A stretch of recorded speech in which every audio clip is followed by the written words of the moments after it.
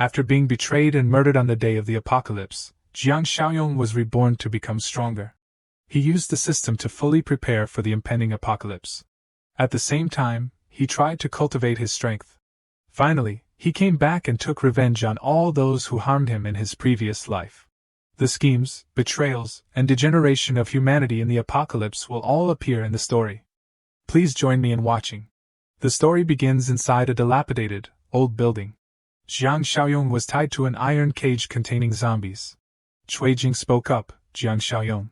Your friends are all dead. There's no point in you living, is there? He gritted his teeth and cursed inwardly. Damn it, it's all my fault. I harmed everyone. Then, he shouted, you vicious bitch, you won't die peacefully. She grabbed Li Shuxiong's arm and whined, oh dear, look at him, he's being fierce with me again.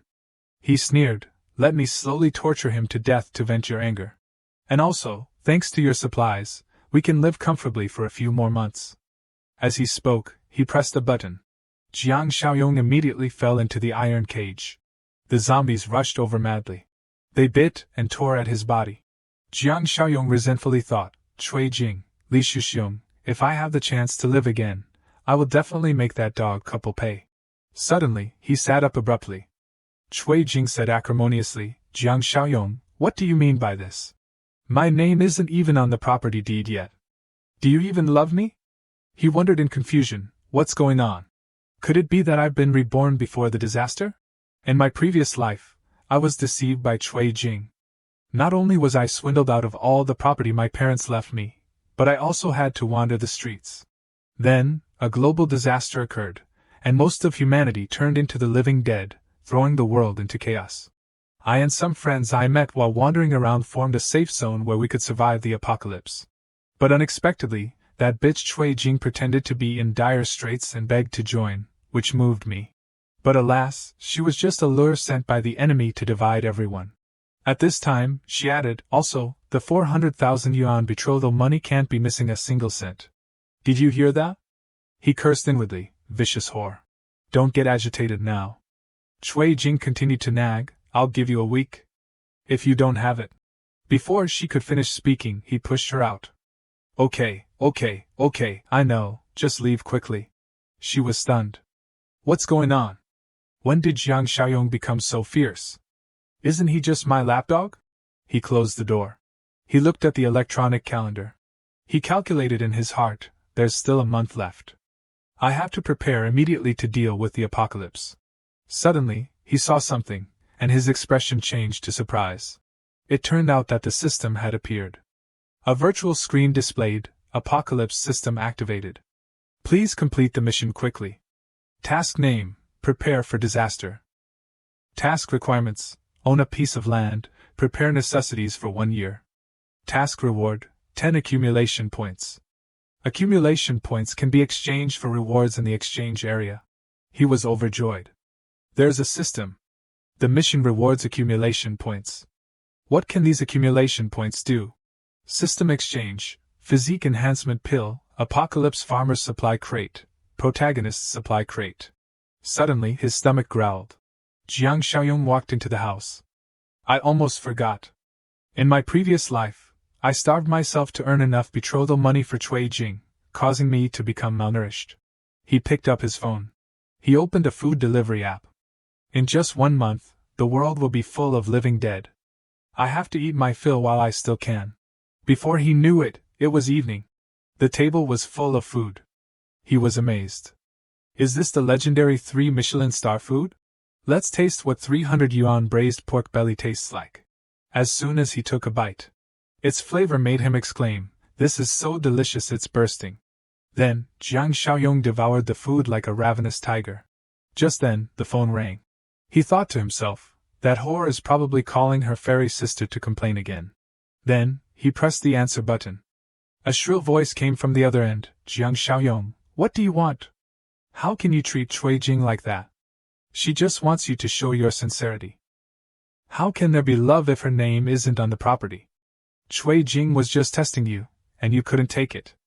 If you bring 1 million yuan in cash right now and kowtow to apologize, I'll help you persuade Cui Jing. Otherwise, wait for the breakup. He shouted, who the hell are you two? Are you worthy of testing me? Get lost. She was stunned. Jiang Xiaoyong, you. Without letting her say anything more, he immediately hung up. Then, he leaned tiredly against the back of the chair. He thought in his head, own a piece of land, huh? I have to build that piece of land into a fortress, covered in bunkers.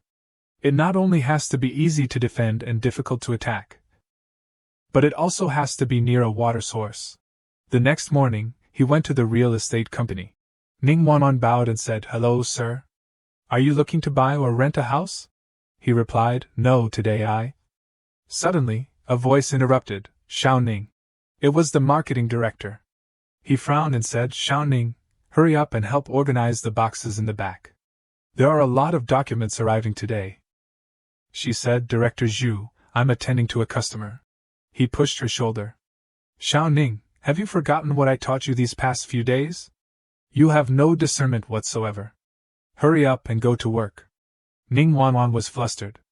"But," Director Zhu continued, "he's just a poor, unsuccessful loser. He probably can't even afford a toilet." "What kind of customer is he?" Jiang Xiaoyong retorted, "What do you mean? Are your dog eyes looking down on people?" He sneered, "I'm using human eyes to look down on a dog. If that's the case, as long as you can buy a toilet, I'll livestream myself eating shit."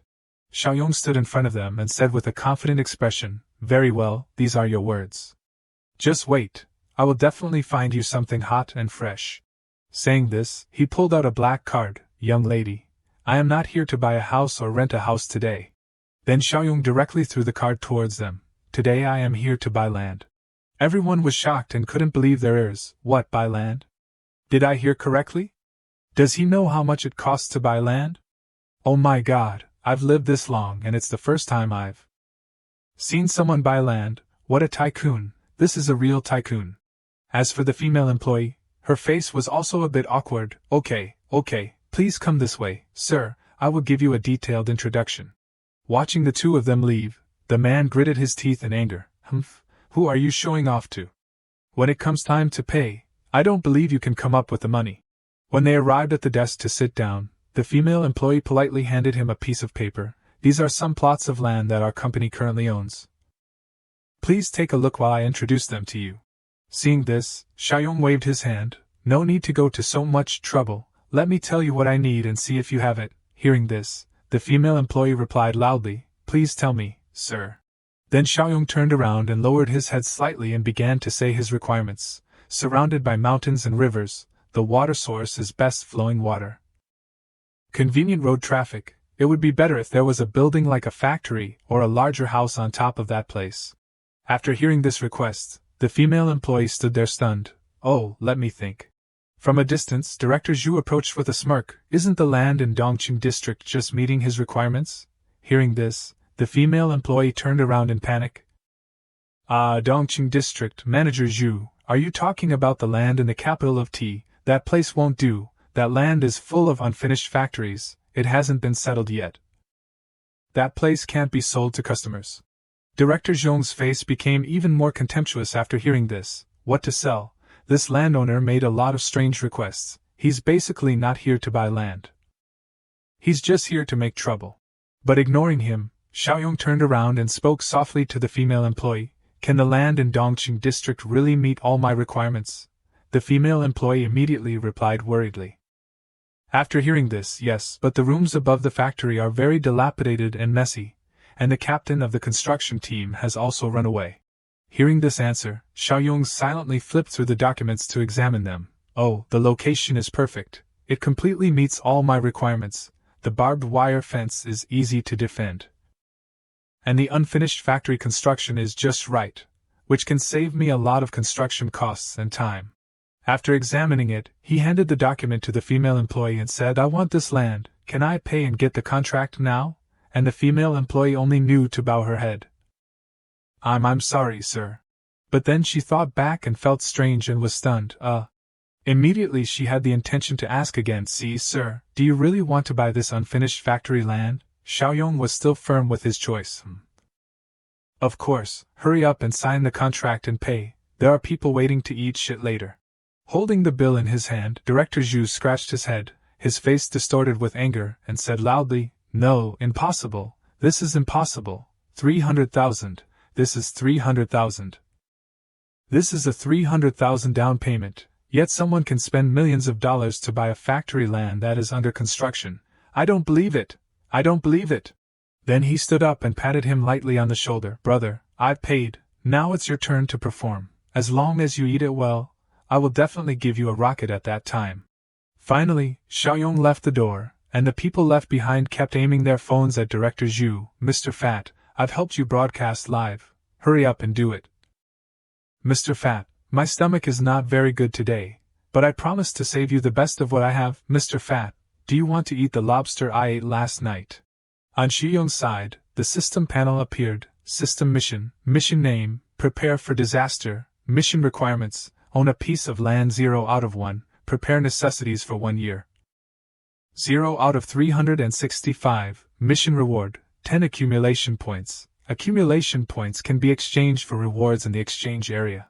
After reading it, Xiaoyong put his hand in his pocket and walked out leisurely in thought.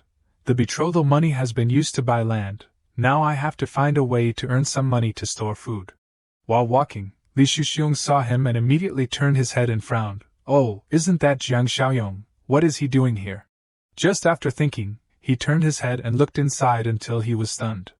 Over there, a group of people were pulling Director Zhu to force shit into his mouth. Help, I don't want to eat shit. Shuxiong saw this and shouted in panic, what are you doing here? Cui Jing is currently sitting in a room exhaling smoke. Suddenly someone called, causing her to pick up the phone. Li Shuxiong, you damn ghost, you still know how to think about people. But on the other end of the line he roared. Cui Jing, Jiang Xiaoyong came to the real estate company to buy land today. Do you know about this? After hearing that sentence, Cui Jing immediately stood up in surprise and slammed the table. What, he bought land? Where did he get the money to buy it? Then he continued on the other end of the line, the down payment is 300,000 yuan. I guess that's the money he saved for the betrothal gift. After hearing that, she became even more excited. What, that bastard, he dares to spend my money? Shuxiong's voice was still calm and soothing. Cui Jing, don't be angry first. Hurry up and go find that Jiang Xiaoyong and ask him what happened, she retorted. Ask what? That bastard dares to touch my old lady's money. I must make him float on the internet today. At this time, in his own home, Jiang Xiaoyong, unaware of what was happening, was still calm. Stocking up on supplies and building a base requires a lot of money. Where can I get the money now? Suddenly, there was a constant knock on the door outside. He looked out in surprise. Damn it, what are you knocking so hard for? Quickly, Xiaoyong went out to open the door and asked, what are you two doing here? And as soon as Cui Jing opened the door, she scolded, Jiang Xiaoyong, what do you mean? How dare you spend my money? After hearing that, his head spun in confusion. Huh, what are you talking about? Seeing him showing that expression, Cui Jing pointed her hand and her face became more wrinkled and angry. Don't think that I don't know that you used my betrothal money to buy land. I tell you, my betrothal money. You dare to use it to buy land, then that land is mine. Jiang Xiaoyong, still not understanding what was happening, looked at that arm. You're really a lunatic. Then he immediately took out a stack of money and slapped it on her shoulder. I tell you, I have money, but even if it's a penny, I won't give it to you. Don't think I don't know. You and that Li Shuxiong are secretly doing something behind my back. Cui Jing was also panicked when she saw this. After being told that, Cui Jing gritted her teeth angrily in her heart. What's going on? How could he know about my relationship with Li Shuxiong? Finally, Xiaoyong chased the two out and prepared to close the door. At this time when Xunya stepped forward to resolve the situation. Oh dear, you two calm down. What's the point of arguing when you're in love? It's all a misunderstanding. And Xiaoyong still calmly replied, what misunderstanding? There's no misunderstanding at all. And I don't have any love relationship with her. She and Li Shuxiong are a couple. Having said that, Jiang Xiaoyong slammed the door shut. Get lost. I'm sick of seeing you people. Watching the door, Cui Jing remained silent, thinking in disbelief. How could it be? How could he know? I've always been careful to hide it every time I book a room. Soon they were in the elevator, pressing a button to move. Standing there, Wen Shuya comforted Cui Jing. Xiao Jing, why didn't you tell me about something so big? Are you really close to that middle-aged man, Li Shuxiong? Hearing this, Chui Jing feigned innocence and replied, we only went to motels a few times. As soon as she heard that, Shuya raised her hand and rubbed her head as if helpless. This is a reversal situation. Let's go back first and think about countermeasures. Chui Jing stood still, trying to endure. Yeah, that's all we can do. Soon the elevator doors closed. Standing inside, when Shuya looked at Chui Jing's back with scheming eyes. Chui Jing, if you've provoked Jiang Xiaoyong, then I won't be polite with you either. Who told us we're good sisters? Ha! At this time, standing outside the construction site, Jiang Xiaoyong was holding a stack of documents, looking up and directing. This is the factory I want to renovate. Can you estimate how long it will take to complete the renovation? Then he stood with the area manager, observing the situation. Immediately afterwards, Foreman Lee from the Pashu Construction Company looked around and replied. Renovate the walls, build watchtowers, surround it with Texas steel mesh, thicken the fireproof steel doors, and reinforce the bulletproof glass. After saying what needed to be done, he turned around, a little surprised. Little brother, may I ask, have you offended some powerful force? Brother, this can't be done in a month. Boss. Pashu's life is also a life. But regardless of what he said, Jiang Xiaoyong insisted, don't ask. It's not good for you to know too much. Just tell me how much it will cost to complete this job. In 1 month. Don't be so verbose. Don't you have Pashu Construction Company? Alas, Foreman Lee, do you even have any humanity? Hearing this, he smiled unnaturally and replied, No, boss. What I mean is, I want more money. Hearing this, Jiang Xiaoyong coldly turned around and said, Give me the number. Seeing this, Foreman Lee immediately replied, Boss, if it has to be completed in 1 month, I'll have to make Pashu work at a very high intensity. At least this number. Seeing him being so vague, Jiang Xiaoyong smiled and asked, 20 million? Foreman Lee was a little worried at this time. Yes, and you have to pay us a deposit of 5 million first. Only then can we talk.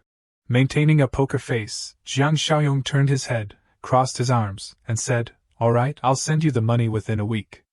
You can have the workers start working first. Hearing this, Foreman Lee hesitated. Seeing his hesitant look, Jiang Xiaoyong patted him on the shoulder. It's okay. You don't have to worry about me not paying you. If I don't, then this piece of land will be given back to you. Hearing this, Foreman Lee felt relieved. Then that's fine. Soon after, when Shuya suddenly appeared with a graceful posture. Jiang Gij. Hearing this, Jiang Xiaoyong unexpectedly glanced back. Suddenly, she painfully grabbed Jiang Xiaoyong's arm. What are you doing here? She maintained her posture, speaking in an extremely coquettish voice. No, what are you doing here? With a terrifying expression, Jiang Xiaoyong looked at her and thought, this green tea be *tch. In my previous life, Chui Jing swindled all the assets of my family. And you were involved too. In this life, I will definitely repay you double. Having said that, his voice sounded deep and stable. What did you come here for? Hearing this, she smiled so much that her eyes narrowed, as if she were very friendly. Jiang Gij, is this the land you just bought? The scenery here is so beautiful. Are you planning to build a villa here? But then Jiang Xiaoyong became uncomfortable and waved her away. What I do has nothing to do with you, right? Seeing this attitude, she stood in a corner, gritting her teeth in anger, thinking, what happened? Why does this useless Jiang Xiaoyong seem so off today? Usually, he would blush and his heart would beat fast when I touched his hand. Today, I'm flirting with him, so why doesn't he react at all? Then, ignoring her, Jiang Xiaoyong went to where people were working and pointed, not right, not right. The size has to be wider. When Shuya still tried to catch up. Hey An! Being coldly ignored, when Shuya clenched her fists, thinking, no, I can't miss this great opportunity. Chui Jing is already at odds with him. As long as I can strangle Chui Jing now, then this piece of land will be mine. A long time later, Jiang Xiaoyong sat in his house with 2 property ownership certificates. I think mortgaging this house to the bank will only get me 3 million. This is not even enough to pay for the first phase of the project. I still have to find ways to continue making money. As if remembering something, he touched one of the property ownership certificates. Oh, that's right. Anyway, the apocalypse is coming soon. It doesn't matter if I sell the house multiple times to multiple people, does it? Then he looked up straight ahead, determined. Let's do it this way. Suddenly, there was a loud knock on the door. Open the door! Open the door now! Sitting inside calmly, he glanced over. Damn it, who's the headache coming here again? Quickly, he got up and went to the door as if to open it. The neighbor downstairs, Lee Daejia, is a very rich man. He already owns the first and second floors. And now he wants to buy my third floor as well. Quickly, he opened the door, his thoughts still continuing. But I was planning to use it as a bridal chamber. I didn't want to sell it, so this old man started making trouble every day. Throwing paint on my door, piling up garbage, putting up wreaths, picking locks, using all sorts of dirty tricks to cause trouble for me. Seeing him open the door, the old man rushed in and questioned, "Were you jumping around again last night?" Faced with this scene, Jiang Xiaoyong was extremely annoyed and cursed, "Are you done making noise?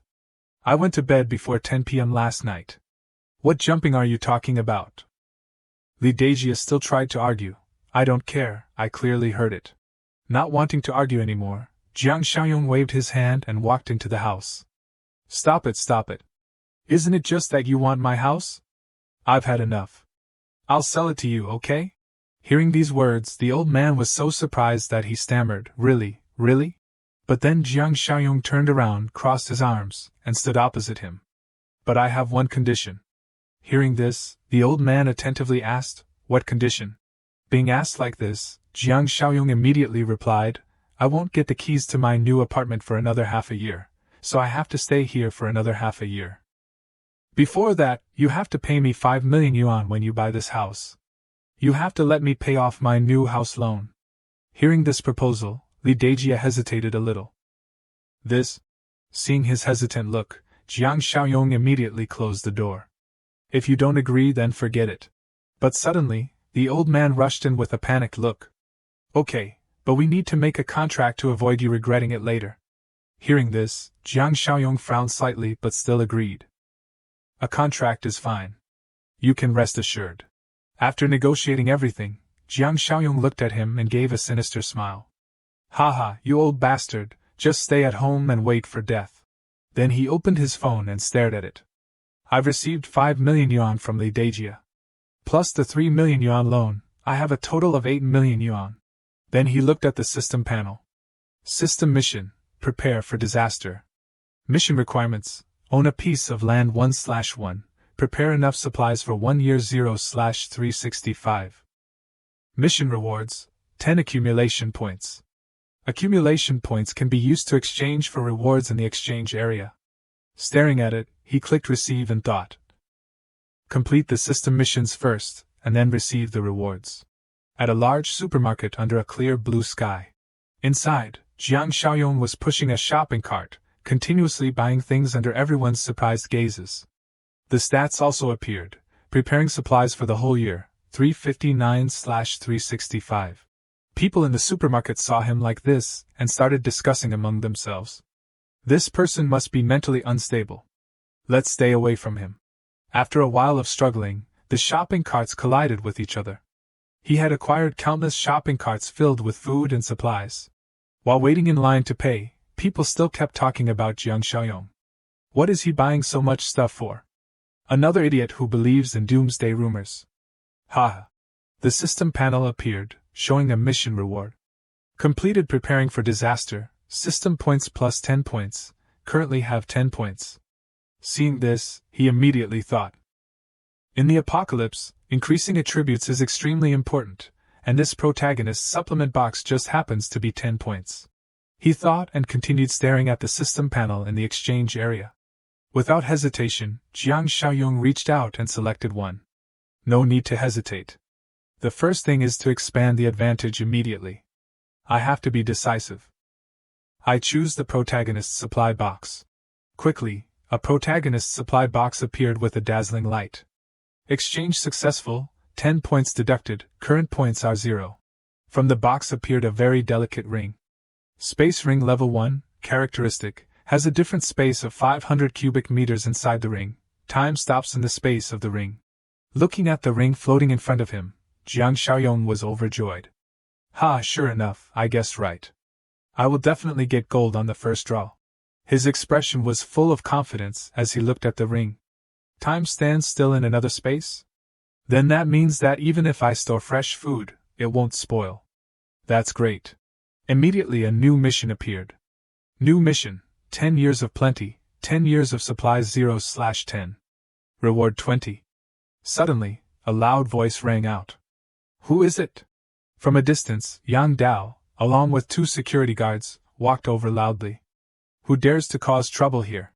As soon as they came in front of Jiang Xiaoyong, Yang Dao asked unhappily, Are you Jiang Xiaoyong? Seeing this person, Jiang Xiaoyong also recognized him. It's Yang Dao. Immediately in his mind, he remembered the scene of him bullying him. All-purpose protection money, 10 yuan. Hand it over now. Jiang Xiaoyong at that time also retorted. Hand over my ass. If you want it, go get it from Zhang Xun, try yourself. While remembering, he thought, Yang Dao is my classmate from junior high school. He only knows how to be a lackey behind boss. Zhang Xun try. He's only good at bullying the weak but is very afraid of the strong. He often clashed with me when I was in school. I didn't expect to meet him here today. After a while, Yang Dao pointed his finger at Jiang Xiaoyong and shouted loudly, Jiang Xiaoyong, what do you mean by this? Put all of this back in its place. Or don't blame me for being impolite. Hearing this threat, Jiang Xiaoyong laughed mockingly. Haha, Yang Dao, you're still all about intimidation. I just bought these things. Is this how Huanrunfa treats its consumers? Then he looked at the pile of goods surrounding Jiang Xiaoyong and said again, Bought it? Then quickly pay for these things for me now, or don't blame us for getting rough. An hour later the total bill was still running long, and the employees were working hard to calculate the cost. After seeing them finish, Yang Dao walked over to an employee who was holding the bill and asked, How much is it in total? The employee replied a little worriedly, The total is 56,884.3 yuan. As soon as he heard that, he took out a card scanner in front of Jiang Xiaoyong. Pay up.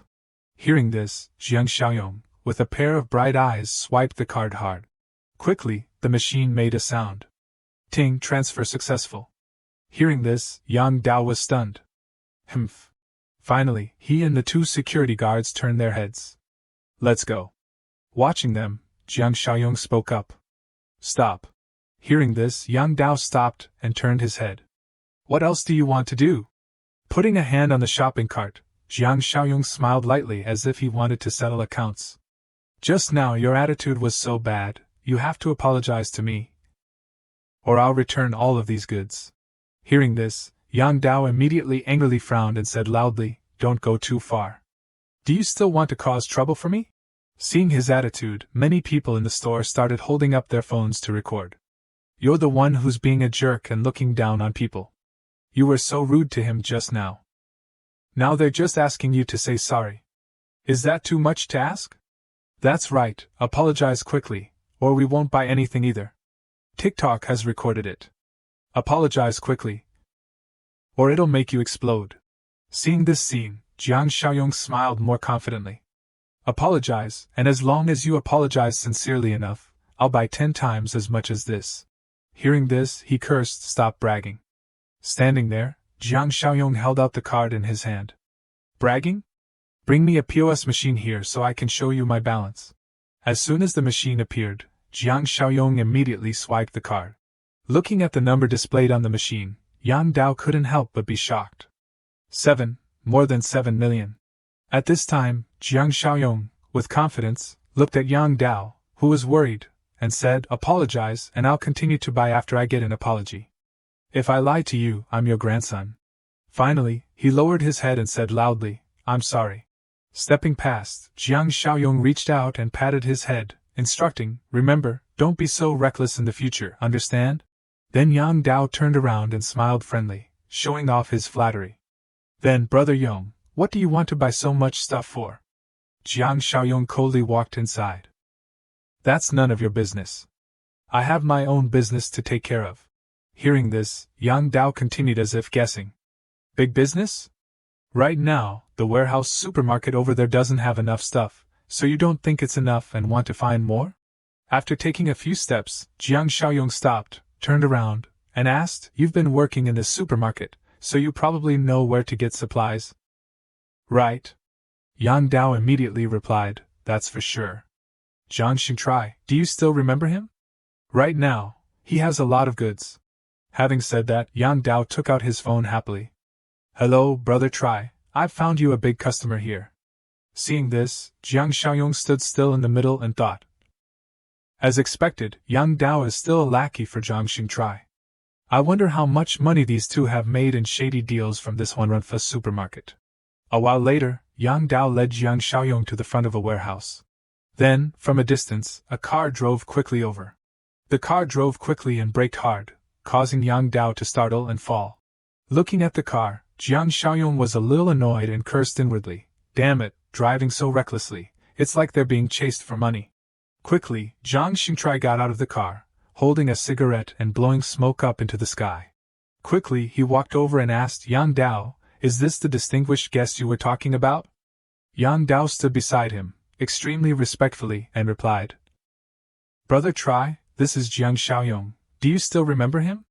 Jiang Xingtrai still smoked very coolly and asked, who? Yang Dao suggested, Jiang Xiaoyong, our junior high school classmate. Then he flicked the cigarette slightly. Oh, I remember now.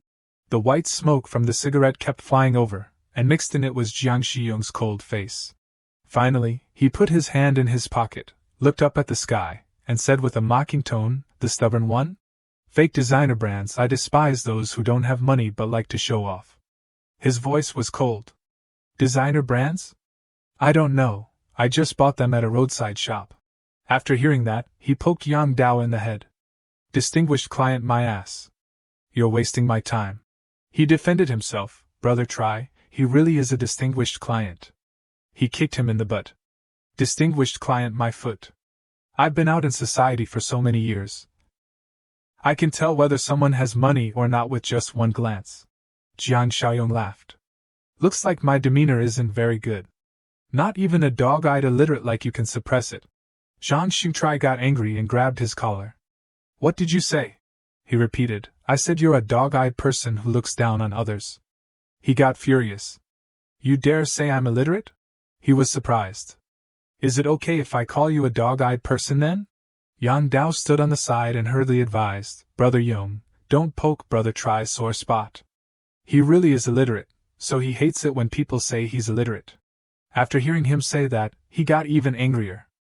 Damn your ancestors, if you don't know how to talk then shut your mouth. Next, he turned back and said, Distinguished client, if you don't buy a truckload of goods from me today, then you two better not even think about getting out of here on your feet. Jiang Xiaoyong was still calm. Let go of my collar, and give me your account number. He stared blankly at the phone. 1 million, transfer it right away. Are you really going to transfer it? He said, Nonsense, if I didn't have money, would I come here to tease you? That's the deposit. I want to buy 5 million worth of goods, quickly load them onto the truck. Once there are enough goods, I'll transfer the remaining 4 million. At this time, his attitude softened. What kind of goods do you need? He replied, rice, flour, salt, soy sauce, food and drinks, just food, I don't need to check anything, I'll take everything. Jiang Xingtrai said, then follow me, thinking in his head, I didn't expect to be so lucky. I just imported a batch of goods that's about to expire and there's an idiot who's going to take all of it. Walking inside, he immediately gave a price. If you take all of this, I'll give you a 10% discount, how about it? Jiang Xiaoyong didn't agree right away. How about it? Let's see the quality first. He picked up a package of goods. Immediately exposed the lie, except for the outer layer, the inside is all food that's about to expire. Jiang Xingtrai, your tricks are pretty good. He was speechless, thinking to himself, I didn't expect this kid to be so knowledgeable. Then he had to back down first. How about this, for the food that's about to expire? If you take all of it, I'll give you a 50% discount, okay? He replied, no need, my 5 million is only for buying the best quality goods. As for the food that's about to expire, I already have a plan. He was surprised. What plan? Jiang Xiaoyong said, I'll buy all the expiring food at 50% of the price like you said, but I'll pay in a month. Jiang Xingtrai was shocked. Really? But by then, the goods will all be expired, what if you don't pay me? He said, don't worry, I'll use my house to pay off the debt. He was still not at ease. Knowing that it's about to expire, you still take it. What if my and your channel gets reported? He continued. Channel? What channel? The channel is me. What's wrong with goods that are about to expire? Even goods that are a few days past their expiration date are still high-value goods. He was startled. What do you mean? He looked at his phone. Don't ask any more questions. Prepare the goods for me. I'll send you the address later. Suddenly someone called. Are you Mr. Jiang? Who is it? You're advertising to sell your old house, right? He reminded. I have things to do. Make sure the food is done well for me. When Jiang Xiaoyong left, Yang Dao asked, Brother Try, I didn't lie to you, right? He replied, that guy's family is clearly ordinary. How is he showing off like that? Returning home, someone wanted to buy his house. Mr. Jiang, this is 400,000 yuan as a deposit. I accept your condition of moving out after 3 months, so let's make a contract. He cautiously thought, this old man hasn't even seen the house yet, and he already wants to put down a deposit, sign a contract. He's so eager to buy my house. Afterwards, he asked, Uncle, why are you in such a hurry? Uncle Xing honestly replied, I wouldn't dare to lie to you. My granddaughter is about to transfer schools, so she needs this house to live in. I've already tried asking around here a few times. But only your house is being advertised for sale, Mr. Jiang. You absolutely mustn't change your mind. He smiled. Uncle, you're too honest. You told me everything as soon as you got here. Aren't you afraid that I'll raise the price? Hearing that, Uncle Xing panicked. Mr. Jiang, this money for the house is all the savings of my granddaughter and I. He said, don't worry, I won't change my mind. The two quickly signed the contract. Uncle Xing held the paper, overjoyed. Great, this is too good. Mr. Jiang, just go ahead and do what you're busy with. I won't bother you anymore, he replied. Okay, take care. When he turned his back, he frowned. He's someone at the bottom of society, but he's so kind and simple. I'm afraid that these two won't even be able to survive a month when the apocalypse comes. Suddenly, he spoke. Oh yeah, Uncle, wait a moment. He was surprised. What's wrong? He said, tell me your current address. The next morning, he went to the construction site once again. Formanly said, Boss Jiang, the deposit, he replied. I'll transfer it to you later. How's the progress? He replied, it's about 70 to 80% done, boss. Take a look. The walls are here. The doors are here. Guaranteed to be absolutely safe, Jiang Xiaoyong asked. Where's the warehouse? He pointed up. The warehouse will make use of the unfinished factory building. It's already been cleaned up. It can be used at any time. After hearing that, he immediately called, Zhang Xingtrai, deliver the goods. A moment later, the warehouse was full of goods. The movers talked to each other.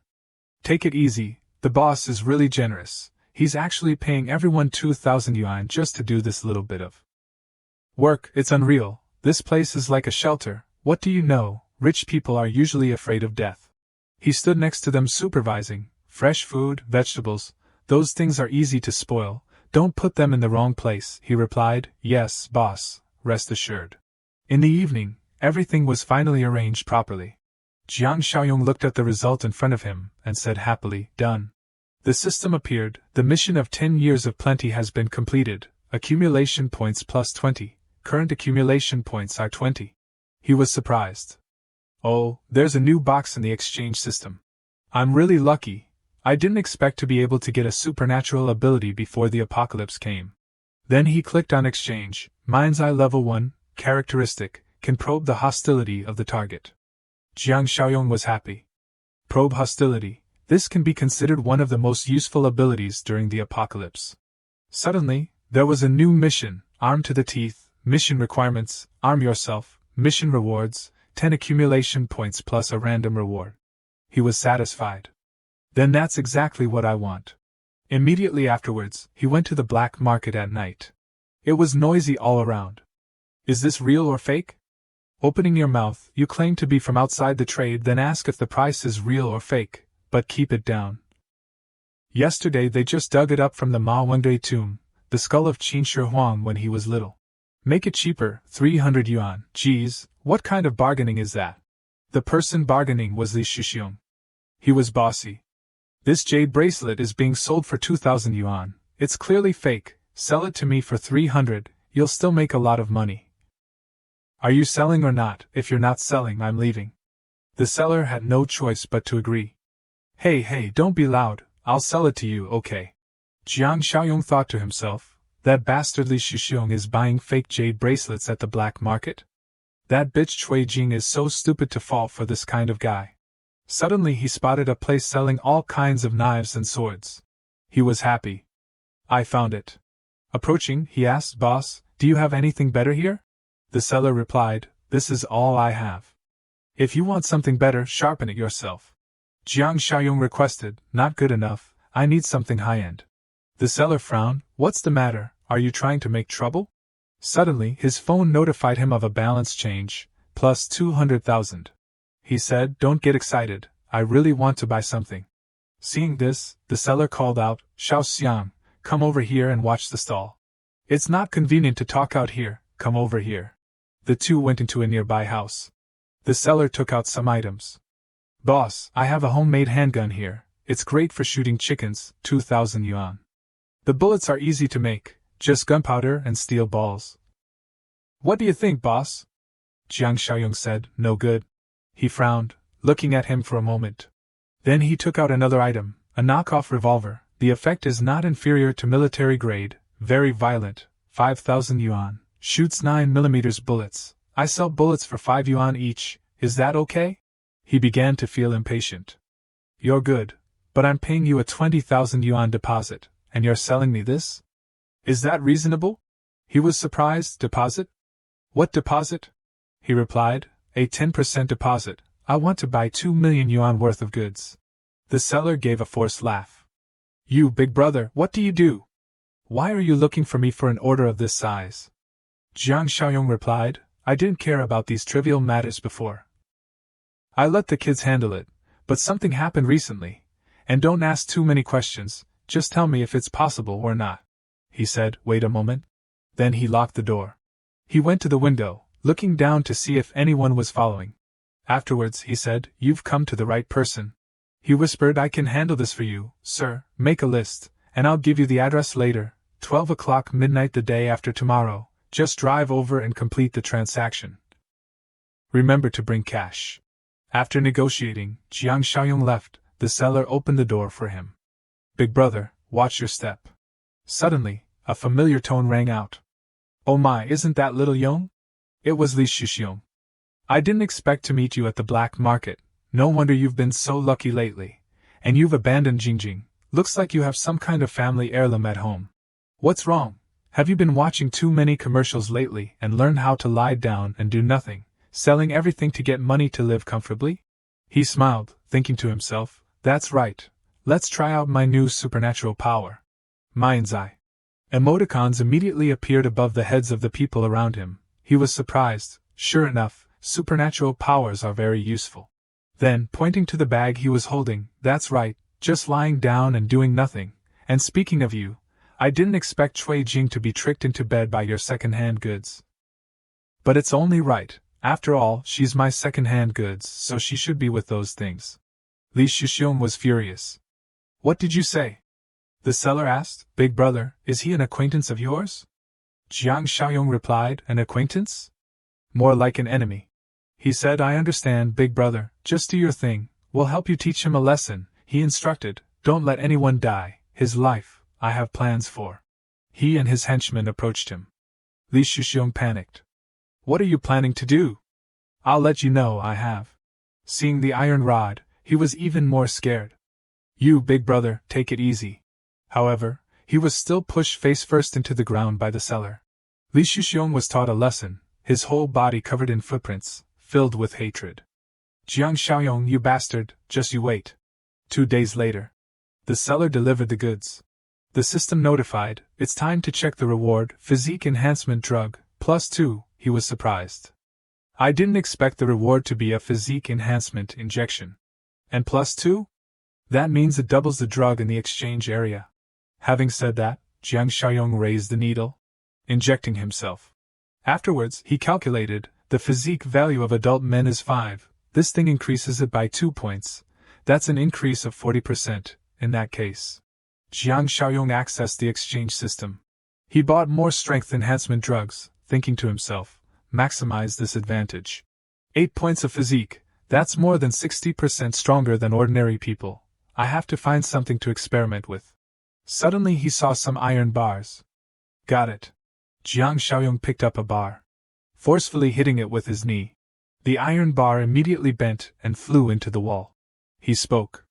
Sure enough, with my current strength, if I am unarmed, no ordinary person can compare. Even dealing with zombies at the beginning of the apocalypse is nothing to fear anymore.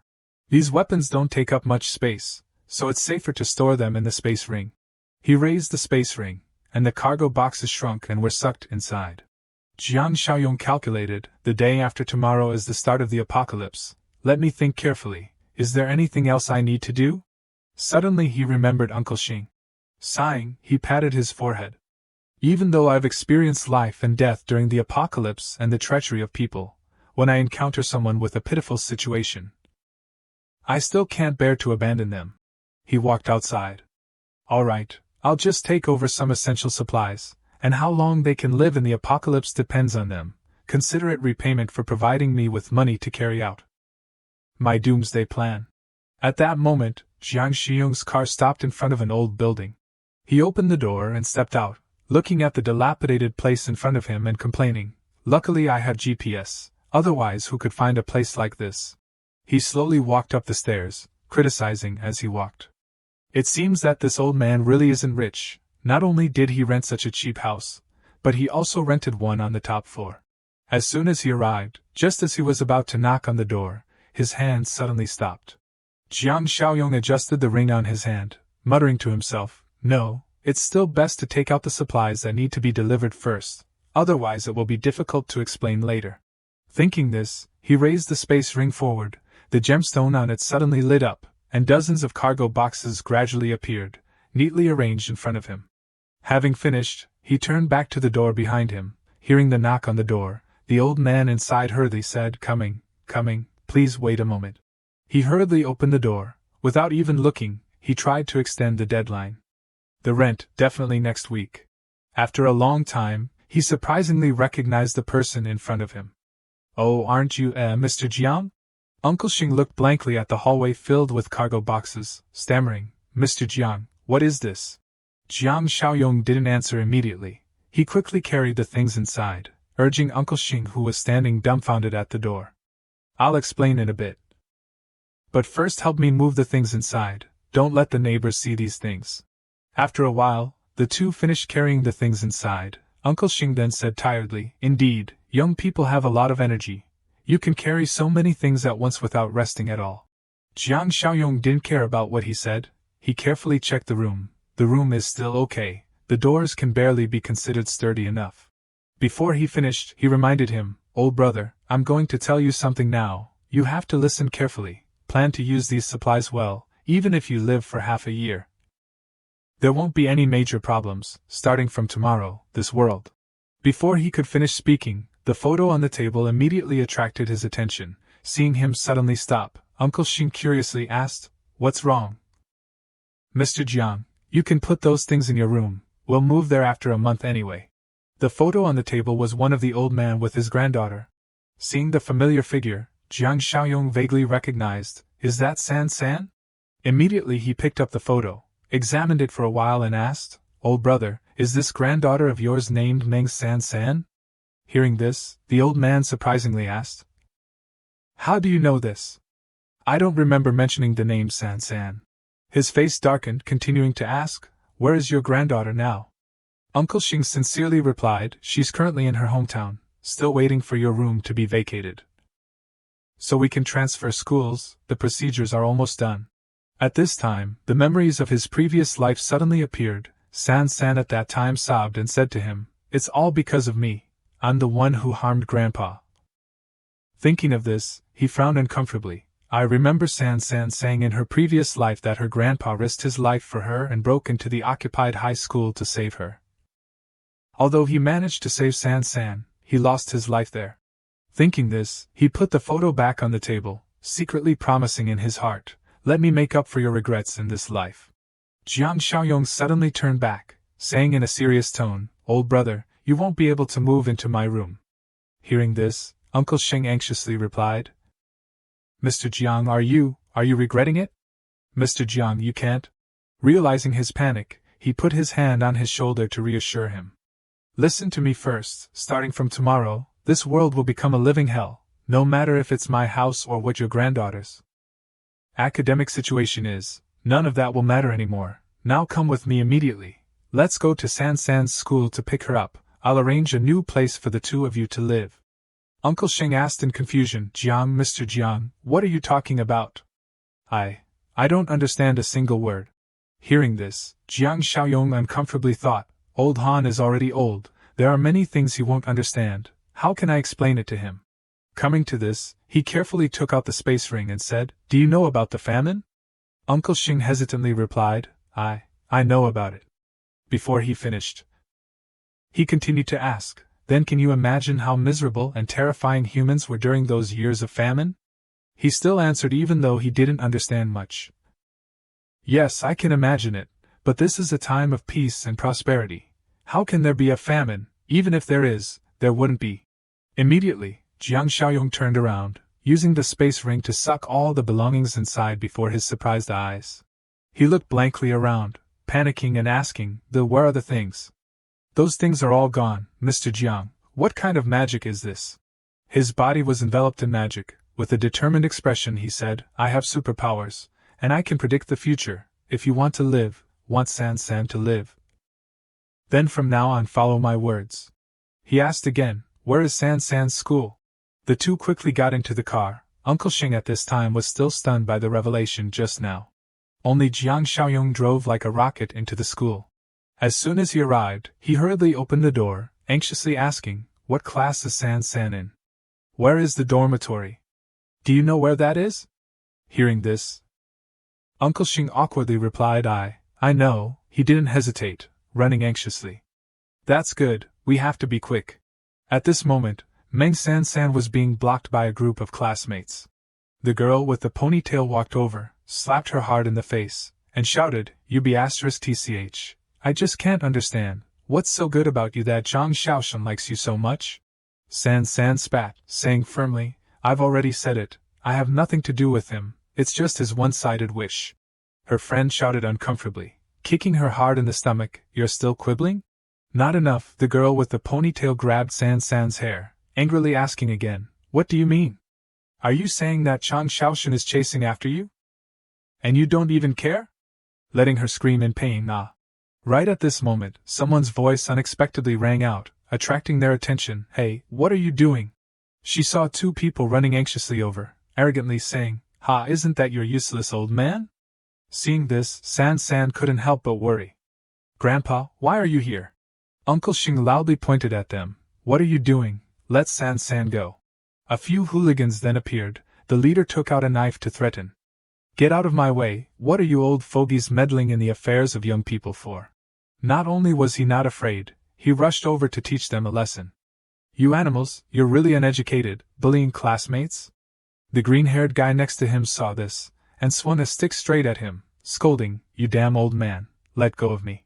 Before he could even make a move, Jiang Xiaoyong reached out and blocked the handle of the stick, stopping him from attacking. He scolded irritably. You're young and you don't study hard, instead you're learning how to be gangsters. Seeing this, two hooligans behind him sarcastically said, Haha, where did this poor ghost come from? This *TCH. I've never heard of you having a brother. Jiang Xiaoyong turned around and kicked the leader hard in the stomach, causing him to fall backwards. Witnessing this scene, the bowl-cut guy irritably said, Damn it, he knows martial arts. The leader limped forward, saying loudly, Let's go together. Jiang Xiaoyong's eyes sharply observed. The two of them were now blocking both above and below. Seeing that he wasn't moving, the bowl-cut guy rushed up, swinging the stick straight at him. Right at that moment, Jiang Xiaoyong squatted down, successfully dodging the blow.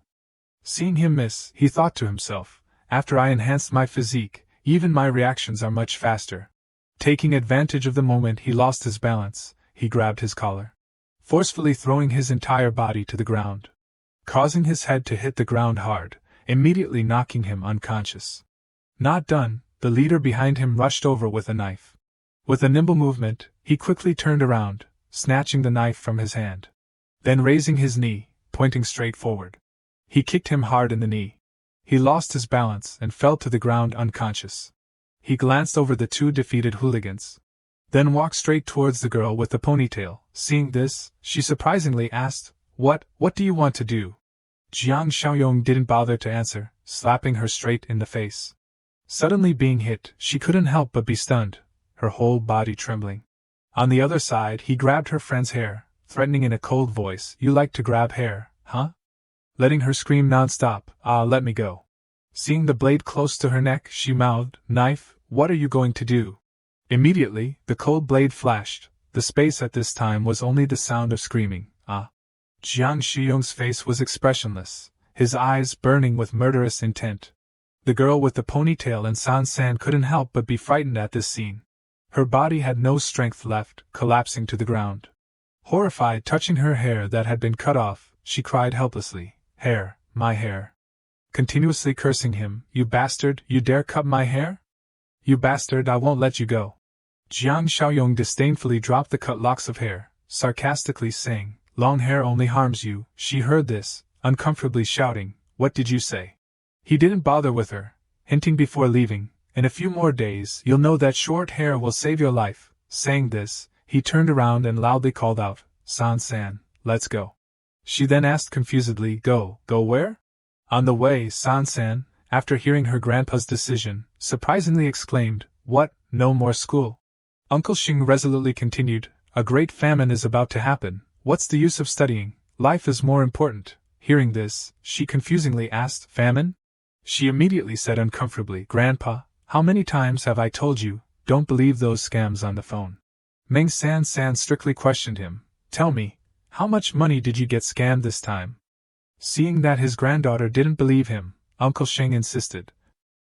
What scam on the phone? I'm telling the truth. Hearing this, she immediately retorted, Every time you get scammed, you say it's the truth, looking at the two arguing through the rearview mirror. Jiang Xiaoyong couldn't help but smile, secretly promising in his heart, San, in this life, I will definitely protect you. He then turned around and said, Your grandpa really didn't get scammed. I told him about the famine. Hearing this, she then asked, You are? Seeing her confused, he immediately introduced himself. I'm Jiang Xiaoyong. You can call me Brother Yong from now on. She remembered what happened just now, gratefully saying, Brother Yong, thank you for helping me teach Sunwei a lesson. Hearing this, he only smiled lightly and replied, You don't need to worry about those people, they probably only have a few more days to live. These words made San a little worried, asking then, What does that mean? Is there really a famine coming? Jiang Xiaoyong drove while replying, Famine is just a way to explain it to your grandpa. Hearing this, she laughed foolishly, I knew it, how could there be a famine in this peaceful time? Before he finished, he continued, What's really coming is the apocalypse. She unexpectedly exclaimed, Apocalypse? Jiang Xiaoyong focused on the road ahead, calmly saying, It's not much different. Open your phone and look through some videos and news. There should be clues. Not believing him, San took out her phone to look. Is this for real? The phone then played a piece of music. The sword raises grievances all over the world. Waving sleeves to cover the bright moon, the west wind blows. She scrolled through for a while and saw a video of militiamen controlling a man. He kept demanding to bite people. Next to it was the whispering of nearby people. Oh my God, I've lived to this age, and this is the first time I've seen someone with rabies biting people. Hearing this, she confusingly muttered, Rabies. The next videos were interviews about recent strange phenomena, and there was also fog. Am I hallucinating? But this fog has a weird smell. She suddenly froze when she scrolled to a close-up video of a biting incident. Damn it, why are you suddenly going crazy? Why are you biting me? Are you a dog? I can't hold back for some reason. Something's not right. I feel strange. Take me to the hospital to see. Jiang Xiaoyong on the side said indifferently. Sure enough, the first sign of the apocalypse has appeared. Hearing this, San anxiously asked, Really, is there really an apocalypse coming? He then explained gently, Tomorrow is the beginning of the apocalypse. Poisonous fog will cover the provinces, including Province B. This unidentified poisonous fog will affect living things. Gradually, many people will be transformed into zombies. Images of the zombies chasing survivors appeared. They compete to bite and tear people apart, and the remaining people have not been immunized. If they die, they will become a part of them. The survivors who were bitten just now gradually turned into zombies. Coming to this, Jiang Xiaoyong seriously asked, as a teenager, what are zombies? You probably know, right? She raised her head, timidly saying, I know, but this kind of thing is really too much to imagine. He calmly said, wait for tomorrow, the day after tomorrow, or the weekend. When everything really happens, you won't feel strange anymore, looking at the crowded road ahead. He irritably stuck his head out.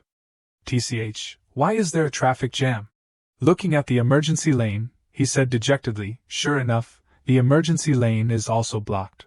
Seeing that the car wasn't moving at all, Uncle Shing anxiously asked, Mr. Jiang, we're stuck in traffic here, what if the zombies you mentioned catch up? Hearing this, he immediately replied, don't worry, it's not that urgent yet.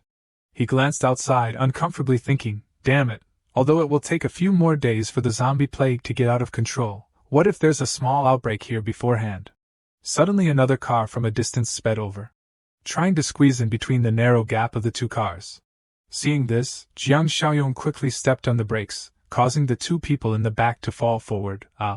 He angrily cursed, damn it, this dog, not using his turn signal and just suddenly swerving from the emergency lane to the main lane. I can't stand this habit. Saying this, he turned the steering wheel, driving quickly, not giving other cars a chance to turn in.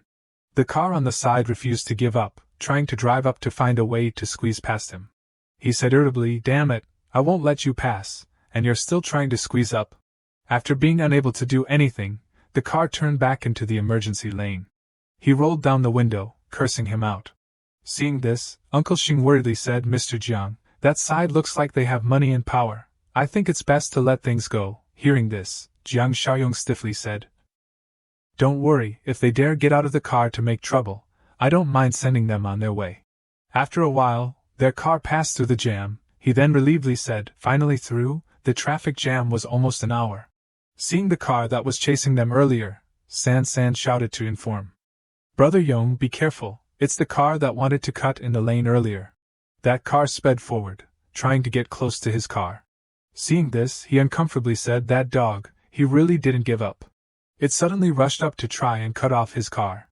Uncle Xing tried to keep his balance, panicking and shouting, cut off, brake hard, he's going crazy. Mr. Jiang, don't argue with that guy. He was now trying to control the car, angrily saying loudly, if it was before, I would have let it go, but tomorrow is the apocalypse, I don't need to put up with trash like this. Saying this, he mercilessly rammed into the back of his car. He then hurriedly drove off, but the car's wheels were misaligned and crashed straight into the fence. Seeing Jiang Xiaoyong's car drive past him, he opened the door, shouting arrogantly, damn it, you dog. Coming to this, he took out his phone, angrily ordering, hello, call the traffic police, check the surveillance cameras, find the license plate of this car for me. His eyes were fixed on his license plate, saying with a contemptuous tone, I'll let you know, there are people you can't afford to mess with. The sky turned dark, and their car arrived in front of the base. As soon as they opened the door, Uncle Xing was immediately overwhelmed. The two of them looked around, exclaiming, This is a bit much. Only Jiang Xiaoyong calmly turned back to instruct, rest early, starting from tomorrow, every day will be very difficult. Before long, the night had passed. Jiang Xiaoyong was now looking out the window, enjoying the morning sun. Meng San slowly walked over, she stretched comfortably, saying, Wow, it's been a long time since I've slept like this. It's so nice not having to wake up early to study. Hearing this, he gently turned around, smiled, and said, You're awake, let's go, let's explore our fortress thoroughly. The three of them walked along the base. As they walked, he introduced, This is a reinforced concrete wall, the remote control door is made of solid steel. 3 centimeters thick, whether it's people or zombies, if they don't have heavy weapons to support them, they will never be able to break through. Coming to this, he sternly instructed, Remember, if it hasn't been approved by me, apart from the three of us, then no one is allowed to enter this fortress. His eyes flashed with a harsh light. Hearing this, San then asked, Then, what if survivors manage to escape here? Aren't we going to just stand by and watch them die? He turned his head and ordered, Follow me. Saying this, he led them to another area, at the same time continuing, In the apocalypse, the human heart is unpredictable. The evil of humanity will be completely released. Being too kind will only harm yourself. They then walked along the bridge connecting the two buildings. Looking down from above, the two couldn't help but be shocked.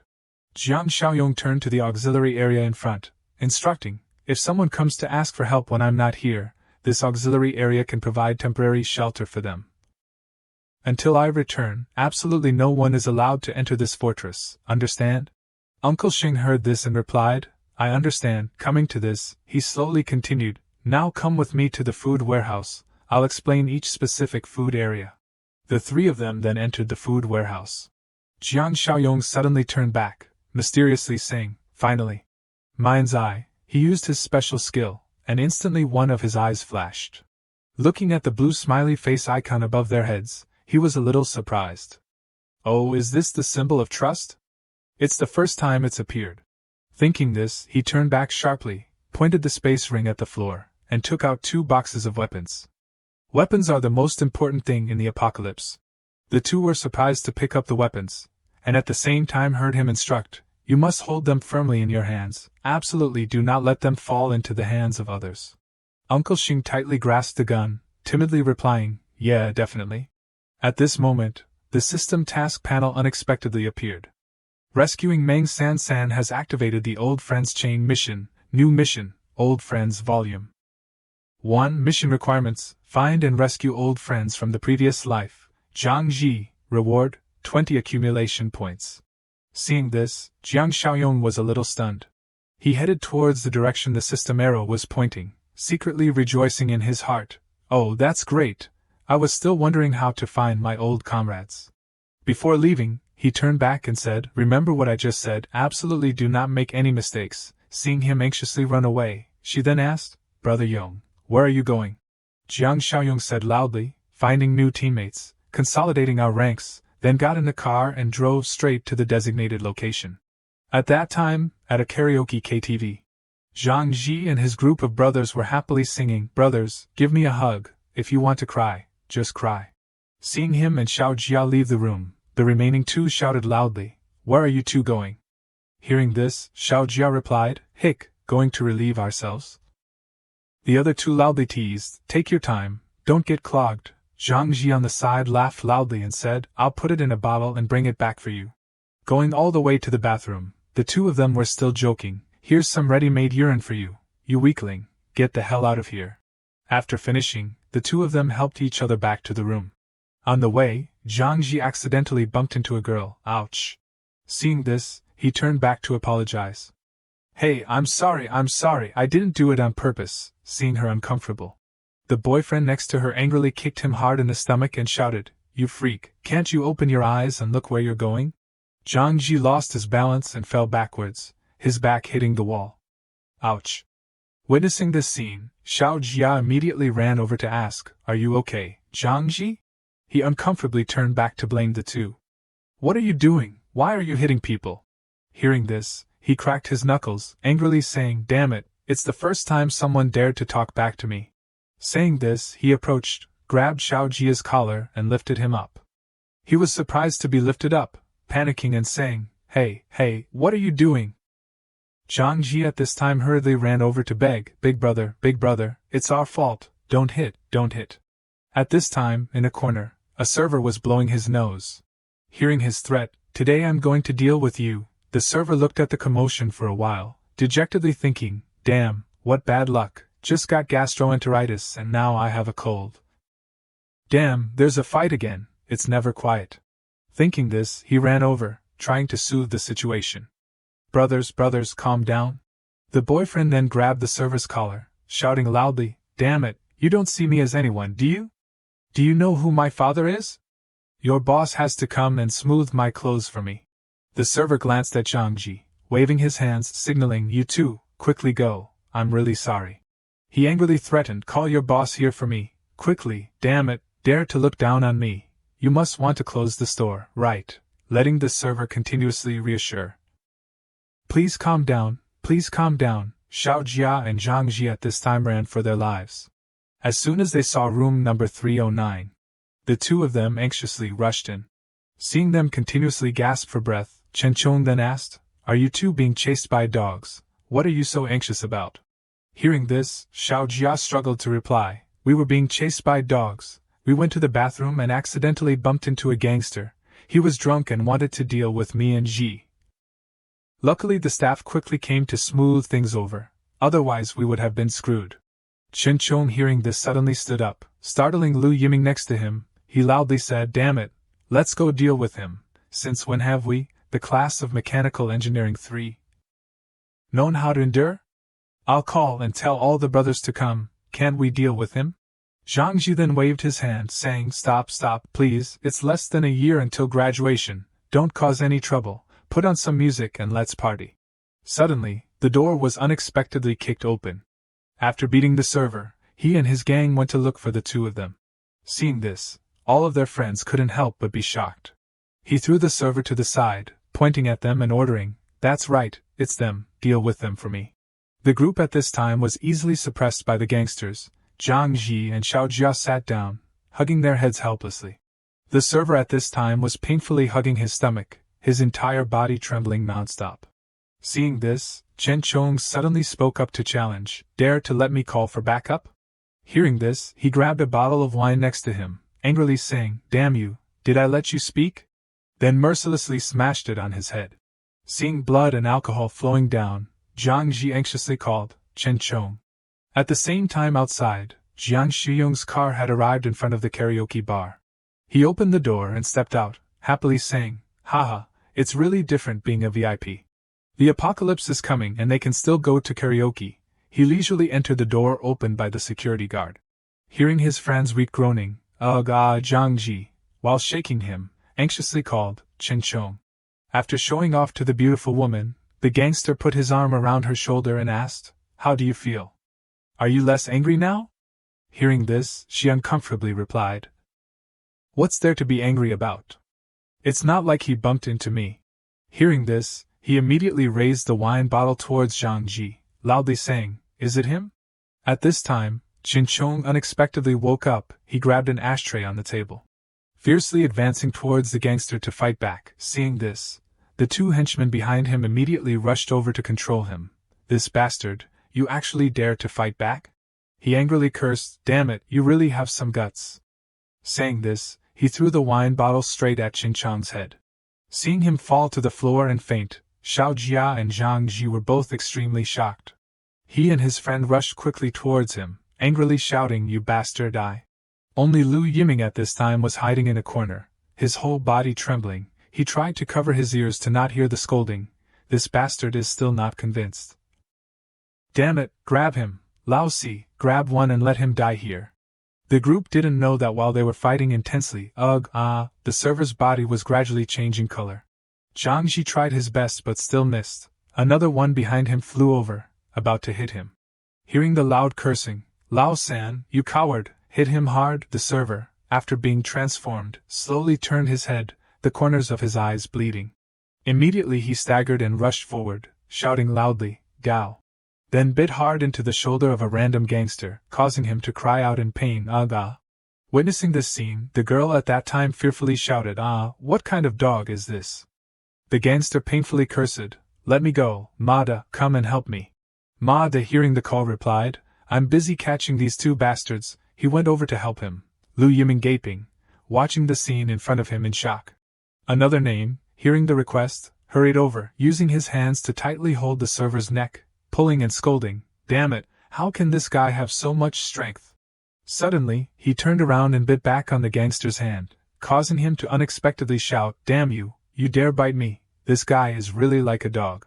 He was pressed down by the server, struggling nonstop, saying, "This guy's crazy, he's too strong." At this moment, a strange hand stretched out and grabbed the server's neck. Jiang Xiaoyong easily lifted him up before everyone's surprised eyes.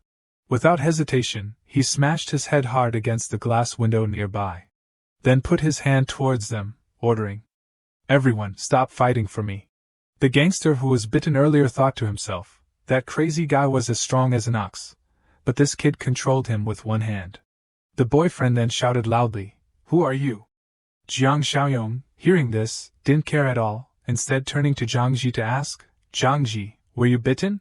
He frowned uncomfortably, replying, "No, I'm fine, what's wrong?" He on this side solemnly said, "Come over here, follow me."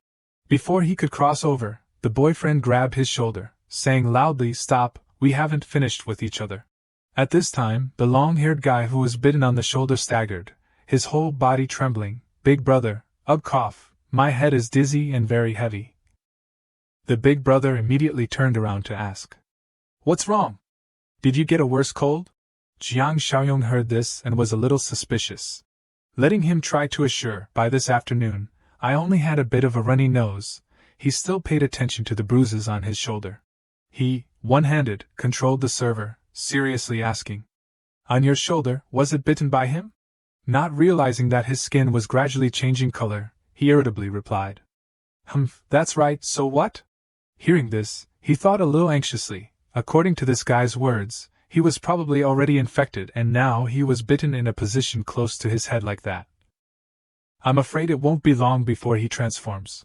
The boyfriend saw him suddenly drag the server away, and pointed at him asking, "What do you want to do?" Jiang Xiaoyong opened the bathroom door, forcefully throwing the server inside. He immediately closed the door. Looking at the server frantically banging on the door, he thought to himself, "It's a good thing that the zombies now don't even have the intelligence to open the door yet." Thinking this, he dusted his hands and turned towards them. His eyes now revealed a clear hint of killing intent. He cracked his knuckles, his tone harshly saying, "Zhang Ji, tell me, which guy do you want to cripple?" Zhang Ji, hearing this, confusedly asked, "What? Do we know each other?" Only the boyfriend was now boiling with anger. He flew towards him in a rage, swinging his fist, saying, "You dog, you're too arrogant." Jiang Xiaoyong dodged and immediately grabbed his face, catching him by surprise. With tremendous force he slammed his head down, creating a large crack in the floor. Lu Yiming, seeing this, unexpectedly shouted, "Ah!" On this side, the long-haired guy angrily ran over, shouting loudly, "You bastard, you want to die!" Immediately he swung his hand, hitting him hard in the face, causing his nose to bleed. Then helplessly falling hard to the ground, his fist at this time lit up. He watched him foam at the mouth and then have a seizure. Seeing this, the boyfriend rushed over, incredulously saying, "Hey, what's wrong with you? Is that real, just a seizure with one punch?" At this time, Jiang Xiaoyong clenched his fists, threatening loudly, his whole body exuding a strong killing intent. "Is there anyone else who isn't convinced? Does anyone else want to fistfight with me? If you do, then come at me all at once." Seeing that there was no one else to resist, he turned back to say, "Zhang Ji, take your friend and wait for me in the room." Hearing this, he gasped for breath, replying, Just like that, Zhang Ji and Xiao Jia helped Qinchong out of the room. At this time, the group of gangsters gathered together, everyone exhausted. The boyfriend then tiredly ordered, "Let's go too." Seeing Jiang Xiaoyong, with a dark face, block the door, he was startled and asked, "What else do you want to do?" He frowned slightly, irritably saying, after drinking a little wine, "You don't know your last name anymore, do you? You almost killed my brothers here." Hearing this, he uncomfortably shouted, "What nonsense are you talking about? Quickly get out of my way." Immediately he reached out to hit him, causing him to unexpectedly curse. "Damn it!" Quick as lightning, he left the room and locked the door. He, seeing this, immediately ran over, frantically banging on the door, shouting loudly, you bastard, open the door, I'll skin you alive." At this time, the long-haired guy's red eyes flashed with bloodlust. He suddenly shouted loudly, then uncontrollably pounced on him. The two behind, seeing this, couldn't help but be shocked. "What the hell are you doing?" At this time, Jiang Xiaoyong held the door locked tightly, calmly listening to the screams of the people inside. "Holy crap, why are you acting like a dog? Get the hell away from me." Bang bang, "How do you open the bathroom door? Save me, help me." Hearing the loud noise, the security guard behind worriedly asked, "Sir, what happened? Do you need my help?" Jiang Xiaoyong turned back and ordered, "Lock this door completely. No one is allowed to open it. Then call the police and the hospital and tell them that there is a patient having a rabies attack inside." These words frightened the security guard, hesitantly asking, "Rabies attack?" Seeing him hesitate, he shouted loudly, "Do it." The security guard then timidly replied, Roger." He quickly locked the door. At this time the growling sound inside continuously rang out, "Hi." Jiang Xiaoyong waved his hand to signal to Zhang Ji's group, then said, "Let's go." On this side, after locking the door, he confusingly said, No way, this commotion is too loud." Seeing this, the colleague next to him curiously asked, "What's going on? Why is it so chaotic?" He turned to tell him, "The guest just now said that someone had rabies inside." Hearing this, the colleague unbelievingly replied, "Rabies? Is rabies really a thing?" Hearing this, he questioned, "Do you know about this?" The colleague at this time hurriedly ran away, urging him, "I've heard of it, let's go check the cameras." Just like that, the two ran to the monitoring room. The scene through the camera frightened all three of them. Inside was the scene of zombies feasting, gouging out the organs of the boyfriend, tearing at the faces of the girls. Seeing this, the manager anxiously said, Report it to the police, quickly." At this time outside, Jiang Xiaoyong stood next to the car, waving to signal, "Hurry up, we can't stay here long." Then all of them got into his car, the car sped off into the night. Zhang Ji looked at him, gratefully saying, "Big brother, thank you for helping us, you are." Hearing this, he began to introduce, "My name is Jiang Xiaoyong, I was hired to protect you, and you don't need to ask who my boss is." Chen Chong then asked curiously, "Big brother, is the rabies that you mentioned true? The rumors on the internet have been refuted, saying that rabies doesn't exist anymore." He glanced back, uncomfortably replying, "Then are those things that happened in the room earlier all hallucinations?" Xiao Jia from the back unexpectedly interrupted, "Then, is there a cure for that rabies?" He looked into the rearview mirror, seriously saying, "This disaster will not pass, it will only get worse, this world has reached the end of days." Suddenly, a loud scream unexpectedly rang out, attracting the attention of all of them.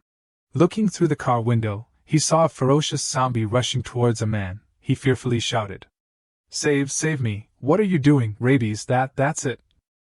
Seeing the chaos outside, he sternly said, "The current situation is only a small-scale local outbreak, so the majority of people are still in the incubation period."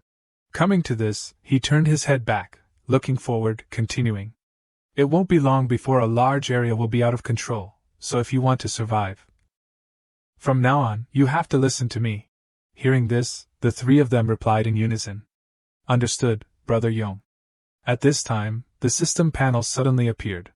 "The Old Partner Volume 1 mission has been completed, system points plus 20, current points, 20. Seeing this, he was a little surprised. "Oh, it's done already? That's perfect, I just saw that there were some new things in the store." Thinking this, he immediately checked the store, looking at the 3 chests in front of him and pressing the refresh button. He dejectedly thought, "Why is the Apocalypse Farmer chest still there? It seems that to load new ones, I have to buy it, I have to spend some points to load new ones." He waved his hand to turn off the system notifications, secretly thinking in his heart, "These boxes seem useful and not expensive. I'll exchange all of these things when I get back to the fortress." Later, coming to this, he glanced at Zhang Ji, his expression gradually darkening. Now there's another thorny problem.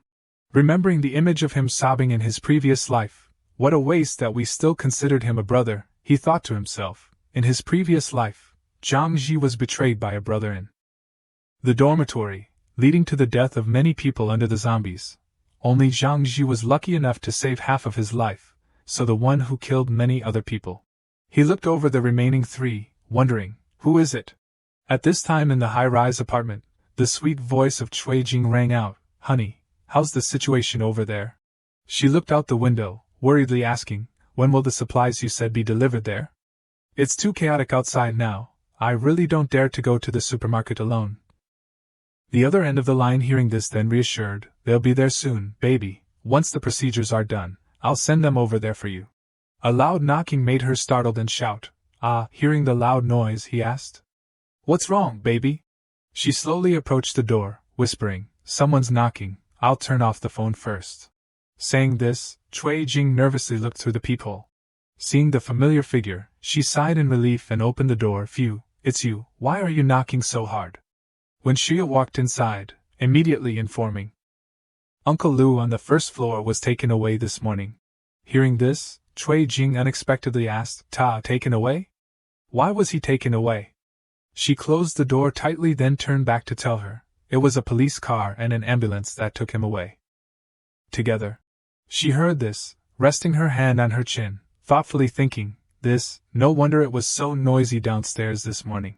When Shia at this time continued, It seems that rabies isn't just a warning, huh? Have the supplies that Li Shuxiong said he was going to give you been delivered yet?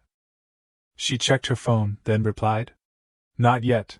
Hearing this, she pointed at Cui Jing, uncomfortably saying, Damn it, I told you, there's no good man. Let's do this. Listen to me, call him, tell him that Jiang Xiaoyong has a lot of supplies, which can help him make a lot of money during the epidemic. Hearing this, she curiously asked, Really? How do you know? She then crossed her arms, saying confidently, The last time I went to Jiang Xiaoyong's house, I was chased out by him. I then sent my lapdog to watch him, and found out that every so often, trucks loaded with supplies would go into his unfinished factory and unload. Cui Jing hearing this then frowned, angrily saying, Could it be that this kid knew about the epidemic early on? Only when Xia said calmly, With this matter, Li Shuxiong won't have time to care. She reminded again, her eyes flashing with a calculating light, Listen to me, quickly call, it has to be as soon as possible. When we make money, tell Li Shuxiong to split it into 2 parts for us. In the middle of the night, a car arrived and suddenly screeched to a halt. A group of people quickly got out of the car. Zhang Ji looked around in disbelief. Wow, this place is so magnificent, it's like a fortress. Jiang Xiaoyong smiled, glancing at him. Sure enough, everyone's first reaction is different. Uncle Xing walked over as if relieved of the tension. Xiaoyong, you're finally back, San San, standing right behind him, also anxiously observed him. Are you okay? He looked at the group of newcomers behind him, gently nodding. Don't worry, Uncle Xing, San San, let me introduce you to some new members. Jiang Xiaoyong signaled for them to step forward and introduce themselves one by one. This is Zhang Ji and his classmates. These people will be our companions from now on. These two are Uncle Xing and San San. San San smiled friendly. If you are companions chosen by Brother Yong, then welcome, welcome. After the first step, Jiang Xiaoyong then walked over to speak privately with him. Uncle Xing, please lead some brothers to see the area and let them know our information and rules. Uncle Xing nodded. Leave it to me. Xiao Jia looked at the gun he was holding and hesitantly whispered, It feels just like going to northern Myanmar. Just as everyone was preparing to gather and leave, Lu Yiming suddenly raised his hand to ask. Ah, that? He looked straight at Jiang Xiaoyong, demanding, Can you give us some weapons? We can also contribute to protecting this place. Jiang Xiaoyong didn't reply at all. His cold expression already showed the answer. On the side, Xiao Jia quietly and cautiously reminded him, Yiming, don't rush to ask for weapons, we just arrived, we have to make people trust us first. After assessing them for a moment, Jiang Xiaoyong then replied, Don't worry, in a few days, I'll distribute weapons to you. Suddenly, he glanced at his friend who was being supported by Xiao Jia. Oh right, his injury is relatively serious. It's still best to take him to the medical room to check it out first. Inside the bathroom, Xiao Jia, after showering, contentedly sighed. Ha, that's so comfortable. Lu Yiming, who was still silent, suddenly turned to glare at him, gnashing his teeth. Lao Si, why did you stop me just now? Xiao Jia only uttered a confused huh before hearing him continue. If you hadn't stopped him just now, he might have given us weapons already. Lu Yiming arrogantly shouted in his face, To put it nicely, our current situation is being protected. To put it harshly, we're just under house arrest here. Xiao Jia couldn't listen anymore, incredulously interrupting him. How can you say those words? He saved us just now. Lu Yiming continued to suspiciously look at Zhang Ji. What's his background? Why did he save us? He glanced at the two of them then explained. Didn't he say that someone hired him to protect us? He retorted immediately. Did someone hire him? He didn't say who hired him. Who knows if it's true or not? Lu Yiming bit his teeth bitterly, his expression revealing hatred. Moreover, look at his attitude towards Chinchong. He said he'll put him in the medical room to observe his situation. But you also saw that the doors and windows are sturdier than a prison. Remembering the scene of Uncle Xing pulling Chinchong into the room and locking it from the outside, Lu Yiming's face revealed fear. Maybe he'll be taken in there and have his stomach cut open. So we have to strike first. Xiao Jia still tried to persuade him. But if we blame him wrongly, wouldn't that be repaying kindness with evil? Lu Yiming pointed his thumb at himself, arrogantly assuring, I'd rather betray the world than let the world betray me. If what that Xiaoyong said is true, we'll directly take over this fortress and seize the initiative. His face was full of greed. In this place, besides us and that Xiaoyong, there's only an old man and a girl. We only need to take advantage of the time when Xiaoyong is away. Then capture them. That girl's appearance isn't bad, we can, hee. Zhang Ji and Xiao Jia both heard this, and the atmosphere suddenly became silent. After a while, seeing that no one was agreeing with him, Lu Yiming smiled and waved his hand, pretending. All right, I was just kidding, don't take it seriously. Zhang Ji wiped the cold sweat on his forehead. Ah, phew, Lao San, don't scare me anymore, it's not the apocalypse yet, what you're doing is lawless. Xiao Jia also added. That's right, if he really wanted to cut us open, then he probably could have thrown us aside already. After all, he has a gun in his hand. The water droplets from the shower fell steadily in the night. Glancing at the figures of the two leaving, Lu Yiming scornfully thought to himself. You spineless cowards, in this chaotic world, you have to be ruthless. Wait until I succeed, then I'll make you two my slaves for life. In another room, Jiang Xiaoyong and Uncle Xing and San met privately.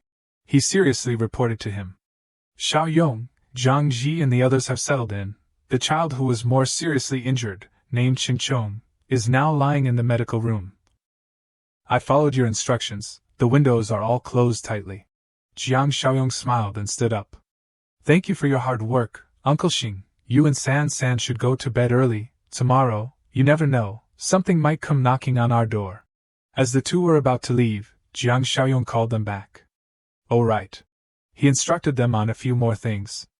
Besides Qingchong, there are two other classmates around Zhang Ji. You have to be extremely careful of them. I have a premonition.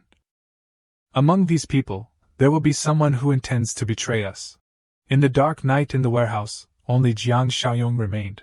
He opened the system frame to check and muttered, the chests in the store.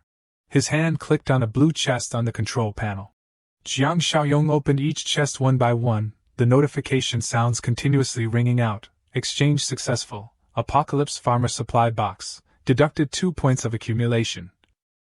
Current accumulation points are 18 points. Exchange successful. Sugar, oil, and protein supply box. Deducted 5 points of accumulation. Current points are 13 points. Exchange successful. Wyman's Arms Supply Box. Deducted 5 points of accumulation. 8 points remaining.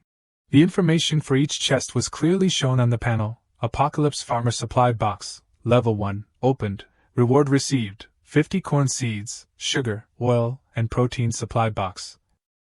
Level 1. Opened. Rewards received. 200 kilograms of starch sausages, 100 kilograms of pickled pork, ready-to-eat processed vegetables, 50 boxes of pickled cabbage instant noodles. Wyman's Arms Supply Box. Level 1. Has been opened. Reward 1,500 rounds of 9mm ammunition. Looking at the mountain of items that had just been exchanged for in front of him, he couldn't help but exclaim, "Oh, the rewards in these boxes are pretty good." Although they can't compare to spending money like water now, but in the upcoming apocalypse, the supply of materials will be extremely scarce. This reward is simply an explosion. The next morning, the sky was clear. A series of cars drove aggressively to the base area. After stopping, an arrogant voice rang out below, I found it. The address is indeed correct. The other side said a few words, and after a while, the blond man replied, Okay, we'll eat together when we get back. After hanging up, he pointed at a few of his henchmen, who were carrying clubs, and advanced towards the front door of the base. It's this place, smash it for me. The henchmen hit, kicked, and beat in all sorts of ways, but the door was not affected at all. One of them turned back, panting, calling out, Boss, this door is 10 centimeters thick. Relying on just a few of us, we can't break it open. He bitterly cursed, Damn it, who would use such a thick door? Then he called for 2 men to carry a wooden box out from the car, take out the goods. Inside were unopened glass bottles. The henchmen threw them one by one towards the inside of the door, the liquid inside spurting out and igniting upon contact with the air, exploding. The door of the base was not too high. All of the bottles were thrown into the inside of the base and exploded. The fire inside rose thick and fast. Some of the bottles flew straight onto the roof, waiting to catch fire. San carried a bucket of water, leading a few of Zhang Ji's group, shouting loudly, There's a fire, quickly put out the fire. She looked around anxiously. Brother Yong's words were indeed correct. Even before the apocalypse has arrived, There are already extreme things happening. At this time, Jiang Xiaoyong and Uncle Xing had come out, carrying hot weapons in their hands. The two of them walked towards the observation deck, he said indifferently. Let me see which one wants to die. After arriving at the observation deck, looking at the troublemakers standing outside, he muttered to himself. This person looks familiar, and this car too. After a while, Uncle Xing quickly remembered in surprise. It's the guy who made trouble for us on the highway. One of the henchmen noticed the person above. He turned back to point out to the blond man, Boss, they're showing their faces. He then shouted, That's right, it's him, the coward. He pointed his finger straight at Jiang Xiaoyong, scolding. You coward, come out here for me, otherwise I'll burn down your doghouse. His expression when being scolded did not change, only coldly ordering, I'll give you and your pack of dogs 5 minutes, get lost. The henchman seemed to be poked at a sensitive spot, taking turns making a fuss. Huh, you little brat, what did you say? Do you know the power of our boss? No more wasting words with him. Come on, bring out the 2 boxes of firebombs. Suddenly Jiang Xiaoyong's system jumped out again, attracting his attention. Issue new mission. Uncle Xing on the side anxiously asked him. Xiaoyong, what should we do? Do we need to fire a warning shot? As for him, he was still reading all of the notifications. New mission, intermediate crisis, mission requirements, the fortress is under attack, eliminate the danger as soon as possible, reward, 10 accumulation points. After confirming, Jiang Xiaoyong raised the muzzle of his gun, mockingly frowning. Warning, this group of people is no different from evil forces, before the apocalypse has even arrived. They dare to set fires, completely disregarding whether people will be burned to death. He quickly put his eyes up to aim and shoot. Letting these people live until the apocalypse will not only harm many people, but also threaten our safety. The first gunshot quickly rang out. In less than a few seconds, one of the blond guy's arms had left his body in his shocked state. He screamed and knelt down. My arm, while the henchmen were too scared to look. Jiang Xiaoyong raised an eyebrow regretfully. Humph, so it turns out that living in peace for so long has made my shooting skills decline. The people below were almost crying in distress. Damn it, they have guns, and it's an AK. The blond man, in excruciating pain, still struggled to get up and run towards the car. Damn it, retreat quickly, cover me, you coward, just you wait.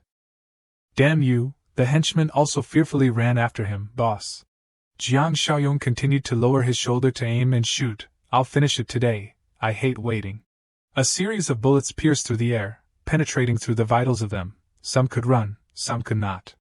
A few who managed to climb into the car were in a hurry to pull the blond man up. As soon as he got into the car, he urgently shouted straight into the driver's face. Drive the car.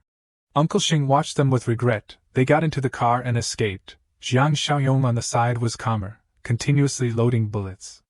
Don't worry, there's a reason why I'm holding a submachine gun. Bullets rained down on the only car that could run. The front and rear windows were shattered. Jiang Xiaoyong's speed of loading bullets, pulling the charging handle, and accurate firing made Uncle Xing gape in shock. He swallowed, admiring inwardly. His ability to load the magazine at his hip and fire so many bullets must be on par with me back when I was in the military. What exactly is this kid's background? Dust flew everywhere on the road in front of the base, and the screams of pain rang out. A moment later, the only car that was about to escape was also smoking black. The surroundings were silent as death. Having finished dealing with them, Jiang Xiaoyong turned to leave. Uncle Xing, go find Zhang Ji and tell them to come clean up. But as if he suddenly thought of something. But wait, it's currently the beginning stage of the apocalypse. Let's just let them turn into zombies for San San and Zhang Ji to practice. Thinking this, he hurriedly changed his words. But never mind, Uncle Xing, there's no need to rush. He heard this and asked again to be sure. Just leave them lying outside like that? Jiang Xiaoyong replied immediately, yeah, just leave them there, I have something else I need them for. On the road leading to it, 2 other cars drove over one after another. Li Shuxiong impatiently looked out the car window. Are we almost there yet? Cui Jing, and when Shuya sat in the back seat of the car, she smiled apologetically at him. It seems like it's at the next intersection. Inside, Cui Jing uncomfortably glanced at her. Humph, as soon as she sees Li Shuxiong, she acts so well behaved, she really thinks I don't know what you're plotting. When they were almost there, Li Shuxiong stopped the car, instructing. I'll park the car here and wait for you, baby. Remember to text me when you get inside. Cui Jing nimbly stepped out of the car, not forgetting to call out. Xiao Ye, let's go, when Xia pretended to be reluctant. I have to go too. She raised her eyebrows, looking at her. What nonsense are you talking about? If you don't follow, how would I know where to find the factory? When Xia smiled pretentiously. Oh my gosh, you can just go straight and see it, and I'm wearing heels, it's too tiring to walk through two intersections. Cui Jing wouldn't let her act as she pleased, directly pulling her out of the car. I'm wearing heels too, stop whining, follow me, when Xia shouted loudly, Hey, my bag, my phone is inside. She hurriedly rejected. Just leave them in the car, it's enough that I have it. From inside the car, Li Shuxiong silently watched the figures of the two women walk towards the base. He called someone, Hello, tell everyone to prepare well. The car behind heard him instruct. As soon as my car starts, you guys follow immediately. Inside, a bunch of henchmen sat huddled together, the one holding the phone obediently replied yes then stopped. On this side, when Xia complained irritably, Oh my, Jing, I don't know why you dragged me along. She glanced at her contemptuously. We're all cunning foxes, how could you outsmart me with your little tricks? She pushed her shoulder and smiled apologetically. Oh my, Jing, I'm so wronged, the way I'm dressed, it'll be even easier to seduce that shy Jiang Xiaoyong, anyway, he already knows about you and Li Shuxiong. While talking, Cui Jing suddenly noticed something wrong. What's going on over there? When Xia also hut and looked where she was looking, she muttered a curse to herself. Damn it, what's going on here? Is that shooting? Standing in the middle of the motionless people, when Xia nestled closer to Cui Jing, Jing, these people are all dead, or maybe we should go back. She tried to calmly observe the situation. Look at the blood, they've been dead for a while, could it be that two groups were fighting over to steal Jiang Xiaoyong's supplies? Suddenly when Xia realized, then Jiang Xiaoyong, isn't he in a precarious situation? Cui Jing looked and pondered for a while, then said, It's okay if Jiang Xiaoyong dies. I just don't know if the things are still there. The two stood there discussing, not paying attention to the thing that was unmoving behind them was already moving. Or maybe we should go back, and have Li Shuxiong come over. SHHH, keep your voice down, let's go check if the factory is locked first. Behind them, the eyes of the blonde guy, who had been facing the sky for a few minutes, rolled back, full of bloodshot veins. Later, when Xia and Cui Jing approached the door of the warehouse, she knocked on the door then cursed. Damn it, this door is so terrifying, you can't see anything inside, the big door is closed, so that means Jiang Xiaoyong is okay. Suddenly a voice sounded from above, startling them. Hey you two. San looked at them vigilantly. Who are you? How do you know this place? When Xia put on a seductive voice. Oh girl, we're friends of Jiang Xiaoyong. Cui Jing on the side was arrogant, I'm Jiang Xiaoyong's girlfriend. San hearing this turned around to inform him. Brother Yong, there are two girls outside, one of them claims to be your girlfriend. Below, Cui Jing bit her teeth bitterly. I was wondering why that bastard Xiaoyong suddenly changed his attitude, so he went to find a new girlfriend. When Xia on the side had to reassure her. Jing, don't show it like that, this is an urgent situation, and the woman above has a crossbow in her hand, can Li Shuxiong handle it? She nodded, showing that she was assured. Don't worry, he's carrying a few handguns, as long as we open the door, he'll be able to take down Jiang Xiaoyong. Jiang Xiaoyong quickly came to the observation deck. Seeing them, he frowned, questioning, Cui Jing, when Xia, what are you doing here? Although asking on the outside, he still used mind's eye to look. Just by looking, he knew that the two women came with heads full of calculation, although when Xia on the outside only put on a shy expression. Aya, Brother Yong. We're all friends, can't we come visit you? During this chaotic time, we're very worried about you, aren't you worried about us? Jiang Xiaoyong gave a mocking smile that even San was a little surprised by. Worried? Haha, I guess right, that animal Li Shuxiong is probably standing nearby. Right. So how many people did you bring? What kind of weapons did you bring? Cui Jing and Wen Shuya almost bit their tongues, thinking to themselves, how does he know? Suddenly, a few bullets shot straight down near the feet of the two women, causing both of them to jump in fright. Seeing him being cold and unforgiving, she shouted, "Jiang Xiaoyong, are you crazy? Why did you shoot at us?"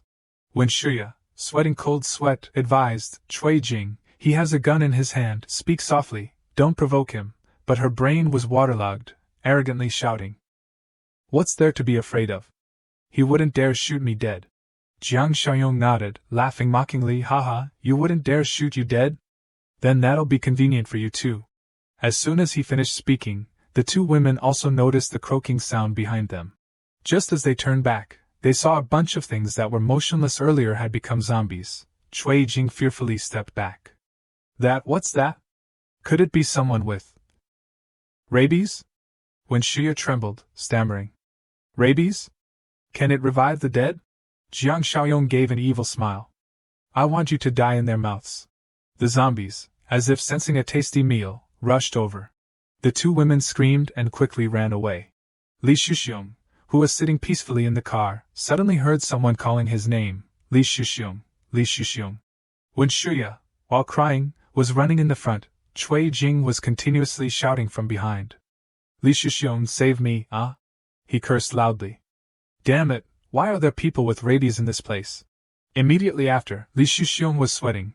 While controlling the car, he shouted into the walkie-talkie, "Turn around, turn the car around, there are people with rabies." Quickly turn the car around. Just as the two women were about to run close, the two cars quickly turned around to leave. Cui Jing, who was about to be caught, shouted, "Li Shuxiong, you are a dog, you bastard." She widened her eyes, throwing her bag off, shouting loudly, "I don't want to die like this." Immediately after, Cui Jing threw her bag towards Wen Shuya, who was running in front. "You bitch." The strap of the bag quickly wrapped around her feet. When Shuya tumbled to the ground, the zombies, like hungry tigers, pounced on her, letting her fearfully shout in a trembling voice, "Wait!" Blood splattered everywhere, accompanied by Wen Shuya's screams. In her eyes, full of bloodshot veins, she looked straight ahead, hatingly cursing, "Ah, Cui Jing, you bastard, you bitch." She didn't get a chance to curse for more than a few seconds. You will not die in peace, eh, cough, heave, cough, cough. Cui Jing at this time had run a long distance. She was both happy and reassuring herself. "You deserved it, you deserved it, you deserved it." On the observation deck, Jiang Xiuyong's system panel appeared. Mission, normal threat completed, system accumulation points +10, current accumulation points are 18 points. Issue new mission, clean up the streets, mission requirements, clean up the infected and monsters outside the base, -0%, reward points. 10.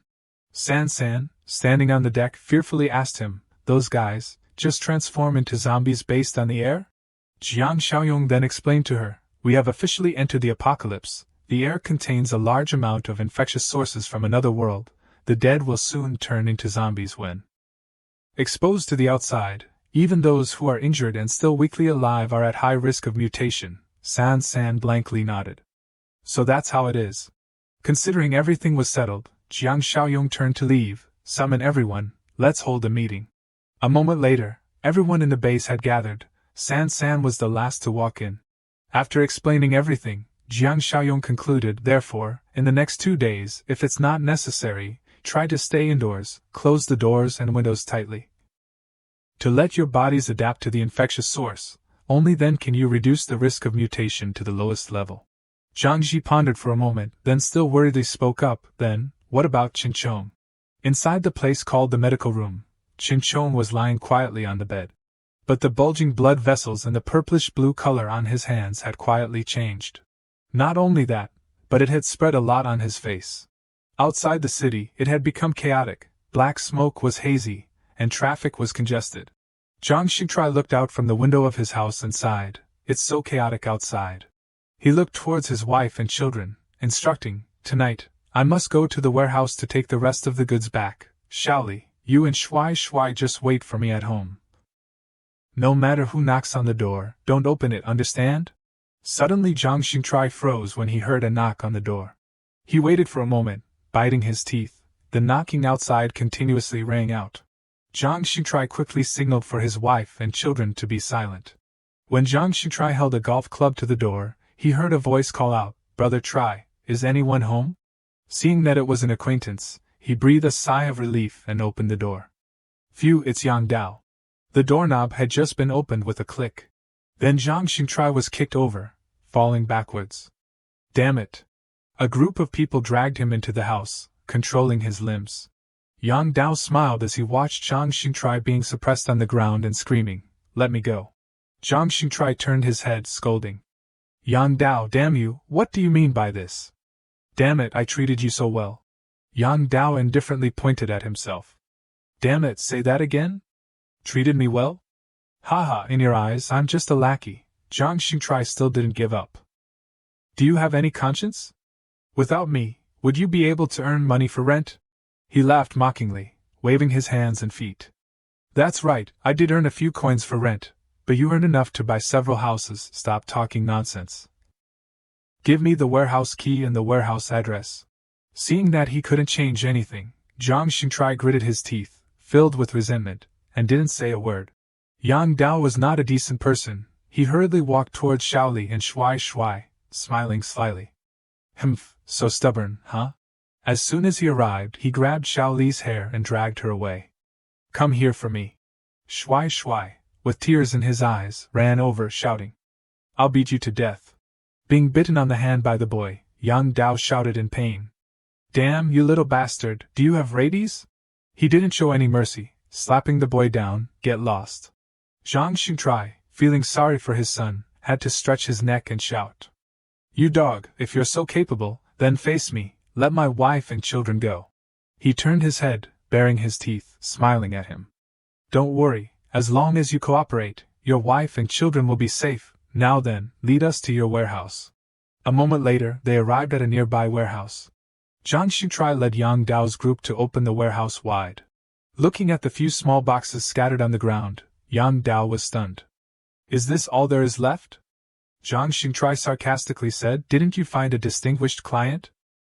"I've sold everything, even the stuff that was about to expire, and had expired is almost gone." He rubbed his chin thoughtfully. "Jiang Xiaoyong, humph." After considering it for a while, he suddenly laughed. "If we can take the accumulated goods in Jiang Xiaoyong's factory, then we'll be able to live carefree." Zhang Xingtrai kindly reminded him. "I advise you to give up that idea. The last time I delivered the goods, I accidentally saw that guy had hot weapons on his hip. That kid must have known about this disaster for a long time." Yang Dao raised an eyebrow, looking amused. "That's your business to worry about." Zhang Xingtrai shuddered. What do you mean?" He didn't bother saying anything, glancing at him then saying, "Take the goods of Jiang Xiaoyong, in exchange for the safety of your wife and children." "Such a transaction, isn't it fair?" Zhang Shengtri's face seemed to be injected with a bad filter. He had never regretted raising a snake in his bosom as much as he did now. Inside the base, screams continuously rang out. At the medical room, Jiang Xiaoyong and the people in the base stood in front of the hospital bed, looking at Chen Chong growling continuously. His body was strapped tightly to the bed, but it seemed that he didn't know the pain and struggled repeatedly. Among Zhang Ji's group of friends, only Lu Yiming was the calmest, and also the most indifferent. A moment later, he gritted his teeth, proposing, "Kill him." Jiang Xiaoyong, hearing what Lu Yiming said, couldn't help but quietly glance at him. Zhang Ji, feeling sorry for his friend, hearing this became angry and asked, "What are you talking about?" Lu Yiming acted like he knew everything. "He's dead. If we don't deal with him soon, if he manages to escape, he'll harm others," Xiao Jia angrily shouted. "He's our brother. Why do you want to give up on him without even trying to save him?" At this time, Jiang Xiaoyong spoke. "He's right. Once the disease has broken out, there's almost no possibility of recovery." Xiao Jia couldn't bear it, choking and calling, "Brother Yong." Saying this, he quickly pulled out the knife from his hip. He handed it towards Lu Yiming. He, seeing this, was a little scared, stepping back. What?"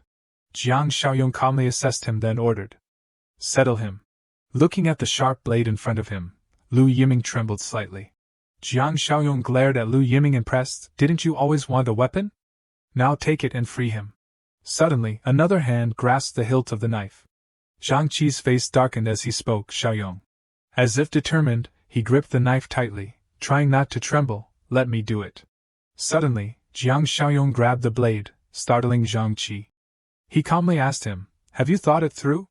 What if everything I said before was a lie? If this knife goes down, you'll become a murderer." Jiang Qi made up his mind and looked at him with trust. "I believe you, Xiaoyong." Hearing this, Jiang Xiaoyong smiled and stepped aside, leaving a path to the hospital bed. Go ahead." Jiang Qi took the knife and walked to Qin Chang's side. He no longer hesitated, gritted his teeth, and made up his mind to stab down. Just as the knife was about to reach his neck, it seemed to be blocked. Jiang Xiaoyong supported Jiang Qi's wrist, his pitying gaze seemingly unbearable. Jiang Qi looked at him in surprise. "Brother Xiaoyong." Jiang Xiaoyong calmly opened the system and ordered, "Everyone, go outside. His condition is a bit special. I still need him." The system panel displayed a notification. "System notification. A rare variant has been detected." It was dusk when they left the infirmary. Only Jiang Xiaoyong was left with Chen Chong, who was wriggling and trying to escape. He muttered to himself, "Chen Chong, right?" He was only answered by a rattling sound from his throat. Jiang Xiaoyong leaned closer to Chen Chong. "I have an important task for you." The next day, the sky outside was clear. In the ruined city, a car sped away, smoke billowing from its engine. The car lost control and crashed into a telephone pole. Zhang Xingzhe jumped out of the car, scratching his head irritably. "TSK, damn it, what bad luck." He looked around as he walked, but didn't notice the danger behind him. Luckily, he was almost there. When he noticed a zombie approaching, Zhang Xingzhe screamed in horror, "Damn it!" Before he could react, he was bitten on his left arm. "Ouch!" he yelled. Zhang Xingzhe frantically pushed the zombie away. He fled towards the disabled car. Then he quickly grabbed an iron pipe from the car. With all his strength, Zhang Xingzhe smashed the zombie in the face. "Damn you, you bastard!" He kept hitting it until it was a bloody mess. Panting sounds mixed with the sounds of breaking bones and the impact of the iron pipe. After finishing, Zhang Xingzhe's face twisted in pain. "Damn it, can't stay here long." He dragged his feet towards the large base ahead. In front of the base was a chaotic scene, with vehicles and bodies scattered around. Jiang Xiaoyong opened the side door and stepped out. He took the lead with a gun, leading the people from the base outside. Shan Shan looked at the protective gear on her arms and legs, wondering, "Brother Xiaoyong, these things are so cumbersome and uncomfortable." Jiang Xiaoyong absent-mindedly explained, "Zombies have no reason, so they're stronger than normal people and extremely dangerous. With your current combat experience, you're easily injured. You must wear protective gear. When you have more experience, you can take them off." The group walked towards the corner of the base, where a zombie was wandering. Jiang Xiaoyong raised his hand to signal them to stop and instructed, "Get ready. This distance is within the zombie's sensing range. Shan Shan and the others behind. Keep your voices down." "Okay," Shan Sang got it. As he said, the zombie in front turned its head towards them. Jiang Xiaoyong shouted, "It's been discovered. Prepare to fight." As it ran towards them, he calmly turned his head and instructed, "Remember what I told you, cooperate with each other, keep your distance." When it was about to grab Jiang Xiaoyong, he quickly jumped aside to dodge. He fought while demonstrating for them, "The moment the zombie misses its attack is our chance. Quick, aim for the temples and the back of the neck." Xiao Jia bravely jumped up, swinging her weapon and shouting, "Hey-ya!" The sharp knife struck the zombie's forehead, making a harsh sound. She stumbled back and cried out, "Ouch, it hurts." Jiang Xiaoyong explained from behind, "The skull is the hardest part. You won't do much damage and it'll make your hand numb." Xiao Jia is a prime example of how not to do it. In a moment of carelessness, the zombie growled and grabbed Xiao Jia's sword. As it opened its mouth to bite, she instinctively raised the blade and shoved it into its mouth, then stammered in fear, "Ddd damn it, save me. Qi Zi, save me." Jiang Xiaoyong didn't seem worried and smiled, "Good job, that's the right way to block. Zhang Qi, your teammate needs help." Zhang Qi rushed out from behind the zombie with a baseball bat. He quickly delivered a full-force blow to the back of its neck. Then all three of them, including Lu Yiming, swung their weapons repeatedly. Jiang Xiaoyong stood aside, praising without looking back, "Good job, but one hit isn't enough. Everyone, keep attacking." After they finished, Zhang Qi turned to ask, "Brother Xiaoyong, did we do okay?" A new zombie was already right behind Jiang Xiaoyong, but he still smiled mockingly. "Okay, you say?" Seeing this, Zhang Qi cried out in alarm, "Careful, Brother Xiaoyong. The zombie was so close, it seemed about to sink its teeth into the back of his shoulder. Suddenly, a skilled hand grabbed its head cleanly. Despite the close distance, it couldn't do anything to Jiang Xiaoyong. He sternly shouted, "Have you all forgotten what I told you? Never neglect to observe your surroundings." The group watched him control the zombie, only able to swallow hard. On the other side, Jiang Xingzhe was still hiding in a discreet place. He gnashed his teeth. Damn it, are there already infected loitering around here? That Jiang Xiaoyong might be dead too. Suddenly, Jiang Xiaoyong's commanding voice came from behind the car. Your teammate needs your help. Good job, always be vigilant. Jiang Xingzhe thought that voice. When he got closer, he was sure, that's right, it's Jiang Xiaoyong. Jiang Xingzhe peeked from behind the car. Jiang Xiaoyong and the others are hunting infected. Suddenly, a pair of bright eyes appeared under the car where Jiang Xingzhe was standing. When Xuan, who was terribly harmed by Cui Jing but hadn't turned into a zombie yet, reached out her syrup-covered hands. She tightly grabbed Jiang Xingzhe's trouser leg. He cried out in terror and fell backwards onto the ground. His facial muscles were taut, his mouth agape, unable to speak. When Xuan, as if having lost all reason, lunged to bite and tear at him. Facing this zombie, Jiang Xingzhe panicked and shouted, "Oh crap, damn it!" Suddenly, a loud explosion rang out, and the zombie vanished before his eyes. Seeing this, he could only scream.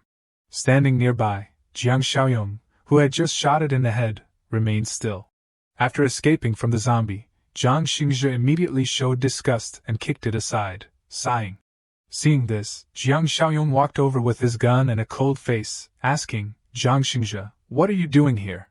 Hearing this, Jiang Xingzhe, with a blood-covered body, took small steps forward, muttering, Brother Yong, I finally survived and met you."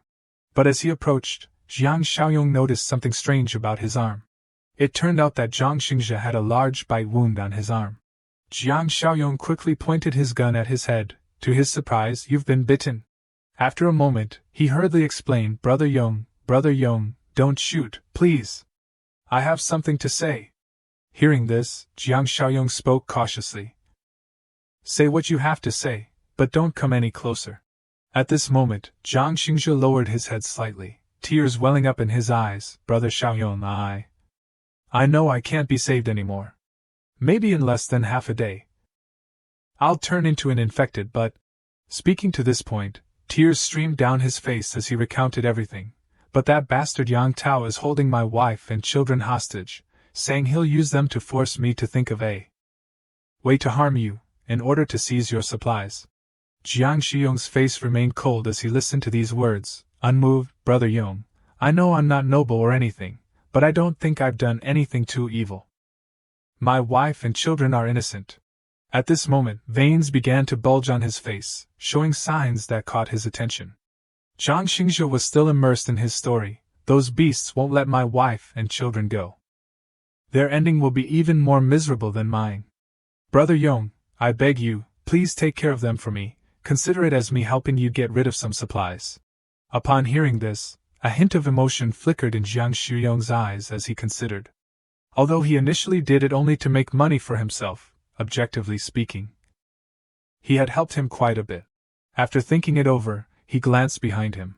Behind him were countless people he had brought back. Jiang Xiaoyong thought further. Currently, the capacity of this stronghold is still very large, and there are more men than women. So the ratio is somewhat unbalanced. Finally, he smiled triumphantly. There's even a quest. The motivation is complete.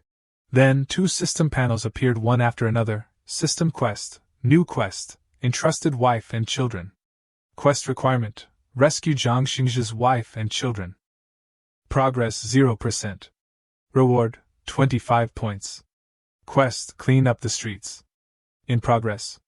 Quest requirement, clear out the infected and monsters wandering outside the base. Progress 70%. Reward 10 points. After reading the 2 system panels, Jiang Xiaoyong turned to reassure him. "Don't worry, I'll take care of your wife and children." Hearing this, he was immediately surprised. "Really? Brother Yong. Finally, overcome with gratitude, Jiang Xingzhe cowed out heavily on the ground. "Brother Yong, I, Jiang Xingzhe, can't repay you in this life. In the next life, I'll be your ox or horse. Finally, listening to this, he prepared himself and cried, Brother Xiaoyong, do it. Hearing these words, he suddenly asked back, do what? Asked. Zhang Xingzhe still sat still, closing his eyes and preparing himself, and me. I don't want to turn into an infected later and threaten the lives of my wife and children. Seeing this, Jiang Xiaoyong was silent for a while, looking at him. After a while, he flew behind and said to Shan, go get a bicycle from the warehouse and give it to him. She listened and said, yes, Hearing those words, Zhang Xingzhe sat on the ground, looking up in confusion. Why? Jiang Xiaoyong stood beside him, carrying the gun on his shoulder and answering. Go far away, stay away from crowded places, go to a place with few people. I don't care why, your time is running out, hurry up and do it.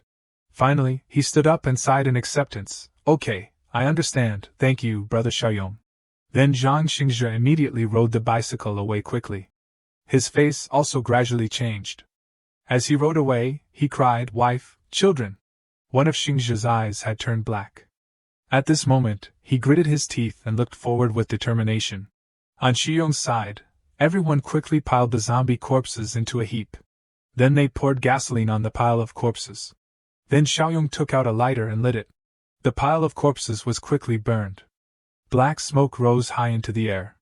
A sigh appeared. I'm so tired today. Then Jiang Xiaoyong looked at the system panel. The task of cleaning the streets was completed. Accumulation points plus 10, current points 28. Seeing this, he said, with everyone's current strength and experience, 2 or 3 people using ordinary cold weapons to hunt down scattered zombies without getting hurt shouldn't be a problem. Then Jiang Xiaoyong looked at the faces of his friends, but facing small groups or large swarms was definitely not possible. Then he walked and urged everyone, follow me. They quickly arrived in front of a material warehouse. Standing here, Xiaoyong called out, Uncle Xing. He hurriedly replied from behind, here. What's the matter, Xiaoyong? Then he handed him a key and instructed, this warehouse contains weapons. Tonight, I have to go to the city. The safety of the stronghold depends on you, Uncle. Holding the key in his hand, Uncle Xing was a little worried. The city must be in chaos now. Are you planning to go alone? At the same time, several young men stepped forward and volunteered, Brother Xiaoyong, the 3 of us will go with you. Seeing everyone like this, Jiang Xiaoyong immediately refused, no need. With such a dangerous situation, you won't be able to handle it. Going along will only be a hindrance. Uncle Xing, I'm counting on you. Being trusted, Uncle Xing affirmed, don't worry, Xiaoyong. You must be careful. A moment later, he quickly got into the car with his gun. Suddenly, the system panel appeared, system shop, empty, empty, empty. Refresh minus 2 points. Seeing this, Jiang Xiaoyong was a little worried, this system shop updates too slowly. He quickly reached out and pressed the refresh button. The difficulty of this mission is not low. There's no other way. To be safe, I have to refresh. After refreshing, another system shop appeared, refresh successful minus 2 points, current points 26. System shop, black technology supply box, level 1, minus 20 points. Life-saving healing supply box, level 1, minus 5 points. Renden weapon supply box, level 1, minus 5 points. Refresh minus 4 points. After reading the information, Jiang Xiaoyong helplessly leaned back. Refreshing once went from 2 points to 4 points. Looks like I have to save points. Then he immediately pressed the black technology supply box icon. Spending points to refresh really brings out good stuff. Fortunately, I still have enough points. After pressing, a message appeared, black technology supply box, level 1, successfully exchanged, 20 points, current points 6 points. Immediately, a dazzling light emitted from inside his car. The item quickly appeared, black technology supply box, level 1 open. Reward received, physique growth potion plus 5. Facing the light, Jiang Xiaoyong was still dazzled. Ouch, damn it, it's like eating a flashbang grenade. After opening his eyes, he held the physique growth potion in his hand in surprise. Damn it, physique growth potion plus 5. He quickly inserted the needle into his arm, eagerly, use it now. Just after injecting, a dazzling light appeared. Jiang Xiaoyong's eyes turned white, and he gritted his teeth and groaned. His body quickly changed, causing the system to display the stats, attributes 13, 260% compared to ordinary people, space ring, mind's eye. The sky cleared, and the scene appeared at Zhang Xingzhi's house. Inside the house, everything was silent. Sitting on the floor, Zhang Xingzhi's wife and child hugged each other and cried. Shuai shuai, don't be afraid. Dad will take care of everything. Outside the door, Yang Tao's group entered. Seeing them, the wife exclaimed in panic, "What are you going to do?" Two men immediately restrained the girl with agile movements. Yang Tao controlled the girl and said, "What to do?" Of course, relieve stress. He immediately tore her clothes. Being treated like this, Zhang Xingzhi's wife shouted, Don't! She was dragged to the middle of the floor, and her clothes were torn aggressively. Shuai Shuai stood up and tried to stop them. The wife struggled continuously. "Let me go, please." In this scene, a foot appeared. Li Ge appeared at the door and raised his hand to rub his neck uncomfortably. "What's going on? So noisy." Seeing him appear, the bald man's face was slightly sweaty. "Brotherly, come join us." Hearing this, Li Ge immediately scolded, "Damn it, the job isn't finished yet. Think about the work first. Let her go." Being scolded like this, the man frowned slightly and retorted, "What's wrong? This isn't the first time we've done this." Li Ge stood there and thought, continuing to scold, "Now you dare to touch his wife and child. What if this bitch wants to die? By then, he won't have any worries and will fight us to the death. No one will get away with it, understand?" Still standing there, he continued to reason, "Wait until we've dealt with him, then we'll come together. She can't rest for a day anyway." They heard this and stood up, adjusting their clothes. "Damn it, fine, we'll listen to you." What a buzzkill. Yang Tao stuck his tongue out teasingly as he stood up and left. "Wait for me." The mother and son hugged each other in the dark room. On the street at night, zombies roamed. Two cars with bright lights appeared. Sitting in one of the cars, Jiang Xiaoyong was very relaxed. 13 points of physique is double that of ordinary people. Even the reaction force and control force have increased significantly. He drove very fast, weaving through the gaps between the cars. This feeling is great. On the road, the shadows of zombies appeared everywhere. Jiang Xiaoyong drove for a while and stopped the car, getting out. As soon as he got out of the car, he glanced around with cold eyes. Going forward is the inner city. Driving is too noticeable. I have to stop. Suddenly, a growl startled Xiaoyong. Two zombies quickly appeared, running at full speed. When the first zombie ran up, he quickly dodged to the side. Jiang Xiaoyong immediately clenched his fist. His arm knocked the zombie backward. Being hit like that, it flew far away and crashed into the remaining zombie. After finishing, Jiang Xiaoyong raised his hand and summoned a weapon. Holding the weapon in his hand, he confidently faced the two zombies. Xiaoyong immediately rushed up very quickly. A slash was unleashed. As soon as he stopped, the heads of the two zombies fell everywhere behind him. Standing still, he turned around and looked at them, saying, "Whether it's strength or reaction force, it's all crushing against the current zombies. Is this double the physique of ordinary people?" His thoughts continued. Moreover, the understanding has been greatly improved. Suddenly, a loud voice rang out, "Damn it, we're surrounded!" Then Jiang Xiaoyong looked into the distance, and said loudly, "About 800 meters. At the same time, the system appeared, "Activate random mission, encounter mission." Nearby was a supermarket. Outside, a group of zombies were constantly banging on the door, accompanied by loud curses from inside. "Damn it, we're surrounded!" Standing inside, everyone desperately blocked the door. The security guard shouted, "Hurry up, bring more heavy objects here." Trying to block the door, a father and son looked at each other and said, "Dad, are we going to die here?" The father replied, "It's okay. These bastards can't get in. Even if they do, we'll reunite with your mother." Hearing these words, the son raised his face to the sky and cried loudly. The security guard, holding a gun, cursed, "Damn it, Lao Song, do you know how to chat or not? You're just adding to the trouble." Lao Song replied after listening, "Know how to chat? If I knew how to chat, I would have become the apartment manager long ago." Then the security guard turned his head and worried, gritting his teeth, "Damn it, are we really going to die here today?" Suddenly, a loud noise appeared outside. Then it quickly slammed into the door, causing everyone to panic. "What's going on?" Just like that, the zombies outside were attacked. Inside, everyone was pushed backward by the force. Immediately after, only long streaks of blood remained on the door. The blood of the zombies was splattered everywhere on the glass. At this moment, the security guard breathed heavily and said, "Lao Song, you and Zixian move the heavy objects away." Then the security guard pointed his gun outside and instructed, "Be quiet, don't make any noise." The father and son who were carrying heavy objects agreed, mm. Then they quickly went outside to check the situation. Outside, the corpses of zombies lay everywhere. These people, holding weapons, walked while being extremely vigilant. Seeing the surrounding scene, Lao Song was curious. Who did this? Suddenly, Xiao Xian's face twisted, becoming extremely fearful. "It's a mutated form. It must be a mutated form." Seeing him say that, Lao Song turned his head and asked, "Mutated form? What's a mutated form?" Xiao Xian cried continuously. "Compared to ordinary zombies, they are much stronger and faster. This is how they are set up in comics, novels, and games."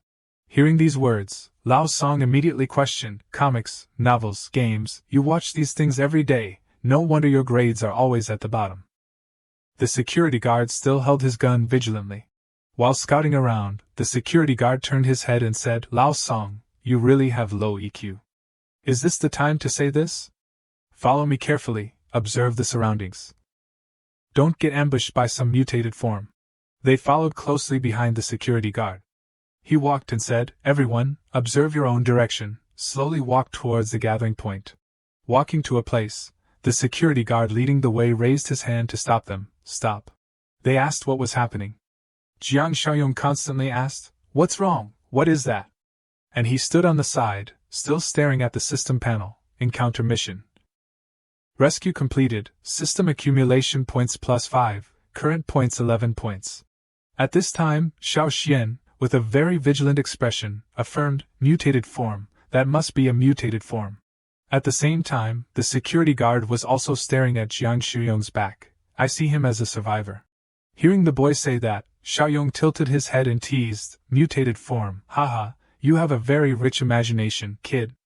It's not time for mutated forms to be all over the streets yet." Seeing that he was still awake, the security guard was very happy. "Indeed, he's a survivor." Then he stepped forward and pointed his gun forward as if to protect Xiaoyong. "Kid, it's too dangerous to walk around outside alone like that.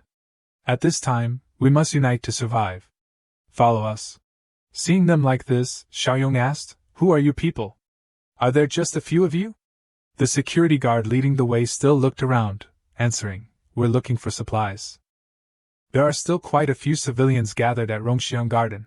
Hearing this place, Xiaoyong repeatedly asked, "Rongxiang Garden? I remember there's a Jinyu mansion not far from Rongxiang Garden, right?" Receiving the question, Lao Song answered, "It's not far, just across the street." Lao Song intended to put his hand on Xiaoyong's shoulder and continue, "Little brother, follow us. There's strength in numbers. The captain has a gun, and we have experience in dealing with those things. We can protect you." Seeing this concern, Xiaoyong gave a disingenuous smile and replied, "Haha, that's good. Thank you everyone." Then they led each other on the street, full of vigilance. While walking, Lao Song suddenly glanced at Xiaoyong and said, "Little one, you asked about Jinyu Mansion just now. Do you want to meet someone important?" Xiaoyong glanced elsewhere and replied, He appeared a little worried and asked, "Is it a relative or a girlfriend?"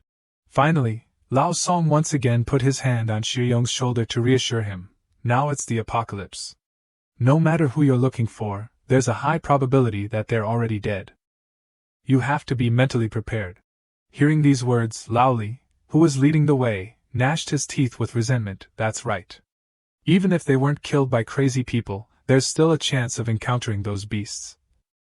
Those damn bastards." Standing behind everyone, Xiaoyong asked as if he didn't understand beasts. Receiving this question, Lao Li remembered in his mind the scene of a group of cruel people, a group of thugs, occupying the Bisui Mountain Villa area in Qingdong, not hesitating to kill other survivors for survival.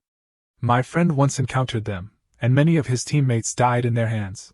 After telling everything, he waved his hand. It's okay not to mention it. In short, when you meet other survivors, you must pay attention." Suddenly seeing something in front of him, Xiao Xian exclaimed in panic, "Uncle Li, be careful. He immediately turned around upon hearing this. Facing him was a zombie running to attack. But Lao Li quickly shot it in the head twice, causing it to fall to the ground. After finishing, he held the smoking gun, grinding his teeth uncomfortably. Damn it, damn you. Then, zombies started to gather around this place more. Realizing that the loud voice rang out, the gunshots attracted the attention of those damned things.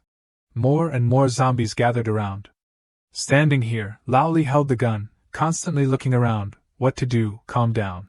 Suddenly, he saw a large bus in the distance. Got it. Quickly, they all ran towards the bus. Leading the way, Lao Li constantly urged, hurry, get inside that bus.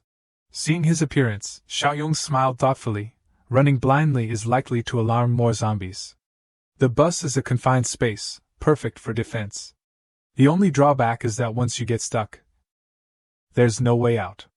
After thinking, he praised, well, I give this crisis judgment 70 points. At this moment, Xiaoyong was still running towards the bus from afar. Standing there, Lao Li was still waiting. Kid, get on the bus quickly. Quickly, he jumped into the bus as fast as he could. Lao Li also quickly closed the door tightly and instructed, Kid, observe every seat to see if there are any crazy people hiding. Sitting near the window, Xiao Xian became more and more worried and announced, they're not giving up, they're still gathering around here. Sitting in a corner, looking at the zombies gathering, Lao Li frowned, damn, still too slow. Outside, the zombies were swarming all over, constantly hitting the bus with their hands. Gradually, they gathered in countless numbers. Lao Li cursed, damn it. At the main door, the zombies were trying to reach in and push the door open. Lao Li was still trying his best to hold it back. I can't hold on anymore. Suddenly, while he was trying to hold the door, Xiaoyong's hand appeared. With just a convenient push, the door was neatly and quickly held in place, to Lao Li's surprise.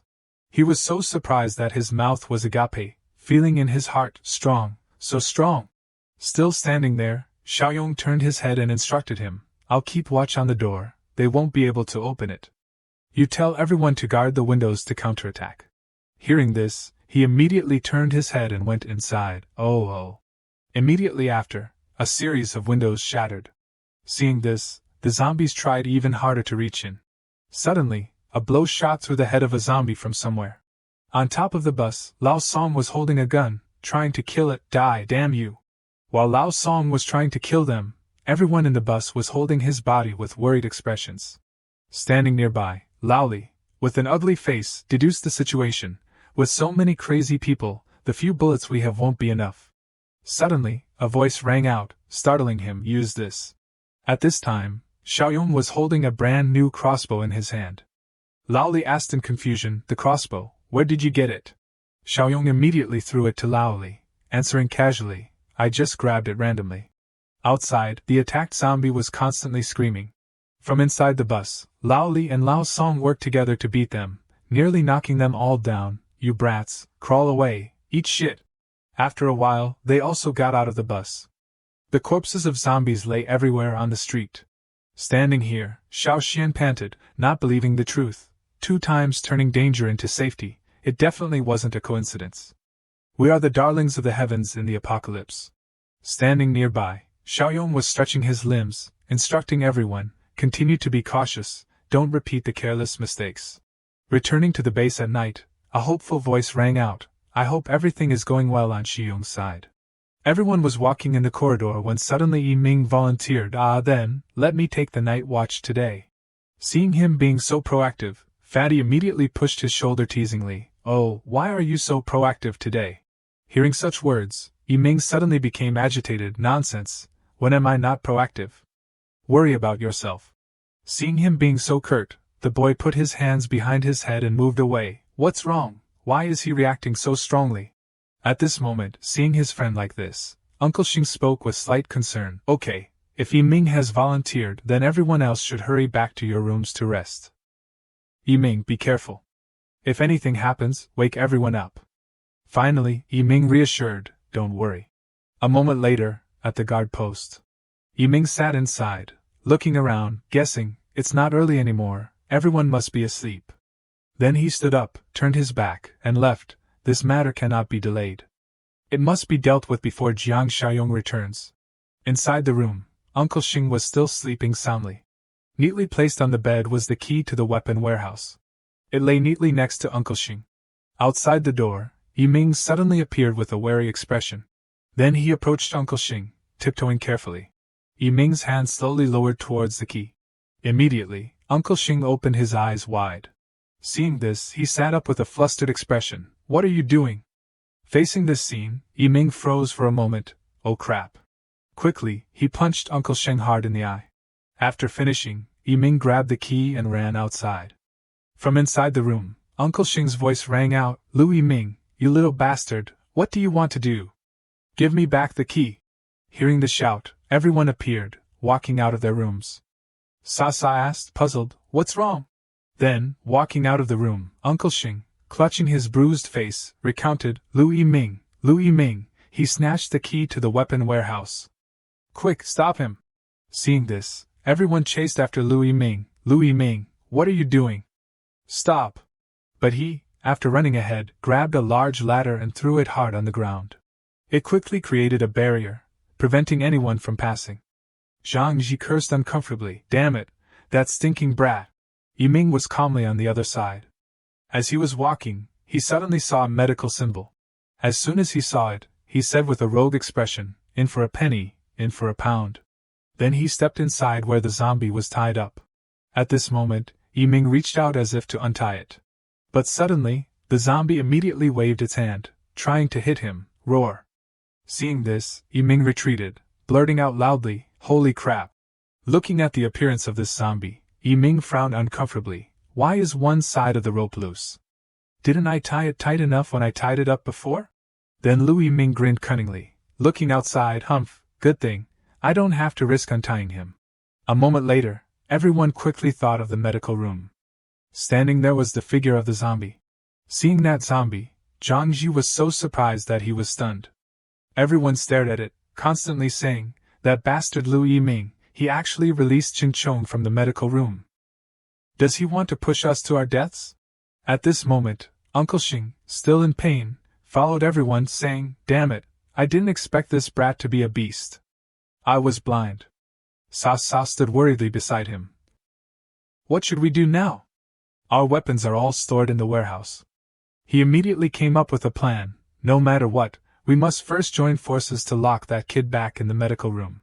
Then Uncle Xing looked at Zhang Ji and Fatty, and said his idea, separate, use the method Xiaoyong taught us before. "We must be careful, don't let him bite you." After planning, everyone cautiously approached the zombie. Seeing that he was unguarded, everyone rushed up together. "Now's the time." First, Zhang Ji used both hands to clamp the zombie's neck. Then Fatty and Sa held his hands tightly on both sides. Zhang Ji shouted loudly, "I've got him under control." Uncle Xing then went to the door of the medical room, instructing, "Be careful, drag him back to the medical room." They quickly obeyed, pushing the zombie into the room. 3, 2, 1, push! After finishing, Zhang Ji quickly closed the door. Uncle Xing nearby looked into the medical room through a small window. He was constantly growling in the medical room. Zhang Ji also looked in from outside, saying, "Is it just my feeling? I feel like subduing him doesn't take much effort." "I have the same feeling." Then Uncle Xing looked at the corridor ahead. "Damn it, we've been delayed here for so long, that beast must have gotten the weapon already." Suddenly, from that corner, Lu Yiming walked out with a wicked face. "Oh, who are you calling a beast?"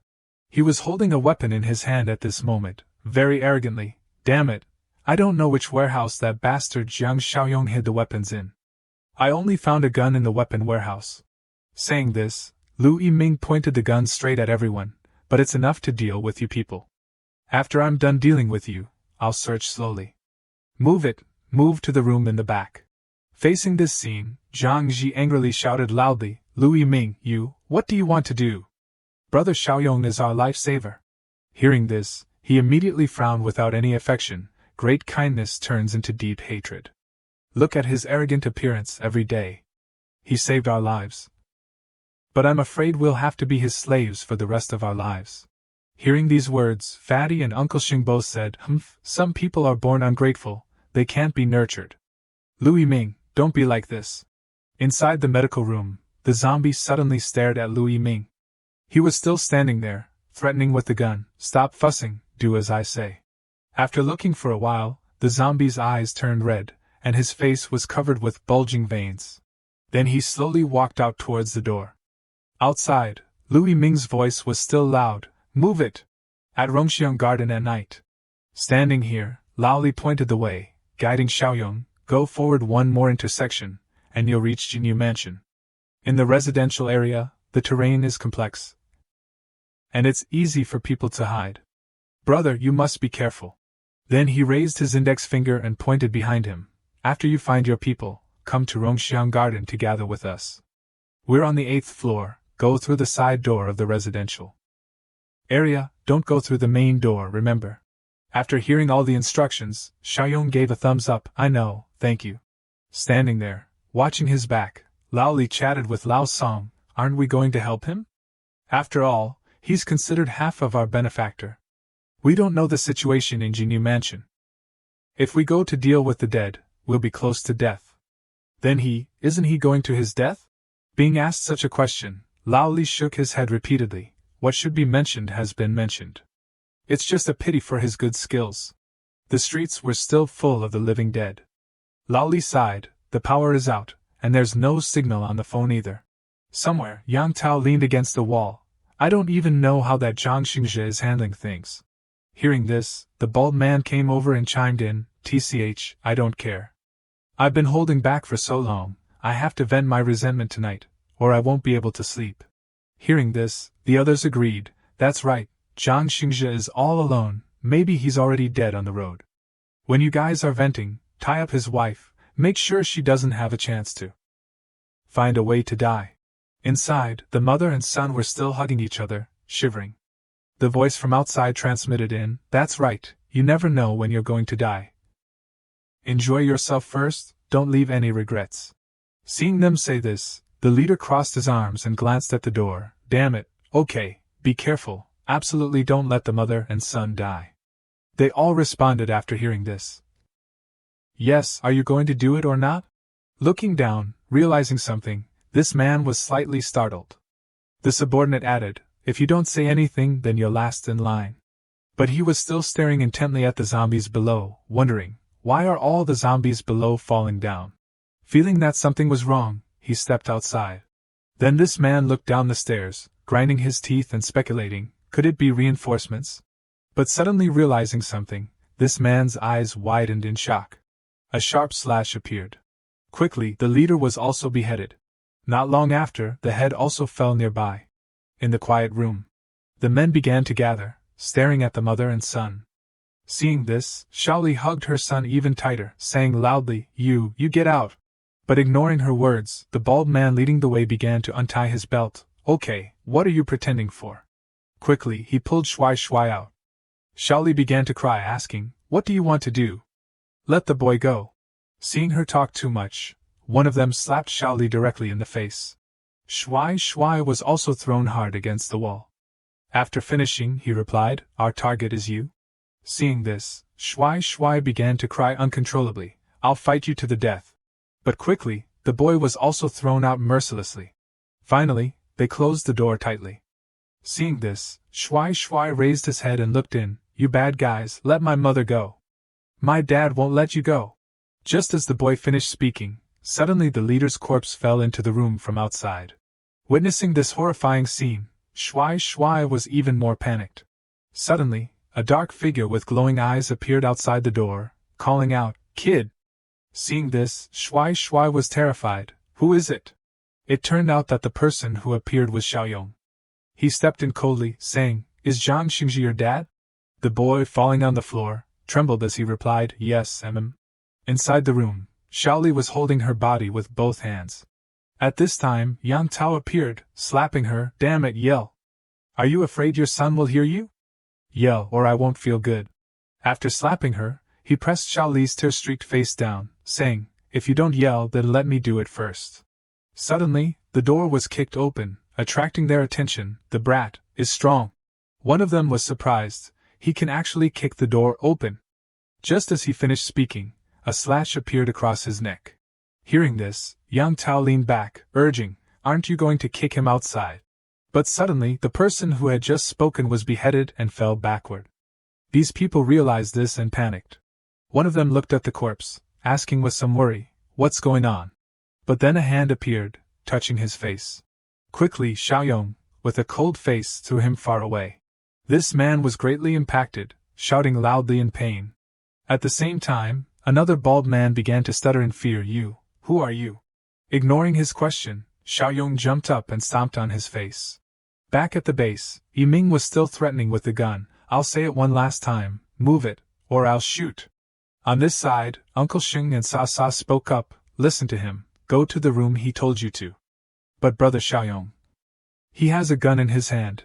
Everyone just do as he says, let me think of a way." Hearing this, Lu Yiming's eyes widened terrifyingly. "Haha, what else are you thinking of? It seems that if I don't punish you decisively today, I won't be able to establish my authority." Saying this, he pointed the gun at Uncle Sheng. "You die first, you old rogue." Seeing this, Sa Sa and Zhang Ji shouted loudly, "Grandpa! Stop it, Lu Yiming!" Suddenly, at that moment, a loud noise came from the medical room. Lu Yiming heard this and looked over, wondering, "What's that sound?" Then everyone paid attention to the door lock. "What's going on?"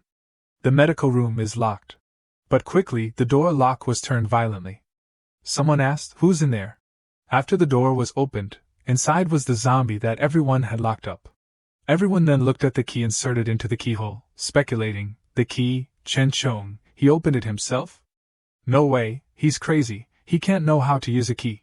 At this moment, Chen Chong stared at Lu Yiming, sensing that he was a little scared. Chen Chong's mouth was drooling at this moment. His face was full of bulging veins, looking at him extremely angrily. Being stared at like this, Lu Yiming was extremely frightened, pointing the gun at him. "Damn it, he's a zombie but he still knows how to use a key to open the door. I can't keep him." Quickly, Lu Yiming pulled the trigger. But after finishing, no bullet was fired. Lu Yiming was a little panicked. "Misfire, misfire." Quickly, Chen Chong rushed over, preparing to attack Yiming. Facing this scene, he was terrified. "Damn it, how is this possible?" Finally, he pressed Yiming to the ground, tearing at him. Being treated like this, Lu Yiming tried to raise his hand for help. "Help, save me, ah!" After Chen Chong finished eating and drinking, his mouth was still stained with a little blood, standing still in one place. Then Chen Chong dragged Lu Yiming's body into the medical room, creating a long streak of blood. Everyone saw this and was confused. "What's going on? What exactly is going on?" He was still very gentle just now. Chen Chong then walked inside the medical room and sighed, standing still. Everyone saw this and was stunned, not daring to move. Then Chen Chong conveniently pulled out the key at the door. After finishing, he threw the key back to them and stepped into the medical room. Everyone paid attention to the key that was thrown on the floor. Finally, the door of the medical room was slammed shut. No one understood what was going on, watching. Thanks to Xiaoyong's timely appearance, Directors Zhu and Yang Tao were suppressed. Suddenly, after a moment of silence, he asked Shuai Shuai, "Kid, come here." Xiaoli didn't know what Xiaoyong wanted with him, so she hugged him tightly, expressing concern. "What are you calling him for?" But he still didn't change his mind and continued to ask, "Come here." Although Shuai Shuai didn't know what Xiaoyong would do to him, he bravely left her. "Mom, I'm okay." When he walked to Xiaoyong, he was surprised to be given a knife. "Take it." Shuai Shuai was just a child who had never experienced anything, but he was asked to do something extremely barbaric: kill them.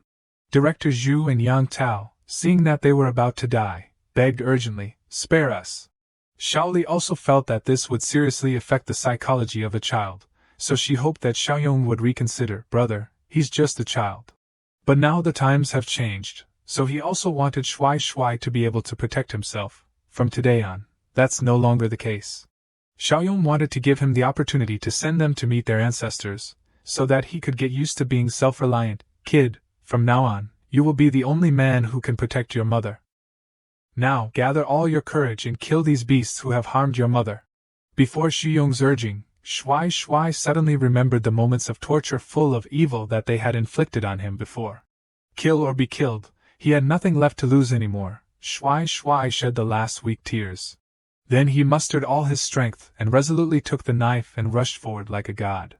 And finally, he did it. In just a moment, Shuai Shuai sent them to meet King Niama. Xiaoli sat next to him, not expecting that one day his hands would be covered in blood like this. "Xiao Shuai." After finishing them off in the blink of an eye, Shui turned around and asked the questions in his heart. Uncle, was my dad also killed by them? Xiaoyong didn't hesitate and immediately confirmed, that's right. After all, Shui was still a child and needed the comfort of his parents. He then threw the knife to the ground and ran to her, hugging her and crying bitterly. Xiaoli was afraid that if he stayed with her, they would both be in danger, so she begged him, Benefactor, please take my son away, I'm willing to trade anything. No, Mom, I don't want to go with him, I want to protect you. But Xiaoyong was a righteous person who would do what he said, you two come with me. I promised Zhang Xingzhe that I would protect you both completely. And then both of them held hot weapons and walked slowly behind him to get out of this place. Shui saw everyone lying sprawled on the ground without a sound and wondered, what is so strong that it killed so many zombies? The next second, when he knew that the hero was Xiaoyong, he couldn't help but admire him, Uncle. But while moving forward, he asked them to wait. In order to prevent the journey from turning into a disaster, every move they made had to be very careful. Xiaoyong didn't know the way very well, so he turned to her and asked for reassurance. Sister-in-law, do you know the approximate location of the 8th floor of Rongxiang Garden? The 8th floor of Rongxiang Garden? It's probably in the direction you're looking. What's wrong? Meanwhile, Hengli's group had found a high-rise building to take refuge in. Don't worry, the supplies of us people will be distributed reasonably, and also tell the women under 40 to follow us. And then everyone gradually went deeper into the building inside. Everyone was fully equipped and secretly chanted Buddha, what to do, should we surrender? However, Hengli quickly rejected that idea. No, those beasts won't keep their promises. By then, except for Yud Ran and He Fong, none of us will survive. I'll give you 10 minutes. If you don't know what's good for you, then we won't let anyone survive. At this time, a kind-hearted girl saw that the situation was as tense as a taut string, so she stood up and suggested, or we can go out and beg them to spare you. Although San was still intact and undamaged, she began to make a fuss. I don't want to become their sex toy. Hengli, the leader, asked them to keep order so that they could keep the whole group safe. Don't worry, we will definitely not compromise. Guard this corridor carefully. They can't do anything to us. At this time, outside they were still as persistent as leeches, rooted there. Although our weapons are good, their leader has a real gun. These people just want to be turtles hiding in their shells. And it's not easy for us to use tricks. However, they didn't act by attacking directly, but indirectly. We don't need to use tricks. You guys go turn off the water supply switches of the households on the first floor. Let me see how long they can hold out. Meanwhile, Xiaoyong's group had arrived in the distance. Uncle Xiaoyong, are these people also bad people? It seemed that he had more opponents to stretch his muscles and bones. Xiaoyong wasn't afraid and walked straight forward, that's right. He wasn't just anyone either, so he raised his rifle and aimed at them. They are trash just like those who bullied you and your mother. Hengli was the pillar of the whole group, so he always volunteered for the most difficult tasks. You guys defend the stairwell, don't reveal your position. I'll go see what they're doing downstairs. Be careful. As a policeman, he was naturally very cautious, only daring to squat down and slowly observe. Huangli looked down through the window to assess their level of danger. All 7 people are armed, and 3 of them are holding guns in their hands, damn it. But only a moment later, a burst of light flashed, illuminating the sky. Hengli was also frightened by the sudden flash and quickly retracted his head. Holy crap. At this time, they were standing below, just like clueless deer, not understanding what had just happened. But while they hadn't had time to regain their senses, one of them was sent to the Yellow Springs. What's going on? Seeing that one of them had fallen, the remaining people began to panic. Who is it? Although he was on a high floor, Hengli could still recognize the figure from a distance, that is. It's that kid. Xiaoyong, with a rifle in his hand, wasn't afraid of anyone and swaggered forward. He alone could take on their entire team of 10 people, firing continuously at each cluster. And of course, once they were shot by Xiaoyong, they should prepare to determine the anniversary of their death. The remaining people also knew that he wasn't someone easy to deal with, so they hid behind the walls, waiting for the opportunity to strike. After waiting for a long time, the remaining people pulled out their guns and fired continuously at him. Each bullet brushed past Xiaoyong, and of course, none of them hit him. Faced with their lousy shooting skills, Xiaoyong couldn't help but sneer in disdain, amateurs. One of them saw that shooting all the time wasn't of any use, so he sat down, but he didn't know that danger was approaching him. Where did this man come from? Xiaoyong then let him know what manners were by firing continuously at the cabinet in front of him. That man was extremely frustrated that his brothers were as timid as quails, not willing to come up to protect him. What are you doing? While he's suppressing me, take your gun and shoot him. Hearing this, he couldn't sit still any longer and had to grit his teeth and stand up to shoot him. However, with his keen reflexes, Xiaoyong quickly identified the location of the bullet. Then he immediately turned 180 degrees backward and pointed his gun, preparing to shoot. And then what was going to happen would happen. The end of someone who didn't know their own strength was to eat 2 fatal bullets from him. The one who had been hiding behind the cabinet all this time, seeing Xiaoyong shooting so much, smugly thought, "He's out of bullets, you bastard." Then, with a pistol in his hand, that man rushed out, "Die!" But unexpectedly, Xiaoyong was standing right in front of his gun.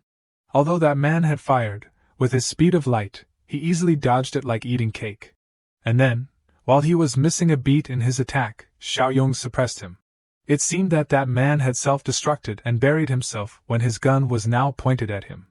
And while that man hadn't had time to recover, Xiaoyong pulled the trigger. He immediately had to pay the price for his arrogance with his death. He alone had sent them all to meet their ancestors. Before continuing, Xiaoyong sat down and checked what valuable and usable things he had. Then he slowly entered the building. At this time, there were already a few people waiting for him since the afternoon. But that alone wasn't enough to fool Xiaoyong. He had already noticed their presence. They rushed at Xiaoyong, intending to gang up on him. Truly, they were raising a toast only to be forced to drink a forfeit. They were just handing their lives over to him. "Come out here." After seeing that he had eliminated the danger here, everyone breathed a sigh of relief and walked out. "Uncle Xiaoyong, you were so cool just now." The notification then appeared, "System mission, accept and change 5 people from Rongxiang Garden, no one survived, reward 25 points. After sending them all to heaven, Xiaoyong began to wonder, who are these people? With Hinglei's wide connections, it wasn't difficult to recognize them, the beasts in the villa area on Bisui Mountain, on the south side of the city. Suddenly he remembered that there was someone who could help Xiaoyong with this matter, so he called, "Lu Chao, Chenjia, I'm here, Brother Li is calling you. You two are from the south of the city, so tell Brother Xiaoyong what's happening in Bisui." Then the two of them recounted what they knew. Originally, those people were a dark force, with resources and weapons in their hands, occupying the villa area on Bisui Mountain. All the survivors in the south of the city were collected by them.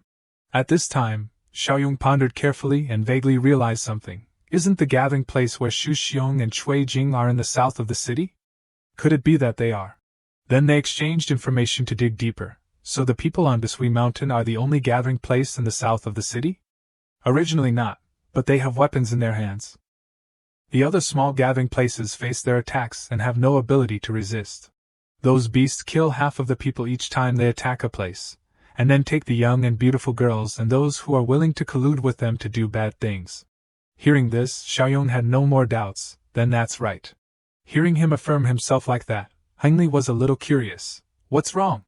If Xiaoyong guessed correctly, Laoli, these 3 people are holding guns. Everyone take them and store them away. Look for more later, there are probably still many magazines. And this rifle, everyone keep it, I'll leave you 5 magazines. Heingley received it and couldn't help but feel embarrassed. Really? Realizing that the more he stayed quiet, the more rampant they would become, he decided to eliminate them completely on this trip. The people on Bisui Mountain probably won't let it go. With these weapons, a dozen people can't do anything to you. Everyone tried to hold on here for 2 days. I'll go back and reorganize a bit, and then go kill those people. Hearing this, everyone couldn't help but worry a little more about his safety. Those people, the people on Bisui Mountain? No, brother, you're not the same beast as them. They have dozens of people, and now there may be even more. That's right, brother, it's not worth risking it for us. We can find an opportunity to change our base. Anyway, we're a few kilometers apart, they can't search the whole city. Understanding that everyone was uneasy, Xiaoyong reassured them, don't think too much, I have my own grudges with them. Besides, in a few days I'll drive a big car to pick everyone up to Qingdao. And that was the place that Xiaoyong chose to go to next, Qingdao, the land on the side of the old tea leaves city. I'm establishing a concentrated fortress there. And I'm currently short of people. Before leaving, he also told everyone a few words and then said goodbye. Everyone must be very careful. Take care, sister-in-law, shwai shwai. Let's go, you guys also take care. And the place they were about to go to was certainly not an easy place, but always full of dangers. Not to mention that this place was now occupied by the group of Qingwen and Xu Xiong. The living corpses were really not able to be at peace with them, being hung in the air on the signboard. Inside a certain room, Qingwen and Xu Xiong were discussing some necessary matters with the group. He was holding a cigarette in his mouth while pondering, Bisui Mountain. To break the awkward atmosphere, he asked about the situation. Haven't you gotten the supplies from the Jinyu Entertainment City yet? Without waiting for Qingwen to answer, Guangqi interrupted. Brother Wen has sent someone, they should be back soon. Brother Wen, there are a lot of high-end girls living in Jinyu Mansion. Although he was very happy after hearing this, he still tried to appear indifferent. We can't only pay attention to the supplies of the Entertainment City, right? Little Lear? Brother Kai, aren't we thinking the same thing? Sure enough, with Qingwen's personality, he would definitely sweep everything away. I've told my people, if there are any survivors, bring them all back here. I'm not talking about you, Little Lear. Xu Xiong then turned around and blamed him lovingly. I've entrusted it to you, and you haven't succeeded once. When he stepped out into the yard, his assistant dared to ask, Brotherly, are you okay? Until this moment, Xu Xiong took off his hypocritical face and questioned, haven't those 7 people returned yet, Brotherly? 1 hour ago, I sent someone to scout, bad news. Unexpectedly, the next second, he heard a shocking piece of news. What, they were all shot to death. Aren't the people in Rongxiang Garden just civilians? How could 3 guns not capture them? Xu Xiong was filled with anger, ready to devour anyone alive, and immediately ordered, go tell Taozi to call all the people who know how to use guns here. This time I don't want any mistakes to happen. Meanwhile, Xiaoyong had driven a car to take Xiaoli and Shuai Shuai to a safe place first. San San was sitting inside the room with everyone, and when she heard the sound of the car, she was overjoyed. The sound of the car, it's brother Xiaoyong. The mission of entrusting the wife and children has been completed, plus 25 points of accumulation. The current points are 36. Everyone rushed out to the yard to greet him. Brother Xiaoyong, you're finally back. Seeing everyone gathered here, he joked, as expected, it's Lu Yiming. When she heard Xiaoyong mention this name, she couldn't help but be surprised. You've known for a long time? Then Xiaoyong didn't waste any time and immediately arranged a proper place for Xiaoli and her son, Zhang Ji. Lead them into the room and then come to the medical room to find me. When Uncle Xing heard the situation clearly from Xiaoyong, he couldn't hide his surprise. So Xiaoyong has known for a long time that Yiming has an improper plan. But those were only his preliminary speculations, actually. I can't be sure that it's him. What I can be sure of is, there is a beast among Zhang Ji's friends. Hearing this, everyone's faces were confused. There is a beast, Xiaoyong affirmed, because he had witnessed that painful scene. Zhang Ji at this time held the brand new gun in his hand and looked at it for a while. Then he immediately discovered a special thing, rubber bullets? Suddenly, Uncle Xing looked towards the medical room and remembered, then the child in the medical room. Xiaoyong walked towards the door of the room while confirming his speculation. What's his name? Alright, Qin Chong. He's not a normal zombie, but a rare mutated body. To verify that what he said was correct, he went inside the room to test it. If you understand what I'm saying, blink your eyes. He didn't lose his awareness like other zombies, but was unusually sensitive. Very good. What is 2 times 3? Use the number of blinks to tell me the answer. Very good. After the apocalypse, people infected by the infectious source from alien bodies have a low probability of becoming rare mutations. They often have higher intelligence and potential than ordinary zombies, and may even inherit some of the memories of the living. And it seemed that Xiaoyong had found that rare person. Fortunately, Chen Chong is a very special type. Suddenly, while they were standing in front of the door of the room, Chen Chong walked out and stepped on another person to death. Realizing that everyone was gathered there, he turned around. Then he waved and gave a friendly smile that didn't look strange at all. Xiaoyong also noticed the difference in Chen Chong, so he didn't need him to show off anymore. Okay, no need to step on anymore, deal with it cleanly. Chen Chong really listened to him. Number 1. No one dared to claim number 2. He then dragged that person away to dispose of him. Zhang Ji at that time was standing near him, so he spoke and pointed at himself. Chong, you really still remember? The sound from his place made his footsteps a bit disordered. Chong seemed to still be a little sober to recognize Zhang Ji, but he frowned unhappily when facing him. Seeing that his attitude was extremely strange to him, he couldn't help but feel disappointed for a few seconds. Who would have thought that the next second Chong would directly attack Zhang Ji? But he was blessed by his ancestors, so he dodged in time. He thought that he had completely turned into another person, but it turned out that Chong was still Chong. It seems that he still remembers, he has turned into a zombie. But his hands are still as fidgety as they used to be. The system announces that the player has activated a hidden achievement by possessing a perfect mutant team member card, receiving 10 points, raising the total accumulation points to 46. In the shopping mall, you can use points to buy supply crates, Type 1 life-saving and armed threat priced at 5 points, Level 2 black technology priced at 50 points. Each manual procedure receives an additional 4 points of accumulation. I didn't expect to activate a hidden achievement. What an unexpected harvest. Let's see if there are any new goods in the shopping mall. After swiping back and forth for a while, there was finally something that made him jump up excitedly. Level 2 crate? This is the first time I've seen it. But its price also made Xiaoyong hesitate a lot. But it's too expensive, a full 50 points. Let's open the remaining 2 crates first to avoid being taken. Successfully exchanged for level 1 supply crate, deducting 5 points of accumulation. Current points are 41 points, successfully exchanged for level 1 armed threat supply crate. Deducting 5 points of accumulation, current accumulation points are 36 points.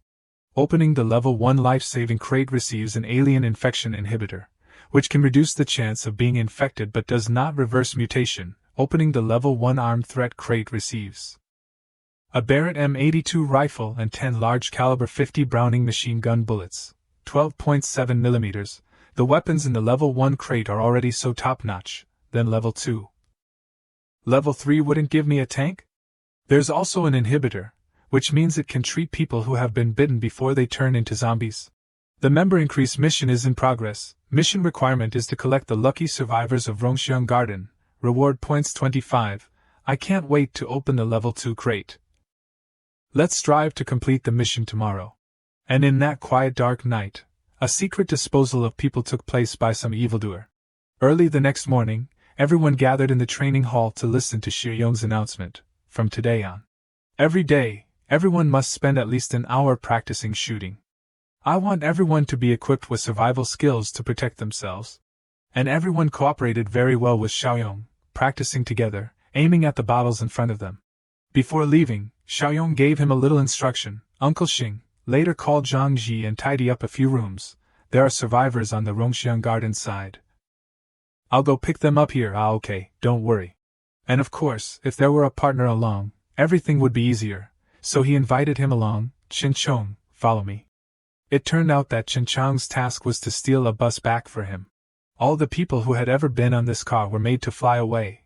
Only in this way could Xiaoyong own it. Xiaoyong needed this bus to be able to carry as many people as possible in Rongxiang Garden. Chong completed his mission very well by occupying the empty bus for him. To reward him and encourage his spirit, Xiaoyong then gave Chong the key to the mask. Here. He looked at the key and hesitated a little because he was afraid that when he took off the mask, he would bite others. But without waiting any longer, he threw the key straight to Chong and reassured him, "It's okay, open it, you don't need to wear these things when I'm the only one there." Afraid that he couldn't control himself and cause chaos, he instructed in advance, "Later, when you get to Rongxiang Garden, think about it and then wear it, don't scare people." At this time, Xu Xiong's group was no longer rooted here and intended to move to a new place. Why isn't there enough people yet? Enough, let's go, bossly. And the next place they would go to was the place that Xiaoyong was also going to. I don't believe that we can occupy the small Rongxiang Garden like this. Then they didn't hesitate anymore and immediately twisted the throttle to the maximum and set off for it to heat up. On the way to drive the bus to pick up everyone in Rongxiang Garden, they also met quite a few zombies leisurely on the street. They were still devouring and scooping food when they had to face another disaster. At this time, the bus was no different from a steel monster rumbling forward with terrifying speed, and throwing them away. With Xiaoyong as a skilled driver, their bus was speeding at the speed of light to pick up everyone. Everyone was still staying in the high-rise building, not daring to move, waiting for him to arrive. They also didn't dare to go anywhere far away, but gathered together in a group, trying to hold on through the day. While eating, one of the boys recognized some kind of sound, the engine sound of a car. Brother Xiaoyong, it must be Brother Xiaoyong coming to pick us up. But everything was still uncertain, so Hengli asked him to keep quiet. Don't rush out, let me see first. Then he poked his head out of the window to see if it was really Xiaoyong. But unfortunately for them, it was Xu Xiong's group. They were one step faster than him. Check the weapons. Which building? Building number 8 in the back. Xu Xiong, who was as hot-tempered as ice cream, would naturally act urgently to avoid reinforcements. Let's go, take action. Hengli, after recognizing their identity, frowned and muttered in his heart, it's not Xiaoyong, it's the beasts on Basui Mountain. Well, they had all been pushed to the end of the road, so everyone decided to play to the end this time. Those beasts are still coming. Haven't they learned their lesson yet? Now we all have guns, deal with them. But he was keenly aware that acting rashly wasn't a good plan, so he asked them to calm down. Don't underestimate the enemy. This time they're coming in large numbers. More than us, and everyone is armed. Set up an ambush according to the previous assignment. I'll go to the top floor. And they at this time were also below, locking in all the attack formation. This distance is okay for now. If we go further up, those useless people will shoot more accurately. Xu Xiong's group, everyone was equipped with fancy guns, raising the muzzles of their guns forward to show off. They were full of enthusiasm just now, but now when they saw that they were too formidable, they cowered, carefully withdraw. Who would have thought that they would startle the snake first? Xu Xiong's group took the initiative to fire continuously at them. In just a moment, the window glass on the floor couldn't withstand that terrible intensity, so it shattered completely. In order to make them automatically surrender, Xu Xiong wanted to play a game of hitting their psychology rather than using force to coerce them. Give me the loudspeaker. The others aim at the window. If anyone dares to stick their head out, shoot. Then he took the bright red loudspeaker and spoke, "Allo, allo." But unexpectedly, before he could utter half a word, the person standing next to Xu Xiong ate a shot in the head. He immediately fell down, causing the people around him to immediately turn on alert mode. A rifle? But it seemed that they still hadn't determined the position of the shooter, so the other people continued to eat bullets. My leg. They began to panic and couldn't maintain their formation as before. Find a place to hide quickly. Was Hengli awesome or not? He was really the savior of the whole group, helping to buy time and part. Be careful, rifle. Xu Xiong didn't foresee this and was extremely frustrated.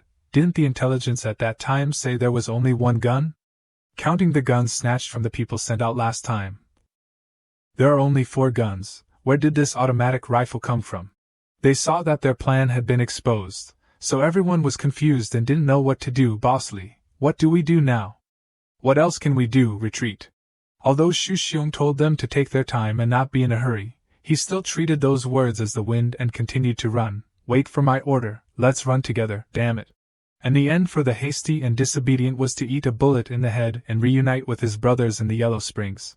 After waiting for the opportunity for a while, he finally gave the order, damn it, everyone listen to my order and rush up together, 3, 2, 1. And so everyone whipped their legs and ran forward, no different from a moth to a flame. But they didn't expect that they would be played by Xu Xiong. He didn't run at all, but just stood in one place. And so they lost their lives in vain just because of that despicable, selfish, and evil man. He took them as shields to help him take the opportunity to escape without being noticed. It's time to change bullets. Sure enough, Xu Xiong was very cunning. He knew exactly when Hengli would stop shooting. Then Xu Xiong abandoned the plan to occupy Rongxiang Garden and left with the remaining people, drive the car quickly. They were so heartless that they left behind even their brothers who hadn't had time to get on the car. Wait, I haven't gotten on the car yet. It was true that when standing between the boundary of life and death, self was the most important thing, and he finally went to meet his ancestors. Hengli had no intention of letting them leave so easily, but continuously shot at their running car. As for Xiaoyong at this time, he was driving the bus at a breakneck speed to get to their place. But on the way, it seemed that he had accidentally met Xu Xiong's car on the way to escape. Their cars brushed past each other like strangers. Xu Xiong had no mind to fight with them anymore. Although he was also very itchy to beat them up, he still prioritized the mission. Forget it, let's complete the mission first. Accumulating points is important. After running at full speed for a while, they finally arrived at Rongxiang Garden. Just getting out of the car and seeing the person lying in front of him, Xiaoyong understood that there had been a small melee here. It seems that the rifle left for them has played a role. The car I saw just now must have been the people who were robbed and fled. But when Qingchong saw the corpse in front of him, his bottomless stomach suddenly growled. Just looking at his delighted face, he understood what he wanted. What's wrong? Want to eat? Xiaoyong didn't stop Qingchong, but immediately allowed him. Okay, it's better to let you eat than to become nutrition for other zombies. Go ahead. It had been a long time since Qingchong had such a delicious meal, so he couldn't hide his craving. And when he was agreed to, he immediately rushed forward like a hungry tiger. After you finish eating, come to the bottom of building number 8 in the residential area and wait for me. When he finished speaking, he slowly moved forward, leaving Qingchong to devour his meal.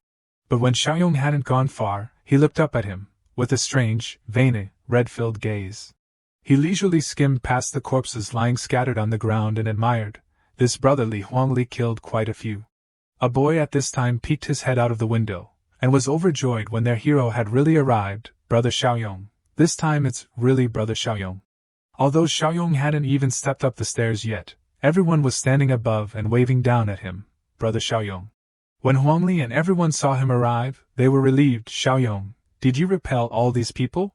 Before his question, he pointed to the gun and proudly boasted, what else? Luckily there's the rifle from Brother Xiaoyong. Before I was discharged from the army, I was a great hand in rifle shooting. But while everything was peaceful, suddenly there was some kind of sound coming out, attracting their attention. What's that sound? It turned out that it was from Qingchong.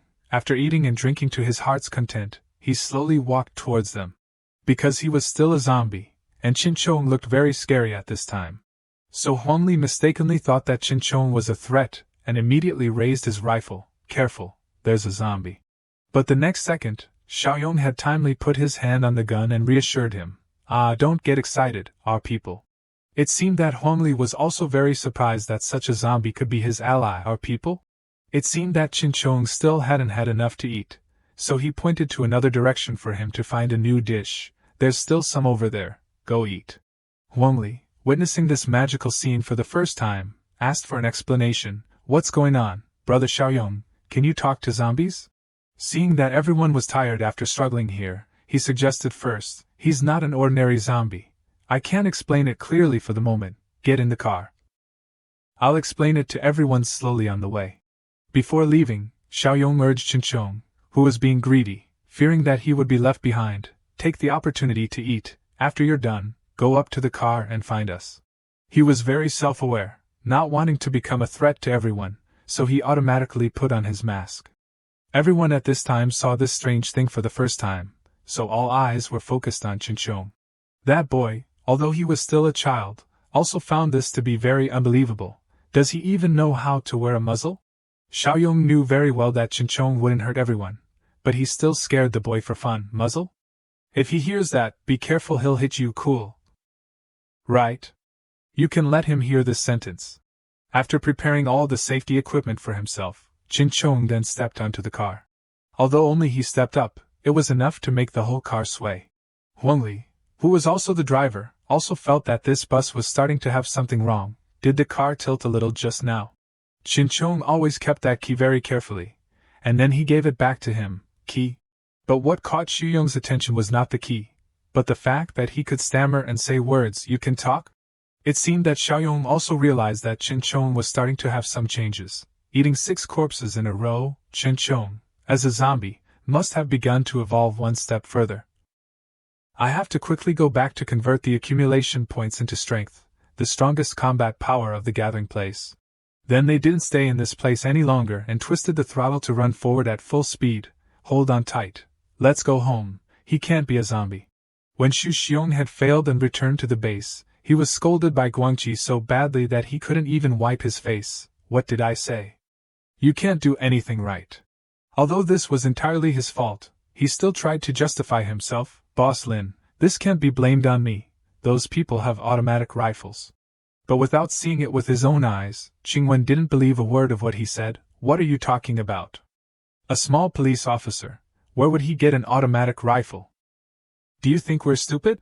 Who understood this pain? Xu Xiong continued to explain with helplessness. It's not like that, it's true. If you don't believe me, you can send someone to see.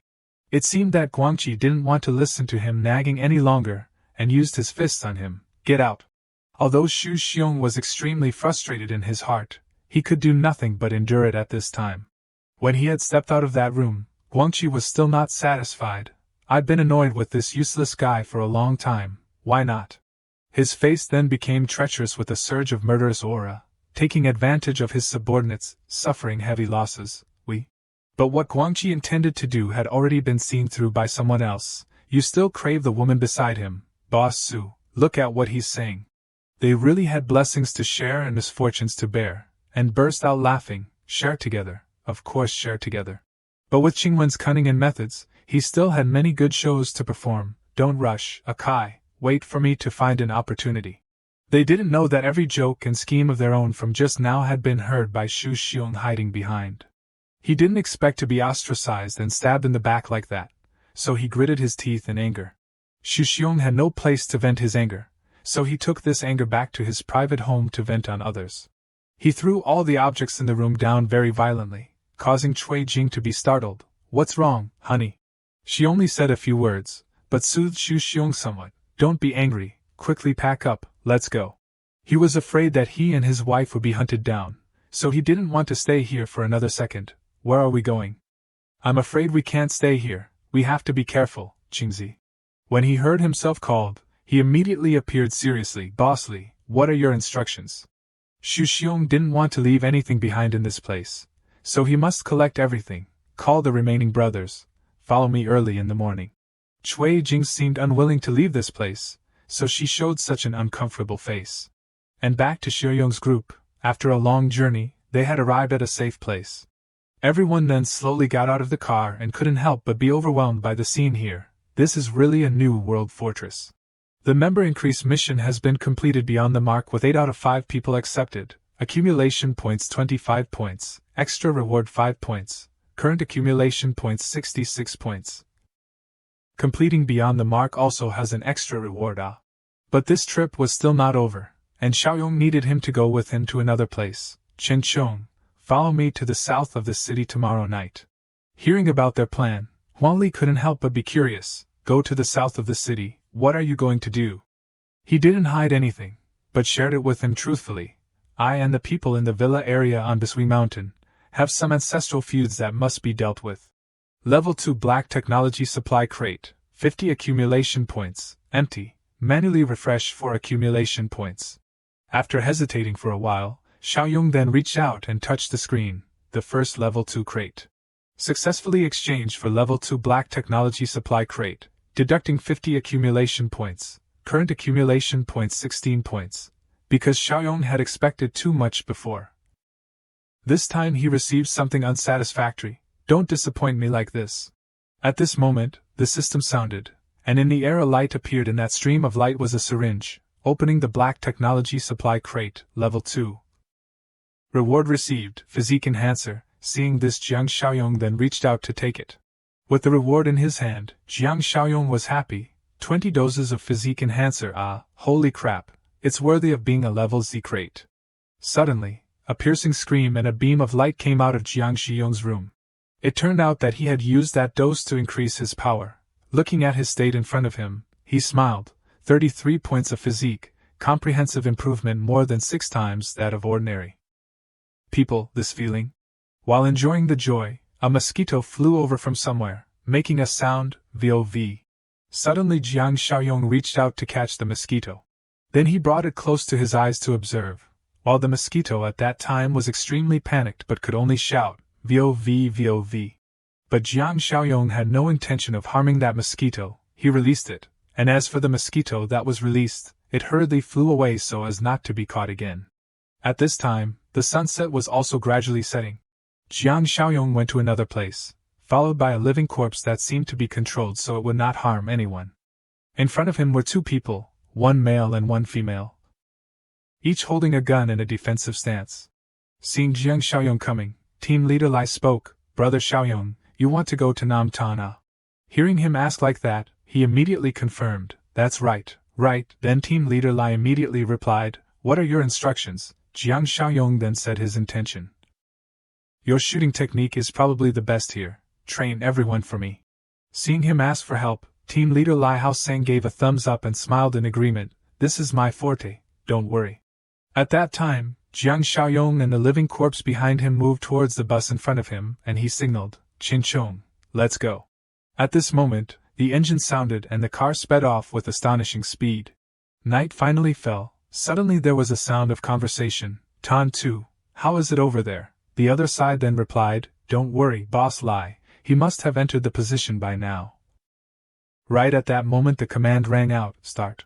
It turned out that the people of Li Shuxiong were acting according to a prearranged plan to harm Jiang Xiaoyong. Unexpectedly, the sound of a car horn and headlights shone straight on Li Shuxiong's group.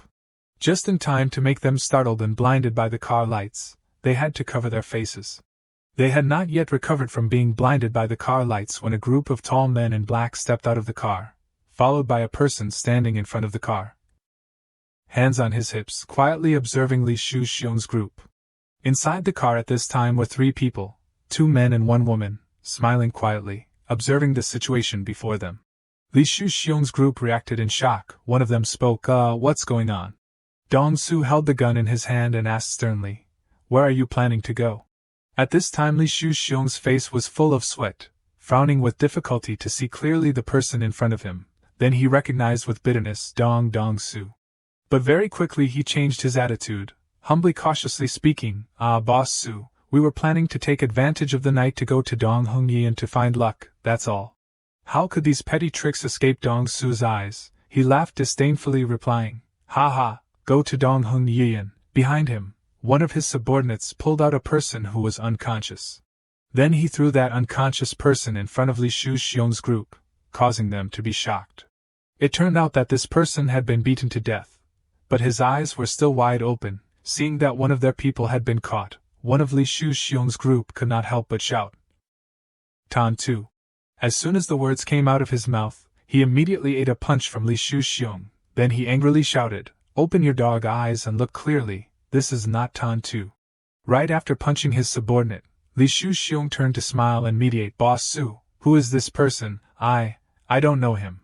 Suddenly at that moment, Dong Su and his subordinates all raised their guns, pointing straight at Li Shuxiong's group and shouted, shoot. Immediately, continuous gunshots rang out. Pang pang pang, followed by painful cries. Li Shuxiong witnessed the scene just now and was terrified, trembling, hugging his head with both hands. When he no longer heard the gunshots, he cautiously opened his eyes to observe. Then he was horrified to realize that all his subordinates had been shot down. At this time Li Shuxiong explained in panic, I really don't know them, Boss Su, what are you doing? But how could Dong Su believe what he said? He only pointed his thumb towards the car and laughed. Ha ha, you're really old-fashioned. Look carefully, who is sitting in the car? Hearing this, he paid attention to the car. Immediately Li Shuxiong gnashed his teeth as if he could not believe his eyes. It turned out that the person sitting in the car at this time was none other than Cui Jing, along with Zhang Qingwen and Lin Guangkai. Cui Jing at this time leaned on Lin Guangkai's shoulder with a submissive look. Right after that he also spoke, don't deny it, Tin Tin has told us about your betrayal plan. Hearing that his plan had been exposed, Li Shuxiong Ktuc wanted to rush over but was stopped by 2 subordinates. He roared angrily, Cui Jing, you whore, you dare betray me. At this time Lin Guangkai glanced behind him asking, Boss Zhang, how should we handle it? But Lin Guangkai did not reply, only signaling to put his finger across his neck. After that Li Shuxiong was strangled with a rope. A subordinate then forcefully pulled the rope and unexpectedly Li Shuxiong was forced to hang high. He struggled in pain. At that time, tears and snot gushed out of his eyes. His eyes also began to turn white. He could only helplessly utter a few suffocating sounds, yu kok ku kok. Finally Li Shuxiong took his last breath, dying in pain. His body was hung right in front of Jiang Xiaoyong's house. The surrounding space was quiet without a sound, and the bus that Jiang Xiaoyong drove away in the morning had also stopped right in front of his house. Jiang Xiaoyong led the living corpse Qinchong, moving quickly without making a sound. While moving, a leg protruded and swayed high. At this time he immediately realized the abnormality, and signaled Qinchong to stop. Witnessing the scene of Li Shuxiong being hanged to death in a struggling posture, he sneered, "Serves you right. But not me handling you myself, I still feel a little sorry." Jiang Xiaoyong reached out and shot a stone. Right after that the stone cut the rope that was hanging Li Shuxiong. The rope broke and he fell straight down, landing on his face. At this time Jiang Xiaoyong went to Li Shuxiong, grabbed his head and spoke, "Beast, considering your ending is quite tragic, I'll avenge you." In another place, groaning sounds were heard. It turned out that the groaning sound came from Cui Jing's mouth. She was wearing a lace lingerie with a sexy look, her hands and feet were locked with number 8 handcuffs, and then she opened her absent-minded tone. "How annoying, I have made a great contribution and you treat me like this. Why don't you hurry up and take it off for me?" Immediately Zhang Qingwen gave a treacherous smile, moving towards Cui Jing, replying, "Isn't this reward great?" Then she made moaning sounds. Suddenly there was a sound, causing Lin Guangkai, who was pulling up his pants, to pay attention. "What's that sound?" Lin Guangkai vigilantly approached the window to observe the surroundings, ignoring the two people who were still playing a wrestling match on the bed. As soon as he looked down, he was horrified to discover the guards below had been ambushed, and were lying in pools of blood. At this moment, there was a rapid knocking on the door.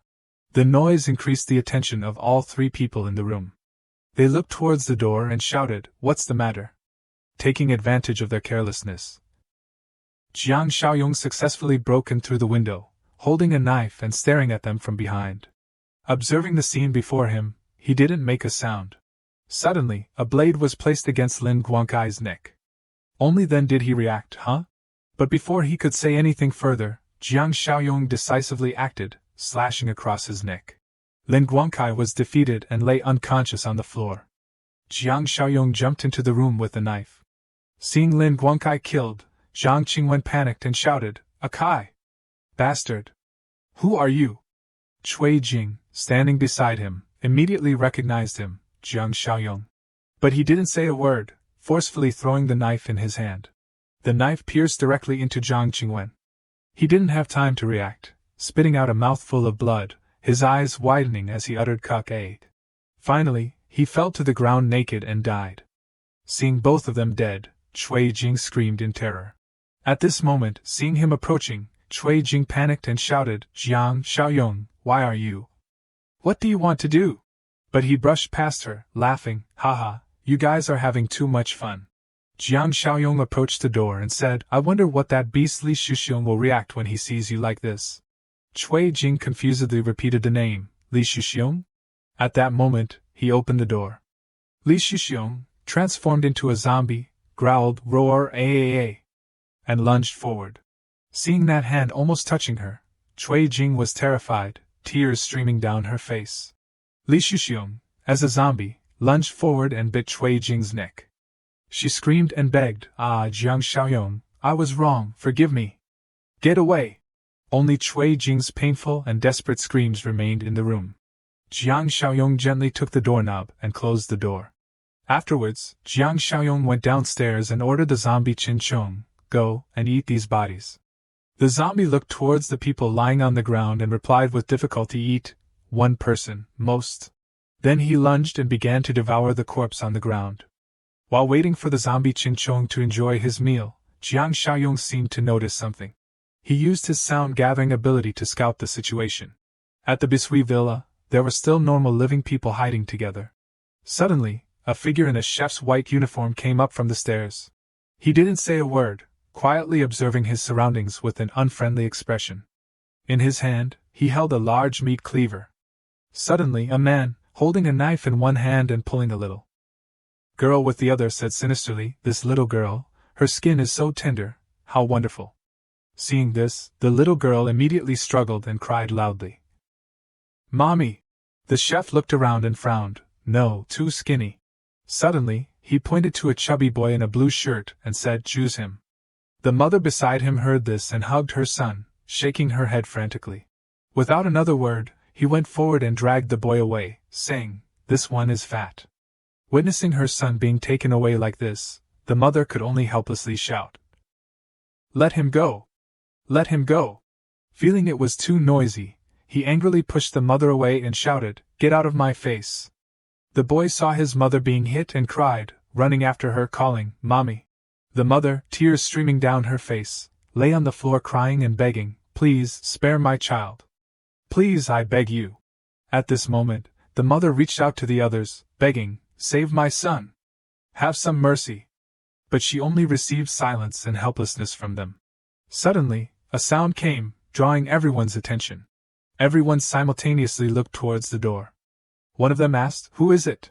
The people felt a threat. Some of them picked up weapons and pointed them at the door. At this time, the chef asked, "This is the sound of a shotgun. Who else has this gun?" Some of them replied, "No one else. Only the boss has one." The boy was very scared and ran back to hug his crying mother, calling, "Mommy." The mother comforted, "Son, it's okay." Suddenly, the door slowly opened. Everyone inside was holding weapons, on alert.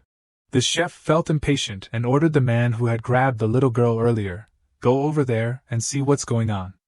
The man asked, "Me?"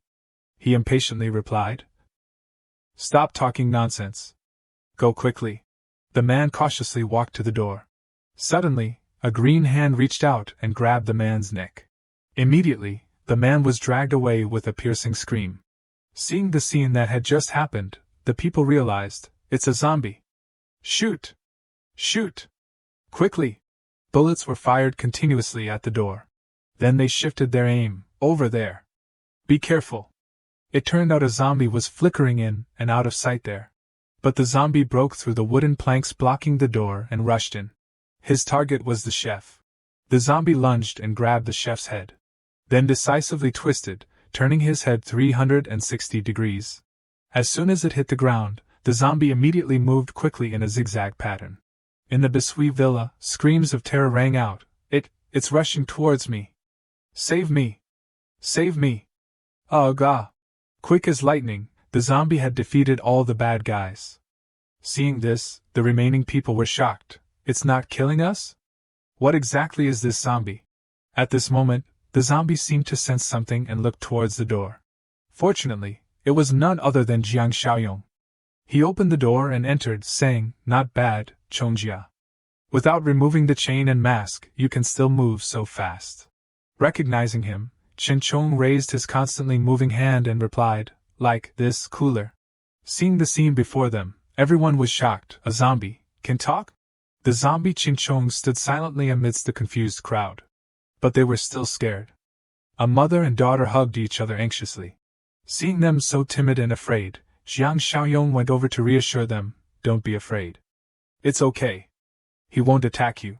But the little girl in pink asked cautiously, "It's a high-level monster that kills without blinking."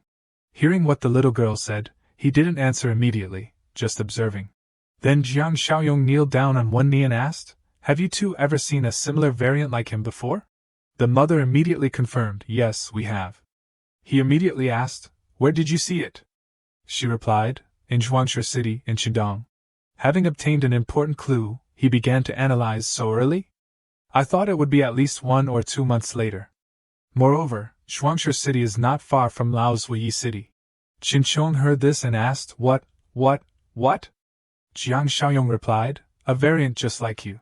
He began to imagine those variant zombies like Qin Chong were also quite terrifying. Their killing ability was just as strong. Based on each person's situation, you will retain reason and memory to varying degrees, so the hunting efficiency will be much higher than ordinary zombies. Jiang Xiaoyong imagined the shapes they could mutate into when they became zombies, which could be like demons or monsters. But because the mutation is unstable, most of you are fierce and extremely dangerous. Hearing this, Qin Chong also felt worried and stammered then, I. But he immediately patted his shoulder to reassure him, "Don't worry, you're very lucky. Moreover, I'm here, I won't let you lose your mind." At this time, Jiang Xiaoyong turned to the people there and said, "In this Bisui villa area, there must be other survivors, right?" They replied, "There are still many people locked up in the real estate sales office. Also, maybe there are people living in the basement." Then the group went to the basement together. Jiang Xiaoyong gently pushed the door open. As soon as the door was opened, everyone couldn't hide their shock. He said, "This is..." Witnessing the scene before them, everyone couldn't believe their eyes. One person explained, "Every day they capture survivors from the surrounding area, then slaughter them. The group gradually entered the room. Jiang Xiaoyong looked around and asked, "Is this the reason why there are no other gathering places in Chengnan?" The more he observed, the more questions he had. "But slaughtering so many people, can they eat it all?" One of them replied, "They will transfer the meat periodically. We don't know how many people they actually have."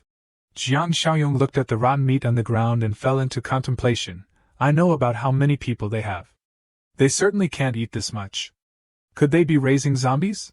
Only then did he turn to reply to the person's words. At this time, everyone mentioned the real estate office. "Tell me the situation in detail." The person replied, "The real estate sales office is on the south side of the gate, 1 kilometer away from here. People who are captured here will be locked up there first. The eliminated and the ones they are tired of playing with will be brought here to wait for slaughter." Suddenly, the system's voice rang, drawing his attention. The system issued an analysis. Utopia System Beta version task activated. Task content: expand the community. Task requirement: do your best to increase the community's evaluation points. Current evaluation point: 2 ordinary. Accumulated points: 20. Current total points: 36. At this time, at the real estate office, 2 guards were blankly talking to each other. Just now I faintly heard gunshots from the north gate. Seeing this, the person standing next to him explained, "Ah, they use living people to practice shooting." While the 2 people were not paying attention, a zombie ambushed from behind. Then there were screams, "Zombie! Zombie! Pooh!" At this time, in the jail cell, 4 girls were sitting together. One person had fallen asleep due to exhaustion. While they were panicking in fear, suddenly there was a loud noise from outside. At this time, one person asked curiously, "What's going on outside?" Hearing this, the sleeping girl was startled awake and shouted, "No! Let them do whatever they want. Don't come in here! Don't come in here!" At this time, suddenly the door was turned open. Seeing this, she panicked even more. "Don't come in here! Don't come in here! Don't come in here!" At this time, the male lead walked in and looked at everyone. Then he said to the girls in the room, "Everyone come out." Then they lined up one by one and followed Jiang Xiaoyong to go outside. Suddenly a girl spoke up and asked, "Are you really willing to provide a place for us?" Jiang Xiaoyong turned around and replied indifferently, "That's right." Then he added, "But everyone has to work." Seeing this, everyone happily agreed, "No problem. No problem. We have all our limbs." "That's right. That's right. Me too." Hearing such answers, Jiang Xiaoyong happily led everyone outside. "This can't be delayed. Let's go now." Then everyone got in the car to leave that hellish place. After a long journey, everyone finally arrived. Zhang Qi and Wen Shunya, standing high up, saw Jiang Xiaoyong returning and were very happy. They said to each other, "Brother Xiaoyong is back. I'll go open the door." Seeing this, Zhang Qi quickly stopped her. "Wait a minute. Brother Xiaoyong didn't drive straight in. Let's see what he wants to do first." At this time, down below, Xiaoyong introduced to everyone, "That place is our fortress, but I can't let everyone in yet." At this time, one person stepped forward and replied, "The world is treacherous, we understand."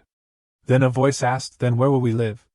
Noticing everyone's concerns, Jiang Xiaoyong reassured, "Next to the fortress, there are temporary housing and iron nets. Although it's not as safe as inside the fortress, the conditions are better than ordinary gathering places." Then he turned around, reaching out to gesture broadly and analyze further. "This Laozi Yicha city area still has a lot of farmland and abandoned buildings. Later we will gradually renovate them, and the conditions will get better and better." Immediately after hearing the benefits he brought, everyone bowed gratefully. "Great kindness! We have nothing to repay you, benefactor." The sun was high in the sky, and today the sky was very clear. The sun shone on everything under the ground, covering the cars parked in front of the villa gate. At the pickup truck nearby, Li Jingrui gritted her teeth and sighed deeply.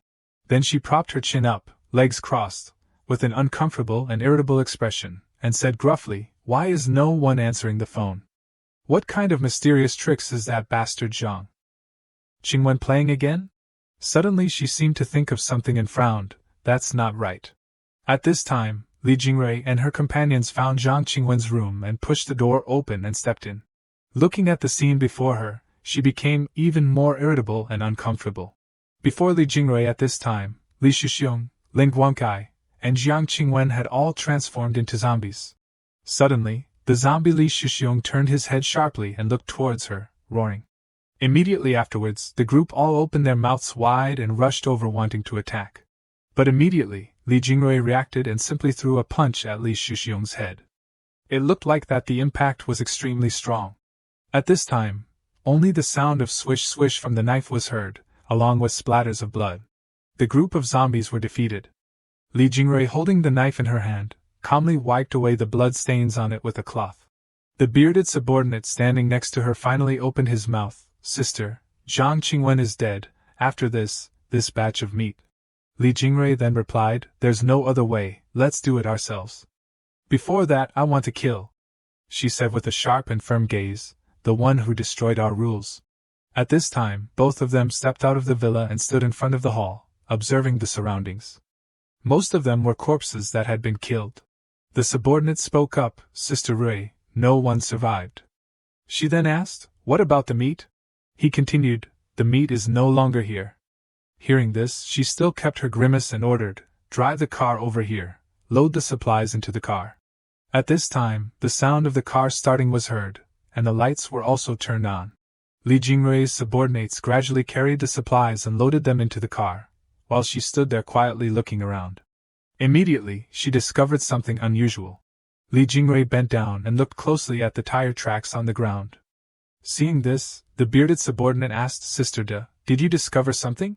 At this time, she squatted down on one leg, gazed at the tire tracks printed on the ground, and smiled smugly. Let me see. Who has this ability? Changing the scene to the place where Jiang Xiaoyong was resting, the system's voice rang. Task content, expand the community. Task requirement, go all out to increase the community points. Current point, 2. Seeing this, he muttered, community points, how do I increase them? The number of residents must be an important indicator. Sitting on the high tower observing the whole scene, Jiang Xiaoyong began to analyze. There is enough land to use, haha, thanks to that dog who hates cats with a lot of fur before. Suddenly he had an idea, that's right, that rare species. Then he and his teammates entered the base. Seeing Jiang Xiaoyong, everyone was delighted and excited. Benefactor. Benefactor. You've arrived! The mother with the chubby son rushed over and knelt down, clasping her hands together gratefully and called out, Benefactor. He then took the person's hand and replied, no need, no need. After that, he turned to the mother and spoke to the mother of the little girl, the super monster that everyone said, where did you specifically see it? That person then continued, in the Runfa flower shop on the Zhuangshi city side. Before, our group planned to go to the store to find supplies, then we encountered that demon. Remembering the image of the mutated green zombie turning into a monster with sharp claws piercing through a man's body, the person trembled and recounted, several people were killed by the monster. In an emergency, everyone got separated. I didn't expect that group of people to be a bunch of animals. Hearing the name that person mentioned, Jiang Xiaoyong repeated it to remember, Ruinfa flower shop. When Xunya spoke up at this time, Brother Xiaoyong, we still have a lot of supplies, no need to go provoke that monster. Zhang Qi next to her also spoke up. But after all, sitting idly and eating will exhaust even a mountain. Of course, the more supplies the better. At this time, Jiang Xiaoyong replied, the most important thing is that Zhuangshi city is less than 2 kilometers away from our city. We can't just leave that monster in a nearby place to threaten our safety. Hearing that he wanted to take a risk to protect everyone, the little girl's mother excitedly dropped the basin of clothes on the ground. She panicked and advised, Benefactor, don't go. That monster kills without blinking an eye. But how could he be afraid? He reassured, don't worry, we have a plan in our hearts. Then Jiang Xiaoyong ordered, Zhang Qi, call Chongjiao, we're going to meet that guy. At this time, in another place, a group of people were moving towards a large supermarket. Director Chu spoke up, I told you, I remember there is a big supermarket nearby. One of them replied, don't be too optimistic yet, maybe the things inside have already been moved away by people. Ning Wanyan then continued, don't be too pessimistic either. We've been to quite a few large and small supermarkets. Haven't we still found a lot of things left behind? The group all agreed with her opinion. Wanyan is right. There probably aren't many people who have the courage and ability like us to move freely in the apocalypse, haha. As soon as they stepped inside, everything was silent. Before them, everything was almost empty, only some things were scattered on the floor. A voice rang out, although it was plundered by people, it wasn't plundered clean. Suddenly, Ning Wanyan slammed the pan she was holding on the wall. Then she shouted, "Hey, is there anyone there?" Then she cautiously observed. Because of her sound, several zombies appeared. Seeing this, they shouted, "They appeared! It's the crazies!" At this moment, the zombies nearby came to attack. The group clamored and shouted, "Enter combat! Be careful!" The sound of bang, thump, poo, rumble rang out. The group of zombies was knocked down by Ning Wanyan holding the pan. Then she laughed and said, easy as pie. The people inside said, "There are zombies, but not many. Probably most of the zombies have been lured away by the previous group that came here. Today it's like we won the lottery." One person warned, "Stay vigilant, continue to go deeper." Suddenly, a large shadow loomed nearby. It was the monster that Jiang Xiaoyong mentioned.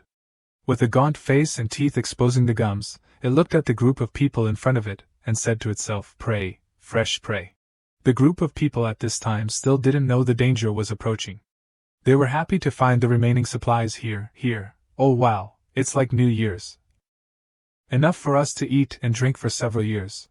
Ning Wanyan noticed something and excitedly pointed in that direction. "Look over there!" she exclaimed. "Beds, it's beds!" Immediately afterwards, she jumped onto the soft bed and said happily, "I don't care, I want to stay here." The people also cheered happily. "How about we settle down here?" "That's a good idea." Director Chu said, "I'm going to have a smoke." Another person immediately responded, let's go together." The sound of a lighter rang out. The two people stood on the balcony smoking. One person said, "What do you think? Are we really going to stay here?" Director Chu then replied, "This shopping mall has too many entrances and exits, it's not convenient to defend. Moreover, the supplies are abundant, it's easy to be targeted by others." Then he continued, "But when we came here, I saw a 2-story house on the other side that was also quite good." Suddenly his words were interrupted. A claw pierced through Director Chu's body. Blood splattered out. Witnessing the scene before him, the other person panicked. Before his eyes at this time was a monster piercing through Director Chu's body and lifting him up. Not only that, it could also speak, thin skin and tender meat. "The taste must be very good, hee." Then he smiled dangerously. This person immediately reacted and shouted while running, "Help, save me, there's a ghost." Hearing his cry for help, everyone turned to look with curious eyes. "What's wrong?" But before he could run far, the monster's fingers had pierced multiple holes through his body. It used its sharp claws to pierce through his body and lifted him high up. With a ripping sound, the person's body was torn in half. Witnessing the horrifying scene before her, Ning Wanyan trembled and shouted, What is that?" Retreat quickly, get out of this place quickly." The sound of her footsteps was hurried. Seeing this, the group also fled in disarray. But unexpectedly, the monster's movement speed was unexpected. It chased after them and said, "You can't escape, no one can escape." A girl who ran slowly had been pierced through the body by it. Everyone ran for their lives, shouting, "No, I don't want to die." Immediately afterwards, the man running behind Ning Wanyan also couldn't escape its clutches. She herself desperately ran without turning her head towards the entrance. While running, she told herself, "The exit, it's here, almost here." Ironically, she sprained her foot and fell to the ground. Seeing the monster approaching, Ning Wanyan felt like death was approaching, panicking to the extreme. Finally, a piercing scream rang out. Ning Wanyan thought that the tragedy had happened to her, but fortunately it didn't. At the crucial moment, Qin Chong had appeared in time to save Ning Wanyan's life. Seeing him, she trembled and shouted, I don't want to die." But perhaps she had mistaken him for that monster, just when Qin Chong brushed past her. Suddenly a voice spoke up, "Don't be afraid," drawing her attention. The people who came at this time were Jiang Xiaoyong and Zhang Qi. Reflexively, she asked, "Who are you?" Jiang Xiaoyong looked down at her and reached out his hand. Then Ning Wanyan remembered that he was the land buyer. At this time, he gently helped her up and replied, "Oh, you are the real estate sales girl." Memories flashed back. He remembered the image of her in a business suit warmly welcoming him, and then speaking up, I think your name is Ning Wanyan, right?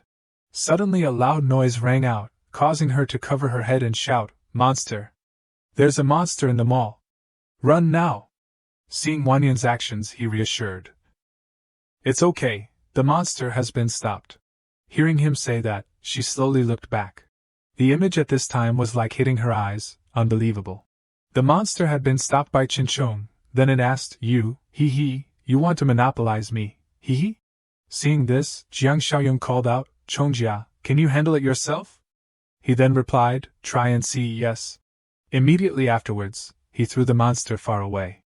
But it immediately stabilized like normal and then stuck out its long tongue excitedly. First time meeting a fellow kind, great.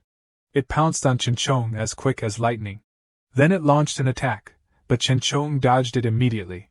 The monster at this time continued to strike while saying, I don't know if eating the flesh of my own kind will make me evolve faster, Before it could achieve its goal, Chinchong was quicker and decisively threw a punch straight at its face.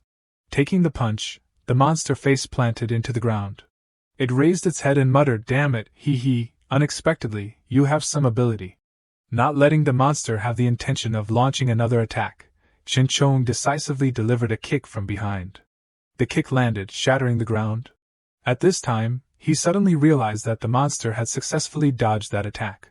With its ability to move quickly, it had jumped up and grabbed the ceiling to avoid the attack.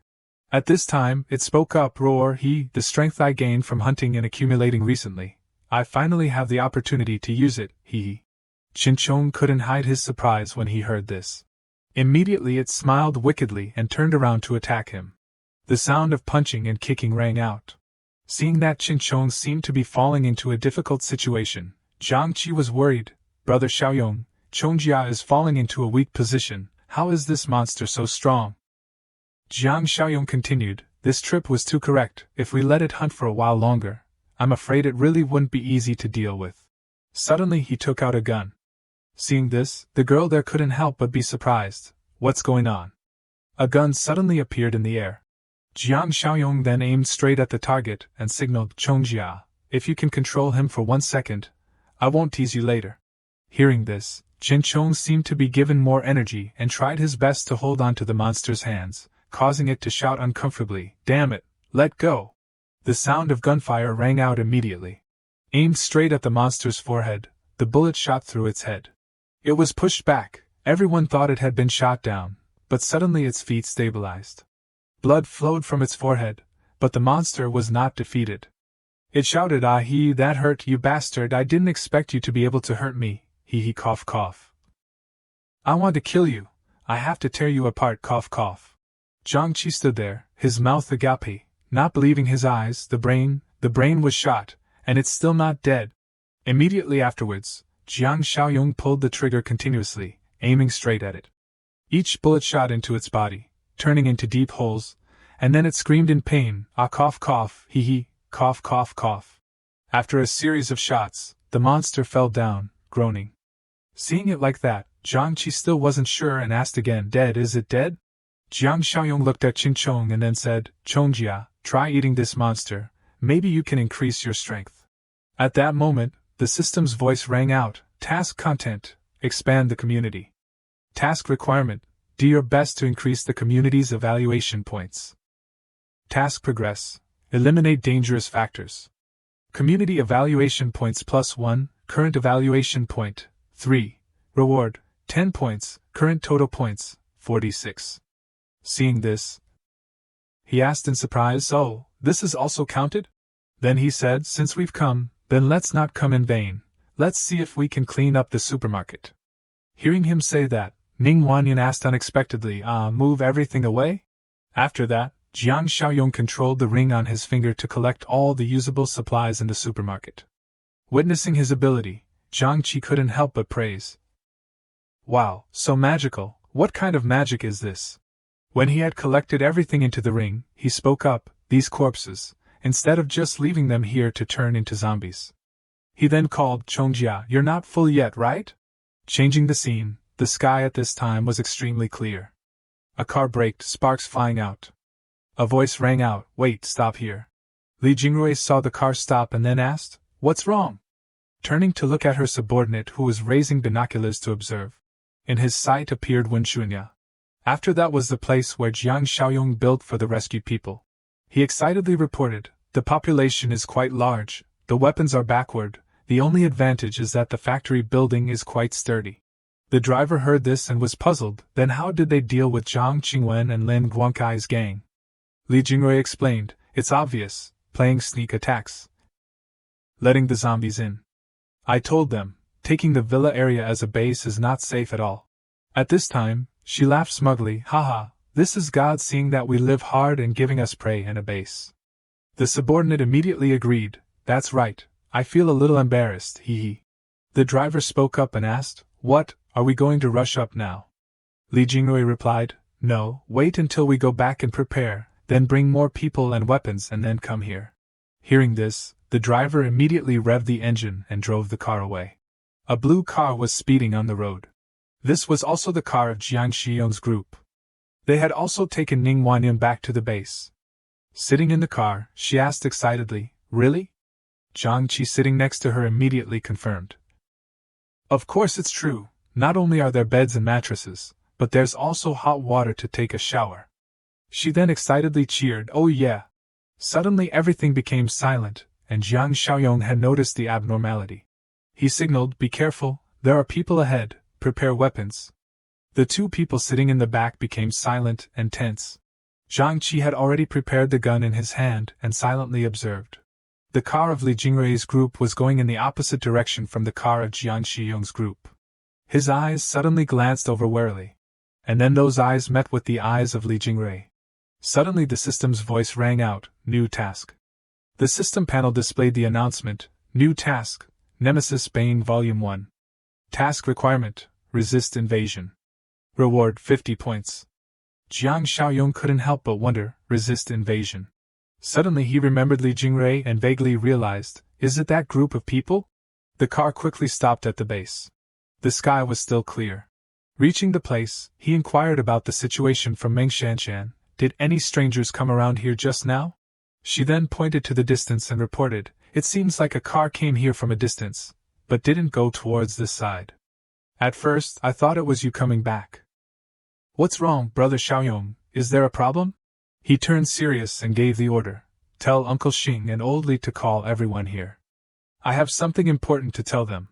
At the same time, at the coal mine in the southern suburbs, the wave receiver flickered and squeaked, "Re-re."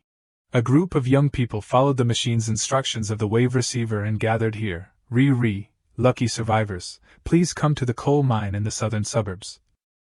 We are setting up a base in this place, we are short of people, re." One of them looked left and right and judged, "It must be around here." Suddenly a hulking car appeared behind them. The group of young people cheered happily, "A car, its survivors, great." The car screeched to a halt next to everyone, causing smoke to fly everywhere. 3 people stepped out of the car. Jingrui spoke up, "You received the broadcast and came to join us, right?" The group nodded hastily, "Yes, yes." But the eyes of the entire group happened to be staring at her pair of full breasts. After suffering for a long time, they saw a hot girl like this offering herself to their mouths. The group of young people naturally had ulterior motives. They sinisterly looked at each other, ignoring her conversation and a representative, "It's not far. The car is not going to fit everyone, let's walk back." Okay. Soon everyone arrived at the place. When they stepped inside, the group of young people couldn't help but exclaim, "Wow, this place is so big, great, we finally have a place to stop." The man in yellow suddenly scratched his face awkwardly and said, I suddenly feel like I need to go to the bathroom, I'll go out and come back in." Jingrui enthusiastically invited, "No need, there's a bathroom inside, follow me." The man's eyes lit up and nodded like crazy, "Ah yes. The man in yellow leisurely relieved himself. He sinisterly glanced behind him. Yet Jingrui was standing next to him, intently observing. The man in yellow slowly pulled up his pants and invited, "Well, little sister, I know what you're thinking, come here, don't be shy, I'm very strong." But suddenly a sharp pain struck. He was in so much pain that his eyes widened and he coughed. Jingrui fiercely squeezed his neck. In a few seconds he was lying flat on the floor with a pool of bright red blood. She looked down contemptuously. TSK, I thought you were a treasure, but it turns out you're just like this. Seeing her come out, a companion turned around and reported, Sister De, everything is taken care of.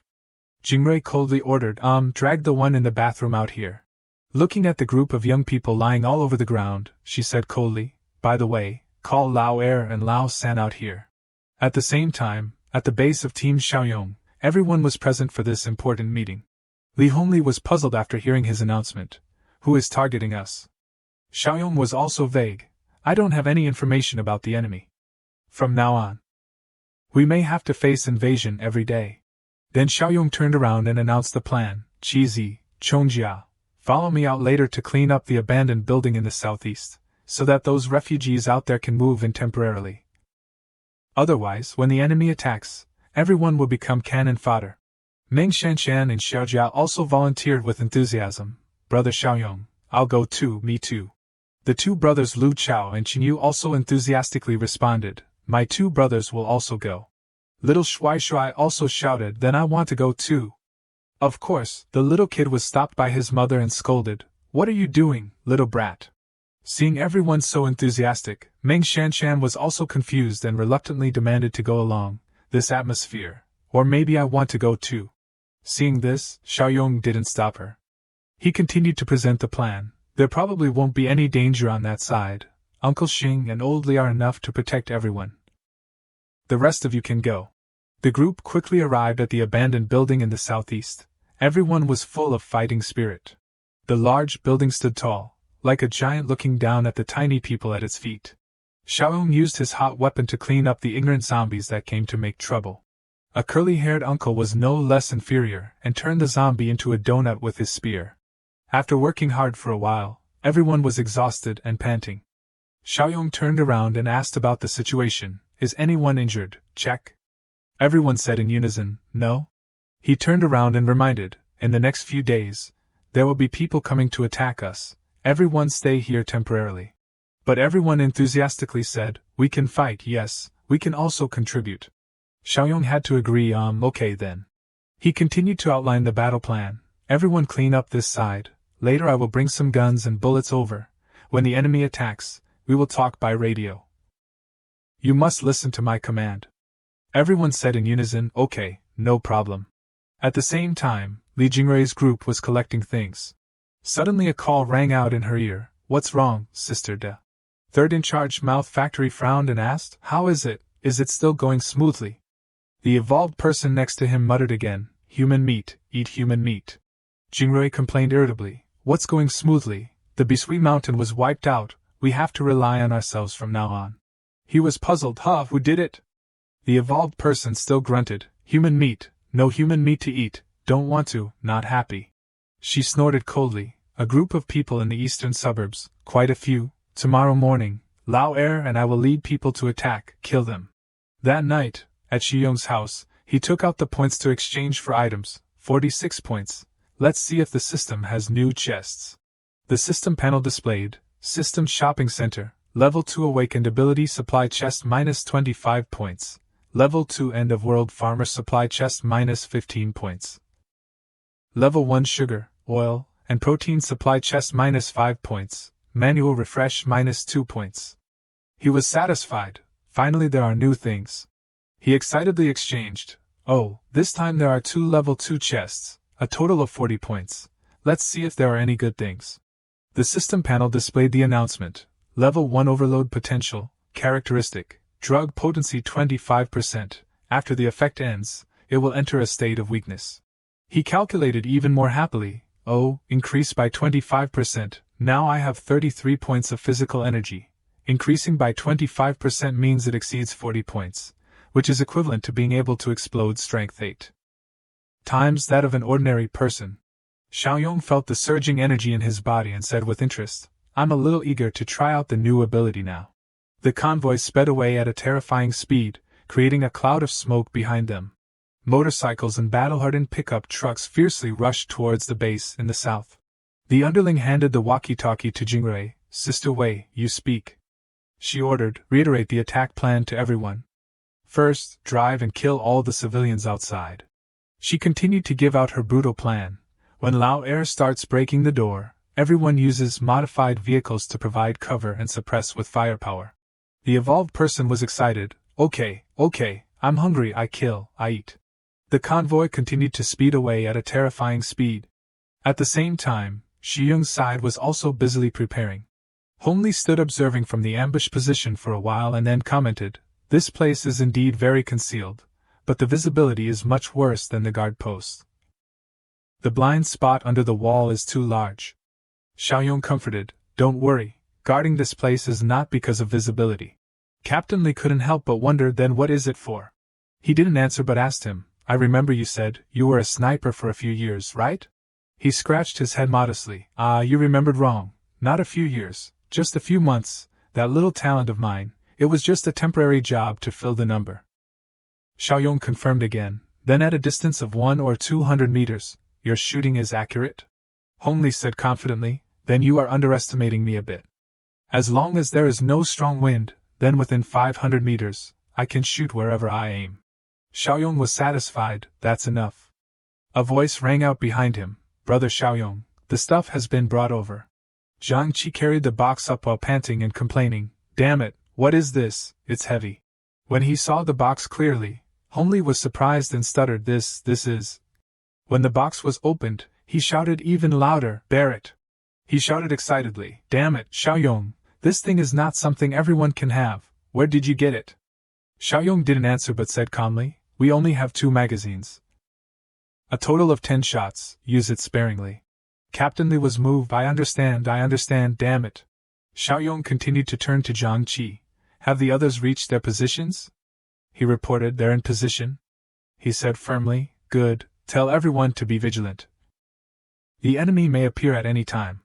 Meng Shanshan stood on the observation platform, saw signs of the enemy and reported over the radio, Allo, found anomalies." The signal on the other side was intermittent but still loud and clear. "Understood."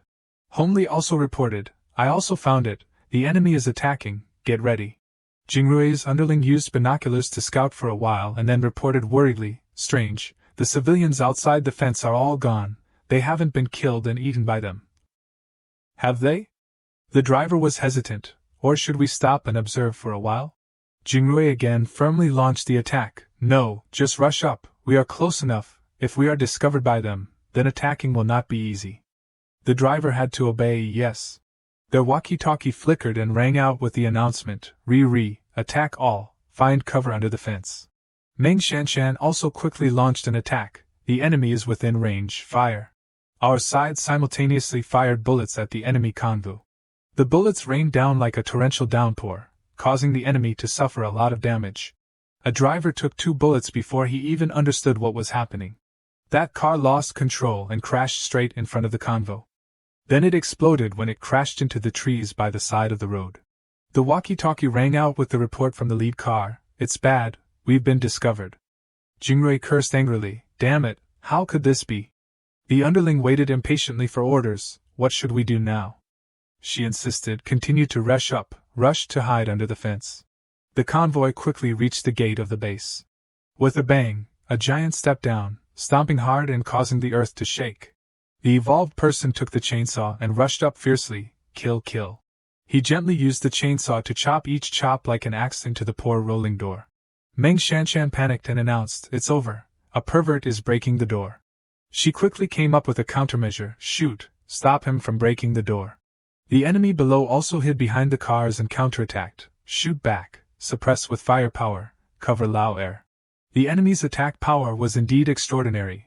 Our side was panicked by the barrage of bullets. Xiaojia was unfortunately injured in the shoulder. Zhang Qi turned to worry Xiaojia. He quickly pulled Xiaojia's chubby body into a safe place and discussed with everyone, "They also have some submachine guns, their firepower is no less than ours." Uncle Song spoke up to reassure, "Don't be afraid, hang in there, we have plenty of ammunition." The group guarding in the base saw that the poor door was about to fail and eagerly held their weapons, preparing to counterattack and discuss with each other. "They are cutting the door. Once the door is opened, we will be in a passive position." Xiaoyong contacted everyone over the radio to reassure them, "Don't worry, I have a plan." He came out from the back door, quickly running to the nearby observation platform. At the same time, the enemy was also encountering many difficulties. We have used half of the ammunition we brought. Jingrui was also anxious. Is Lao Air still not done yet? The evolved person roared, almost done here. With a bang, the door finally couldn't hold on, and was pried open. Meng Shanshan quickly commanded, the door is open, reinforcements to the door, don't let them in here. Jingrui laughed triumphantly, haha, let you inexperienced people taste the terror of the evolved person.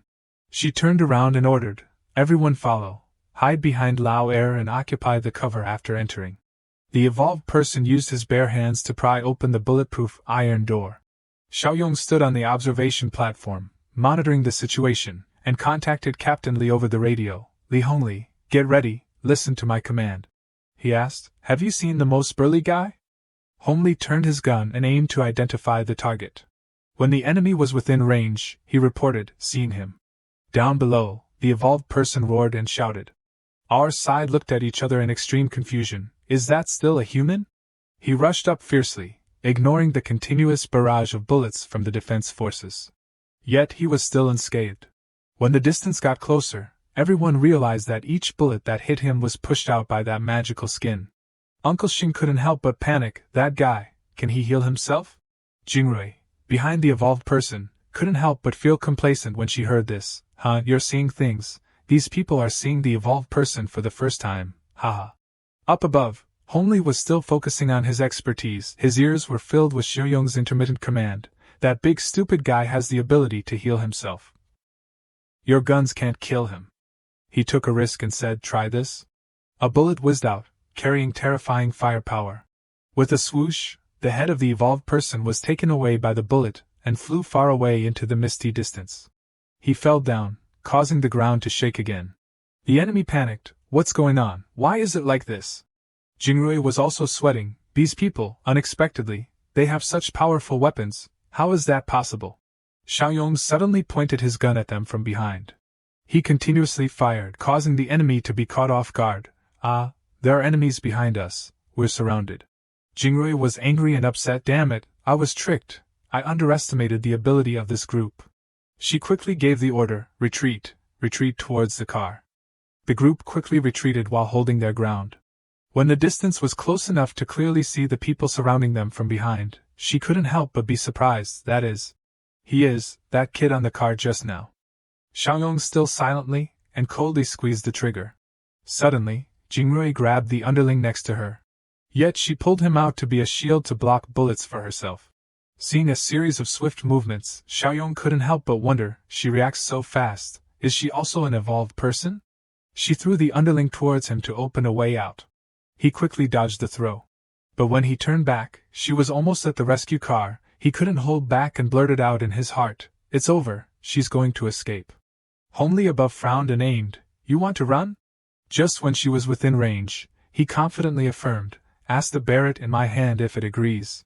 A bullet swept through, taking away one of her fair legs. Jingrui screamed in pain. In the next second, she fell to the ground right in front of the car door. Captain Li angrily reloaded. Damn, I missed. Below, she was pulled into the car by the underling and shouted, boss. She shouted and ordered, drive quickly. The car sped away, leaving Captain Li fuming behind. Damn it, she escaped. The voice of the walkie-talkie rang in his ear. Re, if they come back later, what should we do? Re. Xiaoyong reassured, it's okay. The system panel appeared again. Nemesis Bane Volume 1 Task completed. Task requirement, resist invasion. Reward points, 50 points. Task content, expand community. Task requirement, do your best to increase the community's evaluation. Points, task progress, resist the attack of the invaders. The members' trust is greatly increased. Community evaluation points +2, current evaluation points. 5. Reward points, 20 points, current total points 70. He looked at the car in the distance and confidently affirmed, I know where they are. The system panel continued. New task, Nemesis Bane Volume 2, Task requirement. Attack the enemy stronghold, eliminate the cannibals. Reward points, 50 points. Everyone rejoiced after the victory. Everyone's faces lit up. Oh yeah, victory. Xiaoyong quickly inquired about the situation. Are there any casualties on our side? Everyone seriously reported. No one died but a few were injured. he quickly commanded. Take the injured to the medical room, quickly disinfect, drag the enemy's corpses to the cold storage for Chong to eat. He continued then, go call the refugees at the abandoned building back, it's safe for now. He looked at the system panel with satisfaction and muttered, this time there are 76 points, I have to spend them tonight. At the same time, the car carrying Jingrui finally returned to the base. She was supported out of the car by 2 underlings on either side. Third in charge Mouth Factory saw this and rushed over to inquire, what's wrong? She was angry, damn it, I was too careless, I didn't expect those people to have heavy weapons. Then she flew into a rage, taking her anger out on others and shouted, what are you standing there for, quickly go get human meat for me. Third in charge Mouth Factory smiled silently and cunningly. Jingrui became even more angry and pointed at his face, scolding, what are you waiting for, go get it, you useless thing, you're not even worth a toe of Lao air. He coldly combat straight, you stinky whore, you're so defeated, and you still dare to talk to me like that. She widened her eyes and stuttered, you want to rebel? She then ordered, subordinates, capture him for me. But none of the people around her had a reaction, let alone moved. Third in charge Mouth Factory scornfully held a weapon in his hand and said, now you are injured, Lao air is dead, I am the strongest here, not to mention that the brothers have endured you enough. On ordinary days, he said loudly, ask everyone, is that right? Jingrui shouted angrily at the people who were slowly approaching her, damn it, back off, have you all rebelled? Don't think that I can't deal with you. As the encirclement closed in, she became more and more panicked and stuttered, no, don't. Third in charge Mouth Factory laughed smugly, waving his stick, ha ha ha ha. He took action and then signaled to the underlings to take action, laughing maniacally. Jingrui had no power to resist, lying flat on the ground, taking stick after stick. They beat her until her face was bruised and battered, unrecognizable. An underling called softly, third in charge, just as he was wiping his hands. He turned around sharply and grabbed his collar, shouting, what did you call me? He immediately knelt down, bowing his head and begging for forgiveness. Ah, boss, I'm sorry, brother, it was a slip of the tongue. He didn't bother to dwell on the main issue. Okay, what is it, speak quickly. He explained the worries in his heart, that bitch is dead now, second brother is also dead, and so many brothers have died, our combat power has been severely reduced. If we accidentally meet that guy. He pondered deeply, that guy with the tentacles.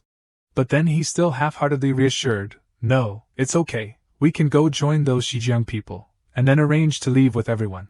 A car slowly approached the base area. Zhang Qi looked at Xiaoyong in surprise, damn it, brother Xiaoyong, you were right, this place is really a stronghold. He gestured, sure, enter quietly, don't make a sound. After scouting for a while, the team couldn't help but be confused by the desolate scene. What a wasteland. Those people, have they left? They must be afraid that we would pursue them. So they ran away first. When they found Li Jingrui's body lying in the middle of the road, Hong Li said in surprise, that's the woman who I shot. They actually even killed their own people? Xiaoyong looked down and said disdainfully, haha, I'm not surprised by these things at all. Zhang Qi then turned around and asked, brother Xiaoyong, that big guy we faced before, is clearly different from Chongjia.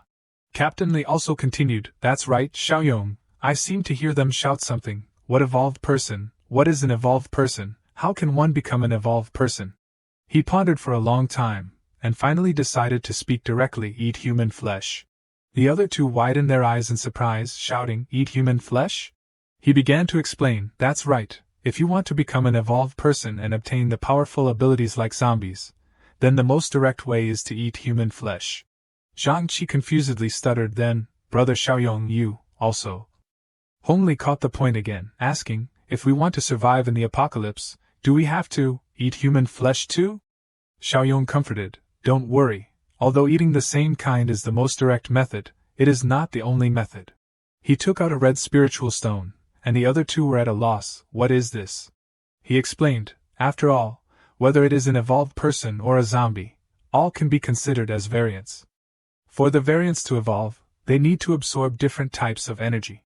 The different energy of ordinary people is distributed in the flesh and blood, although it is small, it is better than nothing, and for the evolved people and rare variants, their different energy will be abundant, and condense into a core vein.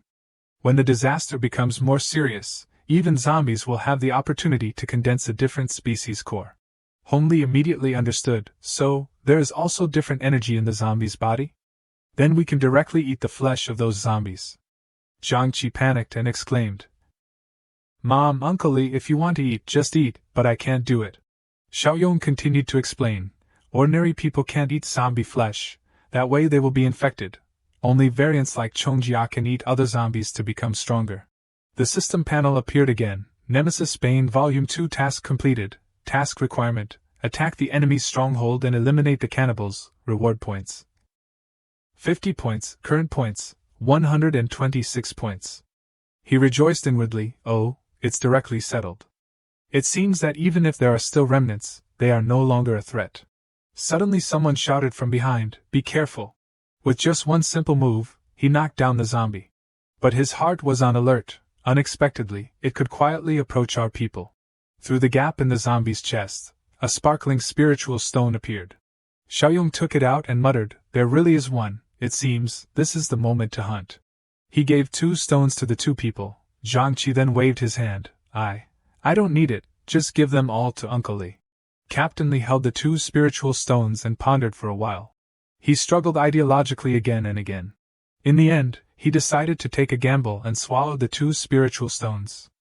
Jiangqi next to him shouted in surprise, "Damn it, so reckless." But after absorbing it, he immediately noticed the difference. Hongli exclaimed, "This feeling, it's so refreshing." Xiaoyong exhorted, "Although the feeling is comfortable, but you have just entered the ranks of the evolved people. So the strength is not enough to dominate the apocalypse, so don't be reckless." Captain Li nodded, "I understand this, don't worry." He didn't stay, waved to the other 2 and signaled, "Okay, the danger has been resolved, let's go back." At the same time, at the West Wind steel plant, Li Qing saw the group of strangers appear and stopped them. "Stop, who is it?" The person then introduced himself. It's me, I'm third in charge Mouth Factory." Li Qing then said, "Third in charge Mouth Factory, wait, let me go in and report to the leader." The group quickly went inside. De Peng and Sister Ling ran out to greet them. "Haha, Third Jia, why are you here this time? Where are Jingyi and second brother?" He looked confused and said painfully, We were attacked. In order to protect us, Did Yao and second brother couldn't escape." De Peng smirked. "Oh." Then he ordered, "Take Third Jia and the Mouth Factory brothers, go to the safety room." Sister Ling behind him heard him say and giggled, Haha, I think so too." After settling down, an underling hesitantly called, "Third Jia." Third in charge Mouth Factory then grabbed his collar and shouted, "What did you call me?"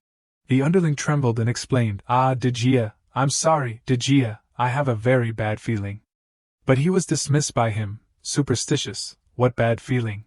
Another underling also spoke up, "De Jia, look at this safety room, iron bars and iron doors, it's like a prison." Before they could react, Li Qing had rushed in fiercely. He ordered, "You come out." The group was immediately surrounded. He pretended to be stupid. "Leader, what's going on, what happened?" Sister Ling then said coldly, "Then what do you think the fate of someone who killed their own leader will be?" He still tried to defend himself. "What does this mean, Brother De Ping, Sister Ling? There must be some misunderstanding." She sneered, "Misunderstanding? Haha, Li Qing, let him die in clarity." Li Qing then presented, "I went to the coal mine and saw Li Jingrui dead in the yard of the coal mine. Their second in charge was not seen alive. No body was found. There were no signs of fighting in the entire coal mine either." He concluded, "The most logical explanation is that they had internal conflict, killed Li Jingrui while the battle was unfavorable."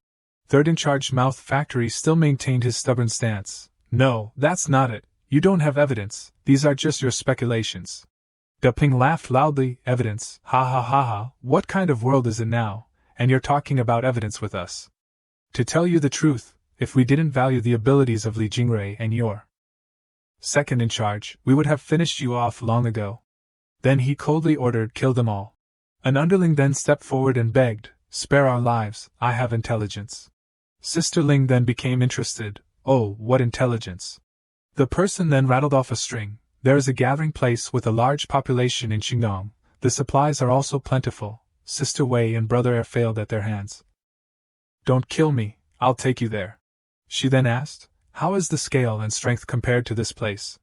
The person replied, "Equally matched." Sister Ling turned to signal with Depeng, that is indeed a threat.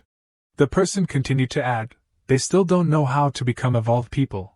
I didn't see any evolved people in the entire gathering place. Li Qing then secretly wondered, how to become evolved people, huh?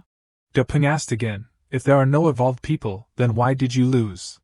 The person replied, they have heavy weapons, ordinary guns can't kill the second in charge. But they shot and knocked down the second in charge with one shot. Sister Ling then pretended to praise, very good, the information is very useful. The underling was delighted but she coldly ordered, kill them. Everyone was stunned, huh? Immediately afterwards, the screams of the group echoed throughout the plant, wait, I've already provided intelligence, you can't do this, spare my life. The whole group just logged off, syrup smeared all over them. After finishing the job, Depeng turned to discuss with Sister Ling, what to do now, this kind of threat must be eliminated early. She quickly came up with a countermeasure. The opponent has heavy weapons, it's too risky to go now, let's improve our evolution level first, that will be much safer. He then ordered, send someone to scout first, make sure they don't know about the way to become evolved people. At the same time, Xiaoyong was opening the system to exchange items, he muttered, with 126 points, what can I buy? The system panel displayed, current points 126, system shopping mall, level 1 sugar, oil, and protein supply chest, minus 5 points, level 2 black technology supply chest minus 50 points. Manual refresh minus 4 points. He cheered happily, another level 2 black technology supply chest, lucky. He then exchanged level 1 sugar, oil, and protein supply chest successfully, minus 5 points, exchange level 2 black technology supply chest successfully. Minus 50 points, current points, 71 points. Level 1 sugar, oil, and protein supply chest activated, received rewards, 500 kilograms of lotus root powder from store. 200 kilograms of margarine substitute, 150 liters of mixed cooking oil. Level 2 black technology supply chest activated, received reward, physical energy enhancer plus 20. A piercing scream came from outside the door. Xiaoyong also quickly turned off the system. After finishing, he called out to the person who had been banging on the door for a while, come in. Xiaoyong asked, what's wrong? Meng Shanshan reported, Brother Xiaoyong, we caught a suspicious person. Seeing that she didn't notice anything different, he breathed a sigh of relief, stood up, I'll go take a look.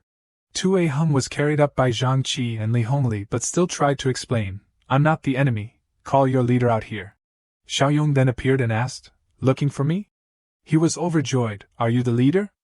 Jiang Xiaoyong replied politely, that's right, what's the matter? Tell me. But he beat around the bush, how should we address you? Jiang Xiaoyong remained calm, Jiang Xiaoyong. He grinned and introduced himself, Brother Yong, let me introduce myself, my name is Su A Xing, I'm from the Shifeng Steel Factory. Uncle Song became wary, from Shifeng? He happily replied yes. Jiang Xiaoyong turned to ask, what's wrong, Uncle Song? Do you know them? He replied, Shifeng is located in the southwest, in the western suburbs. It's the largest steel factory in the area. It seems to be similar to the coal mine in the southern suburbs, also becoming a gathering place. Jiang Xiaoyong continued to ask, how far is it from us? He estimated.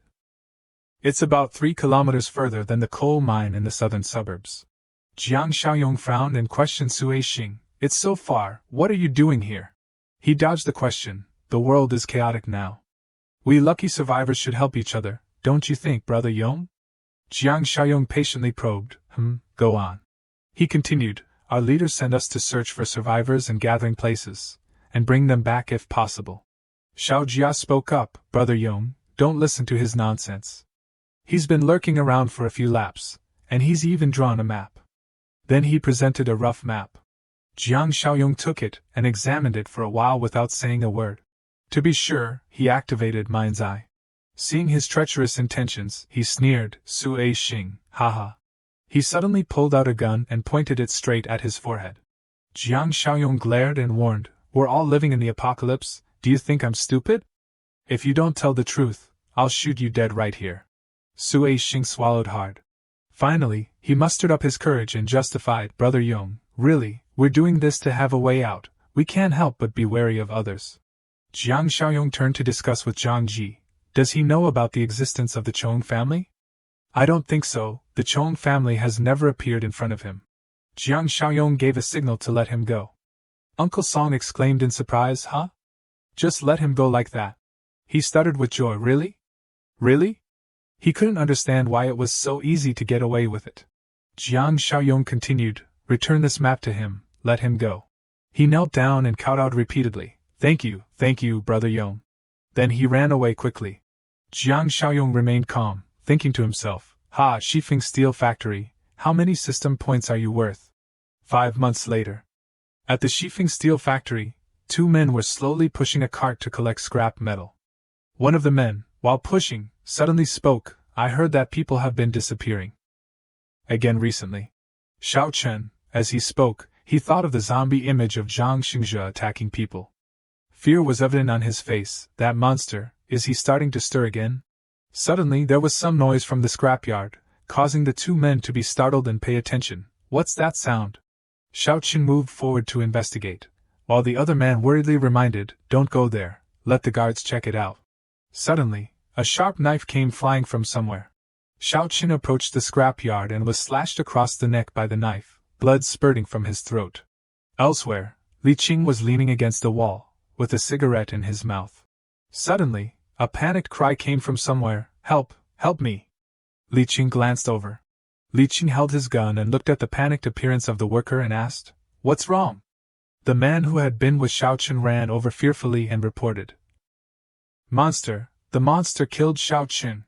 Li Qing calmly asked for details. Monster, is it tentacle?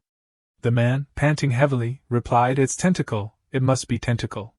Li Qing continued to ask. Where? The man pointed to Li Qing, over by the garbage pit. Li Qing gritted his teeth in anger. Humph, attacking without any warning? He immediately turned to those standing nearby and said, everyone, run. Evolvers with the ability to escape, follow me. A moment later, at the garbage dump, a group of people were slowly approaching the pile of garbage. The leader was Li Qing. Sure, it's tentacle. If we encounter him later, don't be aggressive, just run away. Behind him were other evolvers, using old iron sheets as shields. And everyone carried weapons. Li Qing focused on the pile of garbage, but there was no movement. He tried to look closely but couldn't detect anything, and was a little dazed. Not here? They moved closer to the pile of garbage. Li Qing sat down and observed the footprints left on the ground. The followers began to speak. Tentacle, is he gone? Could it be that he hunted prey and left? Li Qing reached out to touch the footprint. The others continued to say, since Bishi Mountain and the coal mine in the southern suburbs were destroyed, the frequency of our people disappearing has obviously increased. Another person added, that's obvious. The 3 gathering places originally shared the number of people being hunted, now it's just us. Hearing what those people said, Li Qing pondered silently, no, it's not tentacle. The sky at this moment was extremely clear. From above, you could see the base was very large and wide, but very quiet. Jiang Xiaoyong stood near the railing looking down at the road. The survival time is longer than in the previous life. At this rate, the re-establishment of civilization is not impossible. The system panel suddenly announced Utopia Rebirth version, mission content, expand the community, mission requirements. Do your best to improve the community evaluation score. Current evaluation score 38. Jiang Xiaoyong's gaze was still very distant. He continued, by the way, it's been several months, and the system mission for the Shifeng Steel Factory hasn't been issued yet. While he was talking to himself, someone suddenly called him loudly, Brother Yong. Jiang Xiaoyong looked down, and saw that it was none other than Meng Shan. She waved happily at him, we're back. A loud landing sound rang out. Jiang Xiaoyong jumped down from above in front of Meng Shan and Zhang Ji. Jiang Xiaoyong asked them, was the hunting action discovered? Zhang Ji replied with a confident look, don't worry, Brother Yong. With our current abilities, if anyone is following us in the vicinity, there's no way we wouldn't notice. He turned to Shuai and said, how was Shuai's performance? Is he still adapting? The boy replied happily, yes. Shuai punched his fist to show his strength. Don't worry, Uncle Yong, I performed very well. Shaoli affectionately rubbed the boy's head, that's right. Shui Shui took down a zombie all by himself today. Jiang Xiaoyong smiled with satisfaction. Well done, put the alien nucleus into the warehouse. The system panel reappeared. New mission, Nemesis of Evil Volume 3. Mission requirements: eliminate the threat, strengthen support for potential teammates, reward points, 80 points. Jiang Xiaoyong looked at the system panel asking and was a little confused. Potential teammates, are they referring to the people at the Shifeng Steel Factory? The sky was still very blue at this moment, with clouds floating gently. In the room at this moment, Li Hongli spoke seriously with Jiang Xiaoyong. What, you're infiltrating the steel factory alone? That's too dangerous. Old Song next to him also chimed in. That's right, they send people to spy on us every now and then. Who knows what dark intentions they have. Xiaoyong, if something happens to you, we won't be able to cope, he said with a very worried look. Jiang Xiaoyong remained very calm and replied, don't worry, with my current abilities, even Chong could not hurt me, let alone them. Moreover, this time I'm going to confirm whether the other party is friend or foe.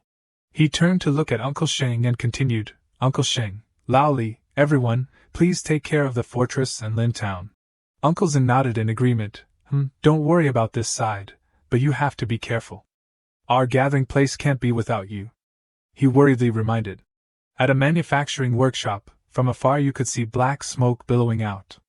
Someone said, let me in, I have something urgent to report. In front of the door of a room, there were two men standing in the way, not letting Li Qing in. I've already said, without the permission of the two leaders, no one is allowed to enter. Li Qing was extremely angry when he heard this, veins popping on his forehead. He recklessly grabbed the neck of the person who had just spoken, and the person next to him immediately tried to stop him. Li Qing, are you crazy? Li Qing was startled and calmed down when he heard the voice.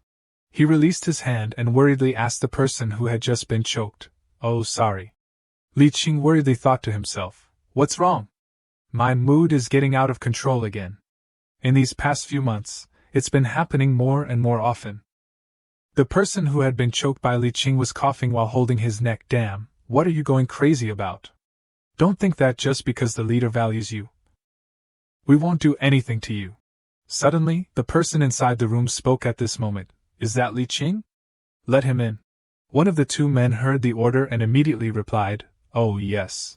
He said to Li Qing, go in. Li Qing looked at the door slowly opening with a bewildered face. Inside, it was none other than Sister Ling. She looked with her hot body and said, what's wrong? Li Qing didn't care and immediately reported the incident that had just happened. Regarding the tentacle encroaching on our hunting range, I have a different idea. Sister Ling listened seriously to him. Oh, what do you think? Li Qing continued, I have investigated the scene, and found women's footprints. The victim this time was a man. Sister Ling was a little frustrated and silent as if thinking about something. After a moment of silence, she continued to ask, so, the killer is someone else? Li Qing replied, that's right. Sister Ling's eyes seemed to light up, and she seriously said to Li Qing, okay, I know. This news is very useful, but don't spread this news out. Li Qing was confused and didn't know why Sister Ling said that. Why? Sister Ling didn't hide and quickly said the reason. Tentacle has already made people panic. I don't want no one to dare to go out later. Li Qing intended to resist, but she didn't want to listen and immediately interrupted. No buts, I guarantee the situation won't be worse than before. Li Qing was frustrated and silent, not knowing what else to say. Suddenly, Sister Ling moved closer to him. Her lips seemed to be almost touching his face. What's wrong? Still want to do something else? Li Qing's face began to turn red when he heard those ambiguous words. He panicked and turned to head towards the door and said, oh sorry, Sister Ling. The door was slammed shut by Li Qing. Outside, Li Qing was still blushing, muttering and glancing back. Damn, look at my memory. I forgot to ask about that matter again. Suddenly, a voice from another door behind Sister Ling came out. Women's footprints, haha, you're too careless. She glanced back. Sister Ling uncomfortably reminded the person who was speaking, be careful, they'll let you do this work later. De Peng was standing inside, holding two sharp knives in his hands. There was a lot of blood on the table and on him. Okay, I'll go kill, then you handle it. He threw something into the trash can. Looking closely inside, you could see a human head lying neatly inside. On the other side, A zombie lay collapsed at the feet of Jiang Xiaoyong. Around him were other zombies with the same ending. Jiang Xiaoyong stood in the middle holding a knife, looking at them.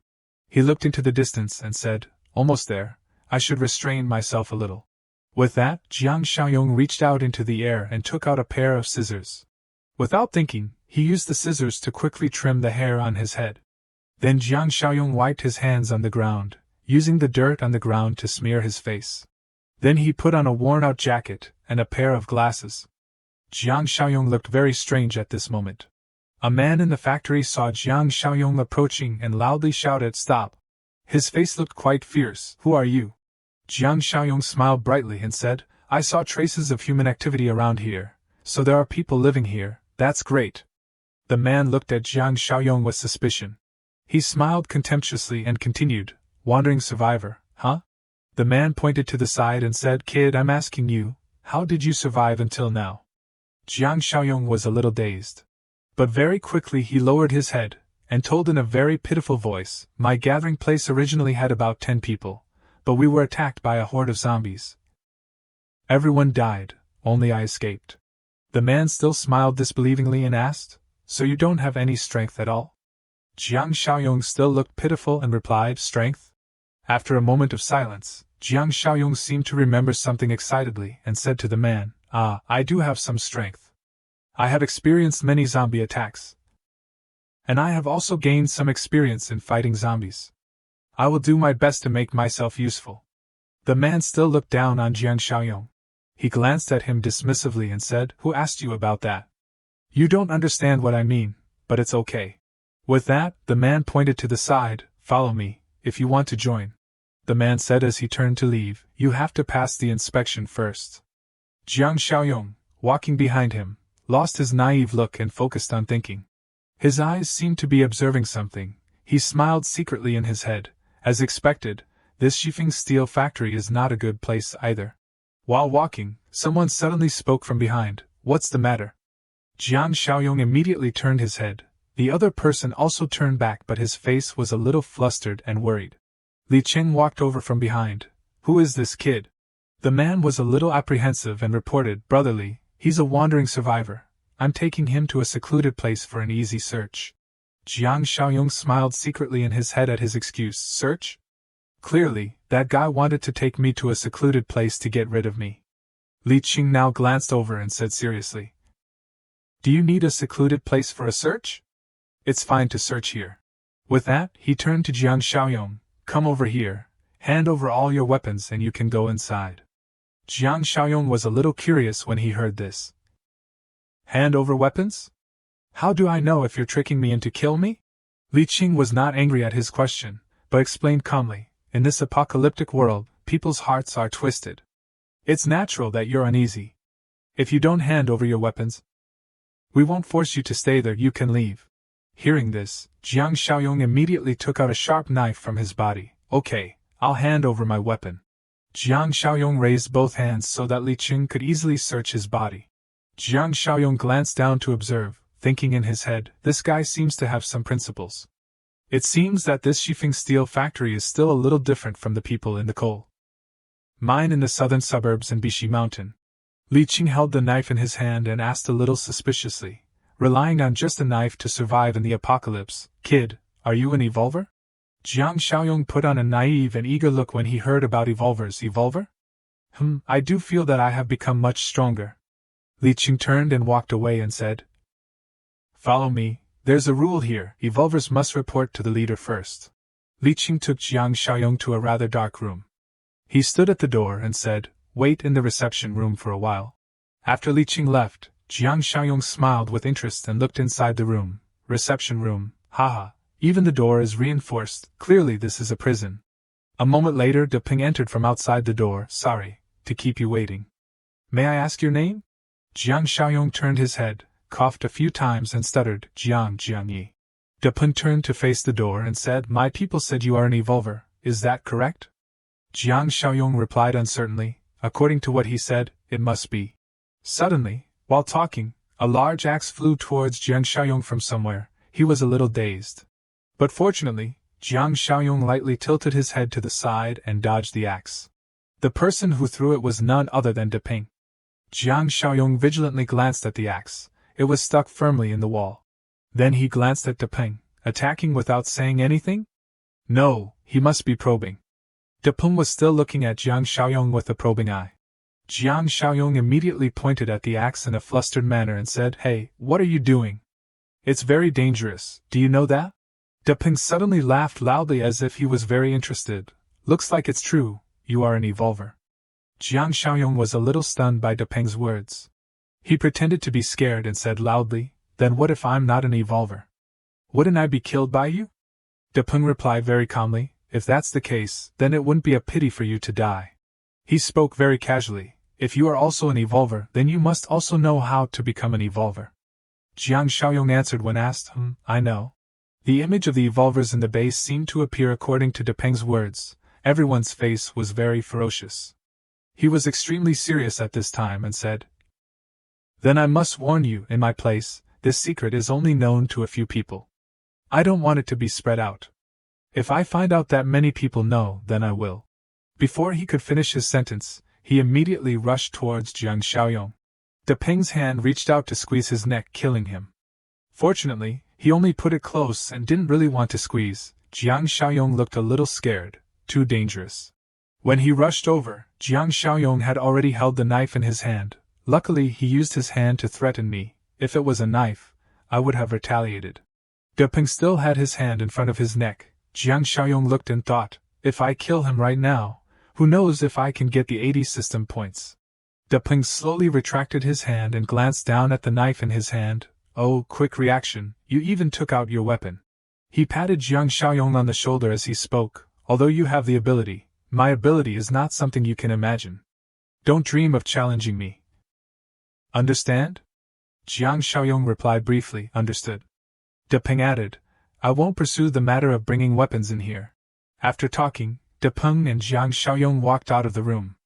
He went over and said to the workers nearby, "Take Jiang Yi to wash his face, change his clothes, and then move to the meeting room to find me." Those people heard the order and immediately followed, "Yes." A moment later someone's voice came out, "Come in." The subordinate led Jiang Xiaoyong into a room. "Brother Deping, the person has been brought." Deping then introduced Jiang Xiaoyong to Sister Ling.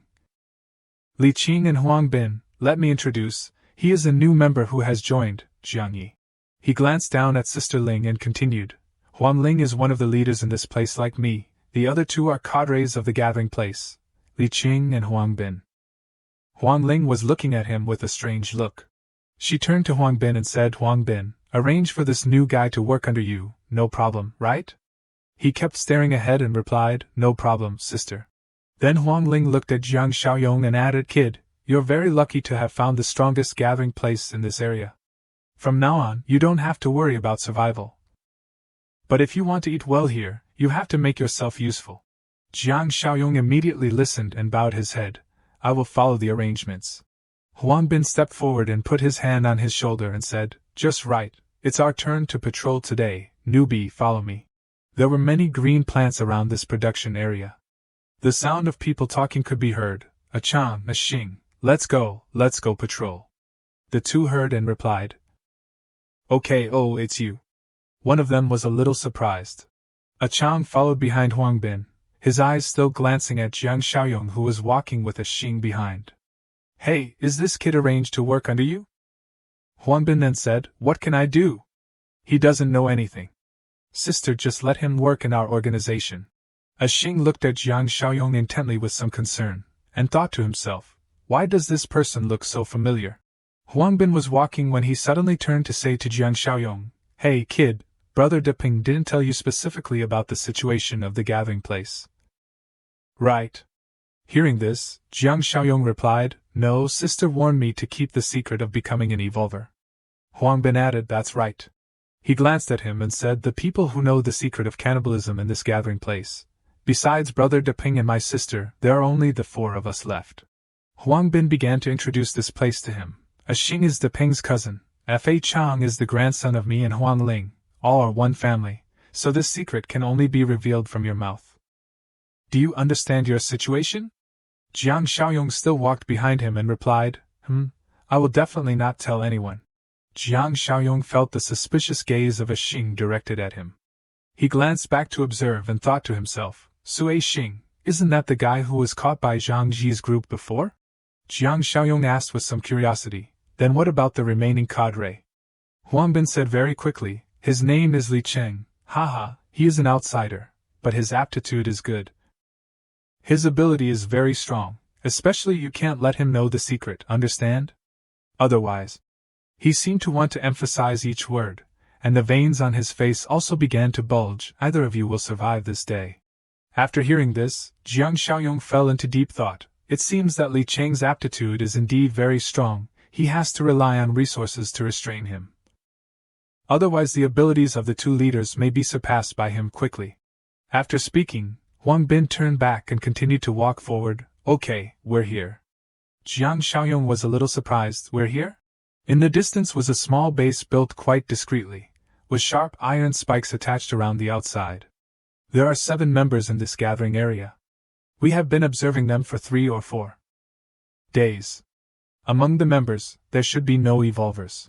Jiang Xiaoyong still didn't understand what the mission was this time. What do we need to do? Hunt them? Huang Bin smiled and waved his hand. Hunt? Not as brutal as you think. We need to keep them in captivity. A Chang suddenly stood close, put his arm over his shoulder and said, Kid, you are also one of the evolvers, you have to quickly change your mindset, don't be as rigid as Li Qing. He added, we are evolvers, strictly speaking, we are no longer the same species as ordinary people. Now we are a high-level species in the food chain. A Chang's face when he spoke was very confident. Jiang Xiaoyong didn't care much and coldly glanced to the side. So, you want to bring them back to the gathering place for captivity, and then later slaughter and eat them? Huang Bin turned around and said, no need to bring them all back, bring 5 or 6 people back. The rest will be dealt with on the spot. Jiang Xiaoyong still didn't quite understand Huang Bin's intention. Deal with on the spot? How? He turned around and waved his hand forward and said with a smile, learn properly. The clouds in the sky just drifted along in the sky. A man was using a cement trowel, putting cement on the wall. The man was a little tired, his face was full of sweat, panting and said, finally almost finished, this is really tiring. Suddenly, another middle-aged man standing nearby blankly pointed forward. That is. Everyone heard and blankly looked in the direction he was pointing. A group of pottery-like zombies were fiercely rushing towards them quickly. Zombies. The group grabbed their weapons. Damn, why is there a zombie attack without any signs? Prepare to fight, quickly! The zombies were still rushing madly towards them. A zombie with a body full of blood rushed towards a man. Another was also rushing towards another person. They could only scream in fear. Another person was holding a gun but didn't know what to do when he saw the zombie. Don't come here! He shouted in fear. The man who had been looking at his teammates screaming as they were attacked by the zombies could only stand and watch in fear. It's not good, too many. Their screams just echoed like that. I don't want to die. On Huang Bin's side, Jiang Xiaoyong turned to ask him, luring zombies to attack, is this the good method you were talking about? They stood not far away watching. Huang Bin replied when asked, the resources of our settlement are limited, we can't afford to keep raising useless people.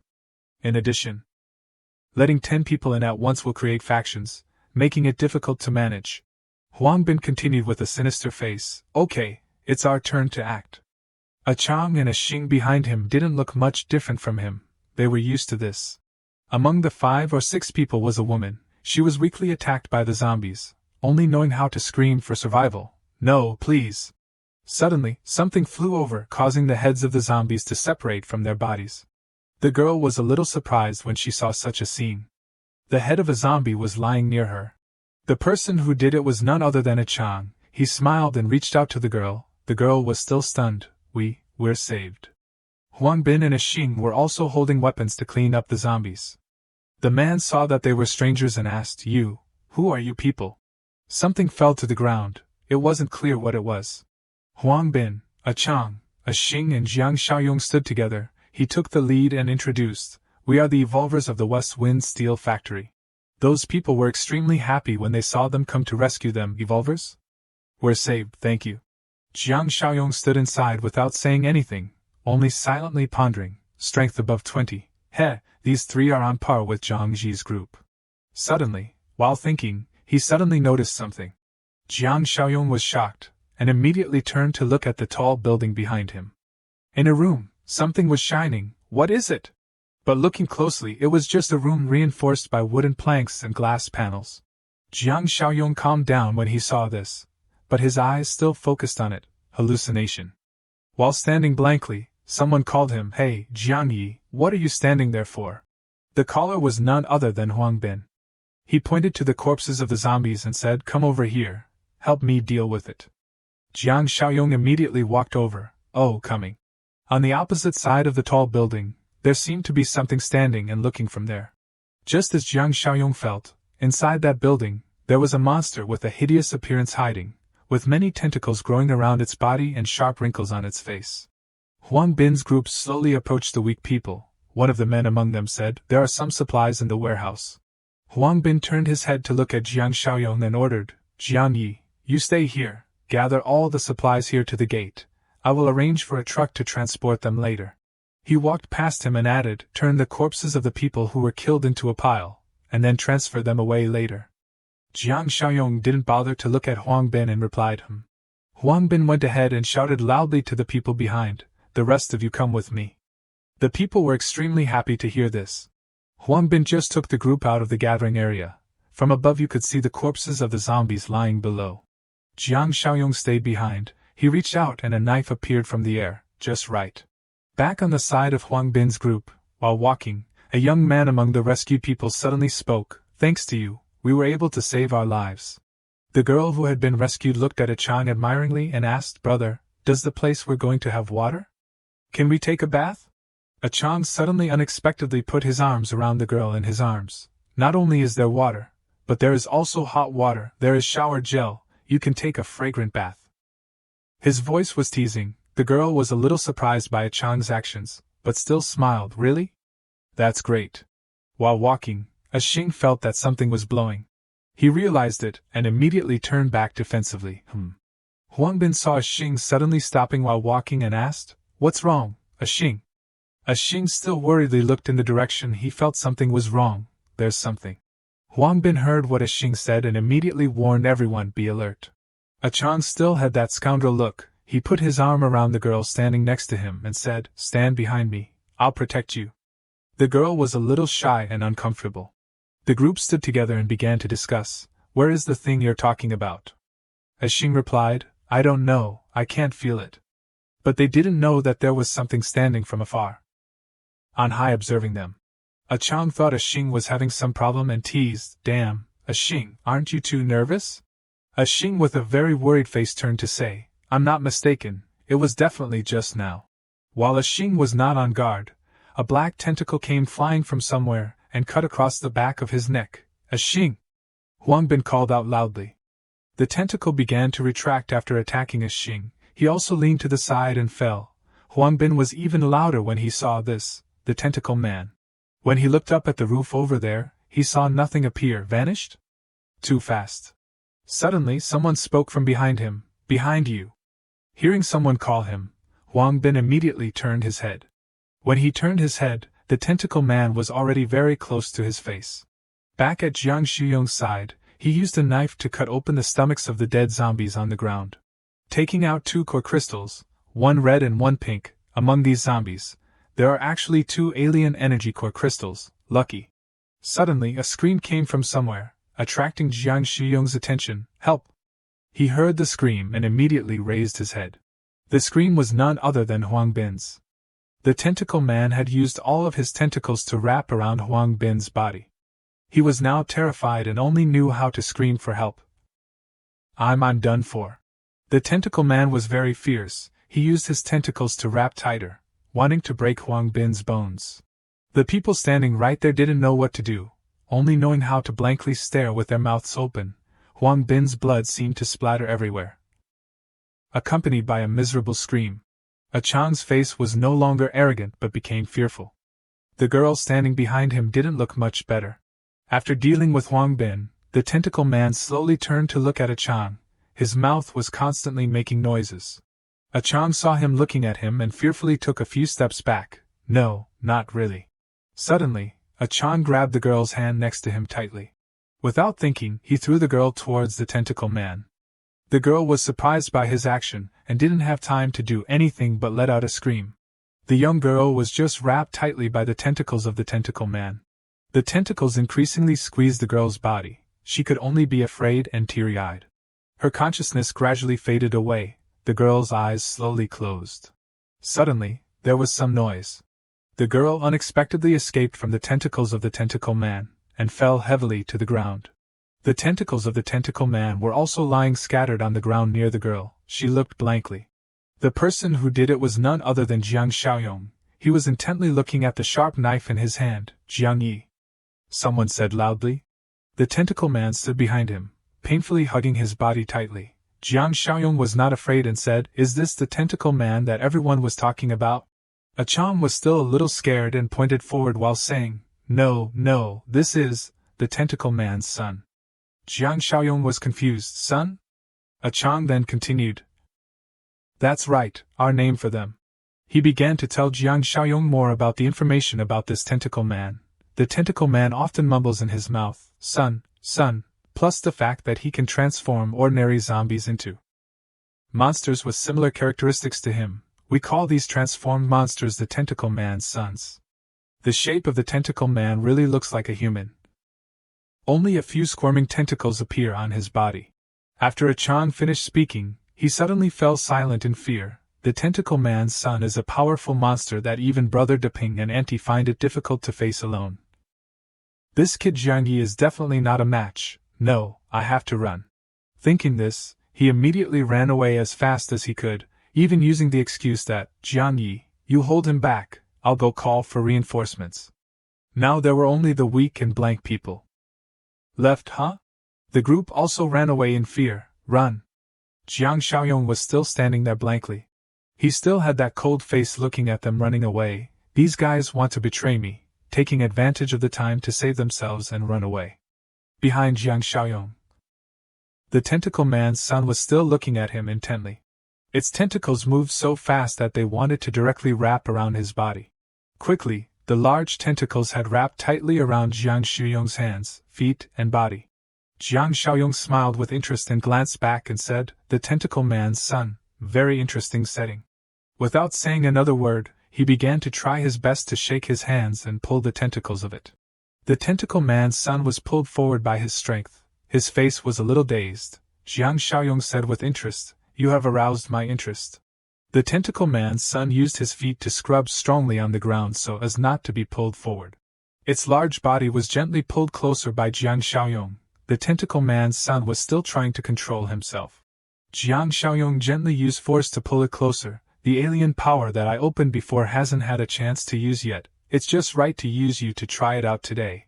With that, he stomped his foot hard on the ground, causing the ground below to shatter, with rocks flying everywhere. From both sides of his eyes, small electrical sparks also appeared. Instinct overload. Jiang Xiaoyong strongly waved his hand down to the ground and the tentacle man's son immediately and lightly flew into the air. His whole large body just slammed hard on the ground and was dragged away. When he approached Jiang Xiaoyong, he used his foot to stomp directly on his head. His face still had no emotion at this time. His foot was still on the head of the monster. It lay below, only knowing how to scream. That girl stood not far away and witnessed this scene and couldn't help but be surprised and a little panicked. Jiang Xiaoyong hungrily tore apart the tentacles on the body of the tentacle man's son with his bare hands. His face seemed to darken. The tentacles were broken off and thrown on the ground. The body of the tentacle man's son also fell apart into many pieces. Jiang Xiaoyong, with a face full of blood, slowly approached the girl and asked, "Are you okay?" The weak girl saw his appearance and immediately screamed in fear. Jiang Xiaoyong smiled gently, raised his hand to wipe the blood stains on his face and said, don't panic, I'm a human, not a monster." On the side of the group, the men ran after Achan to the gate of the base, constantly shouting, "We're here, we're finally here."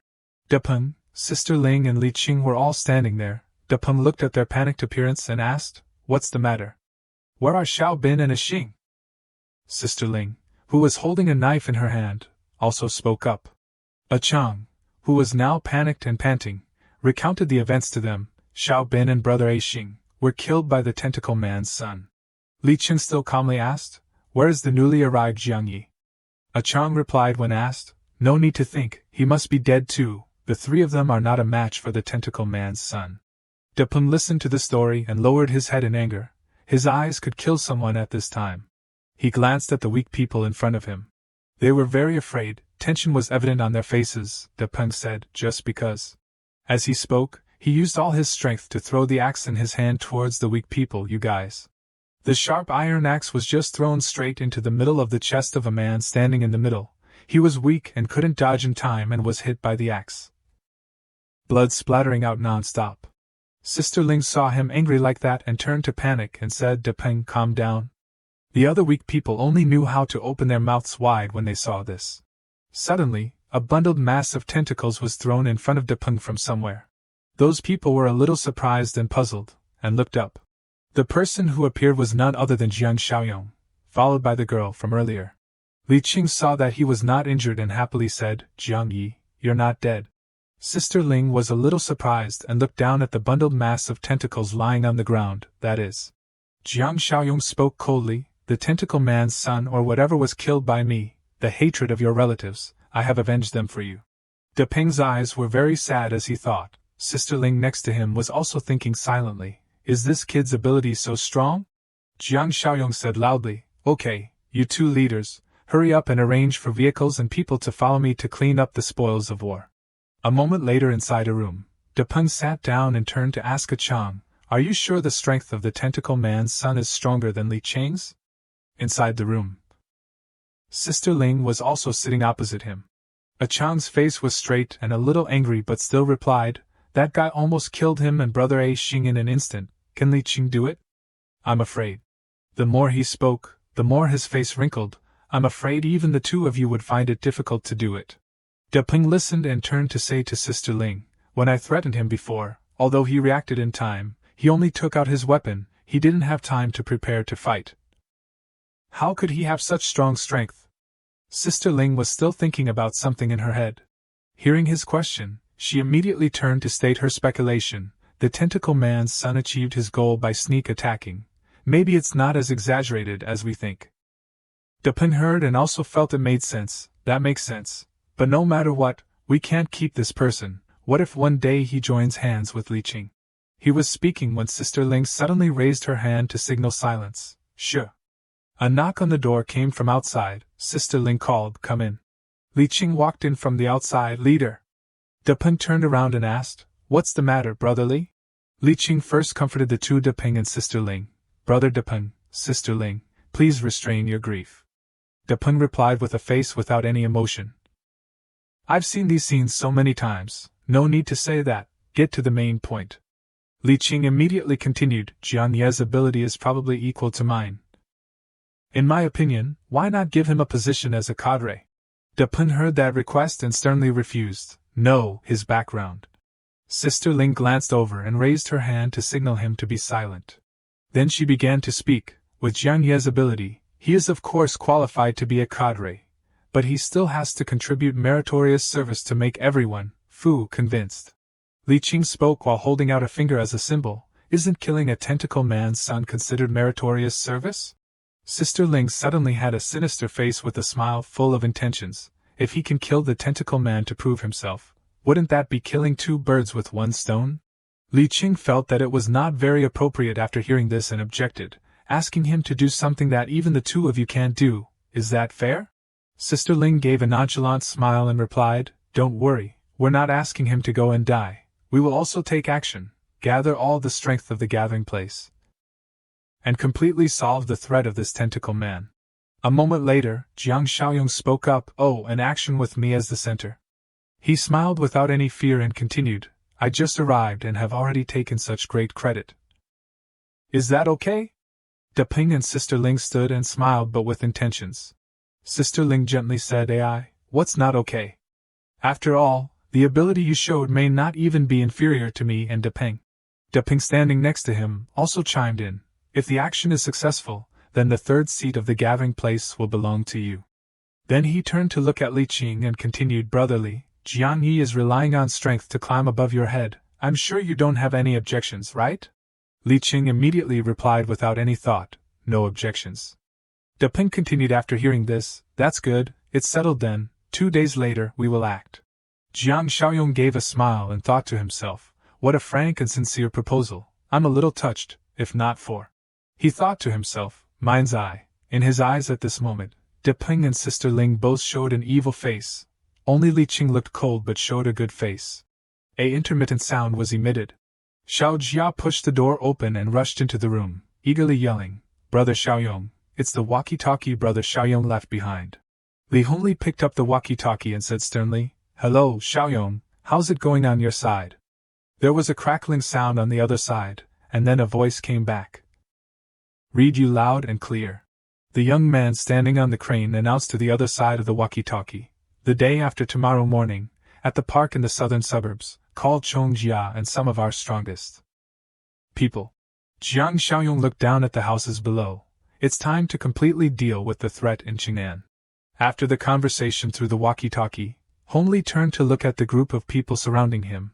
He looked at the oldest man in the group and said, Uncle Xing, you're old, don't participate in this kind of playing with your life. Besides, we still need you to hold the fort over there.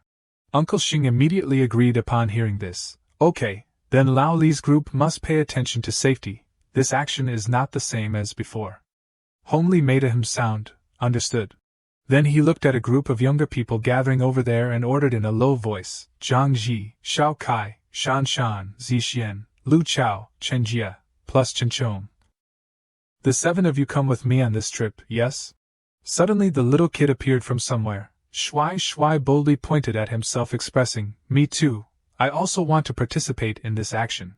Shaoli, the kid's mother didn't think it was right, and had to persuade him, war is for adults, what are you doing interfering as a kid? Shuai Shuai said unwillingly. I'm not a kid anymore, I'm a man. Uncle Song saw the tense situation and stood up to mediate. Don't worry, Shuai Shuai's mother, with Shuai Shuai's current ability, don't even mention zombies. Even in our core team, he can't be considered weak. Hongli also based on this to continue. Experiencing these things early is not a bad thing. I will pay attention to protecting him. At the same time, 2 battle cars entered the small alley. De Peng opened the car door and stepped out to look at the surrounding scenery. This is the place.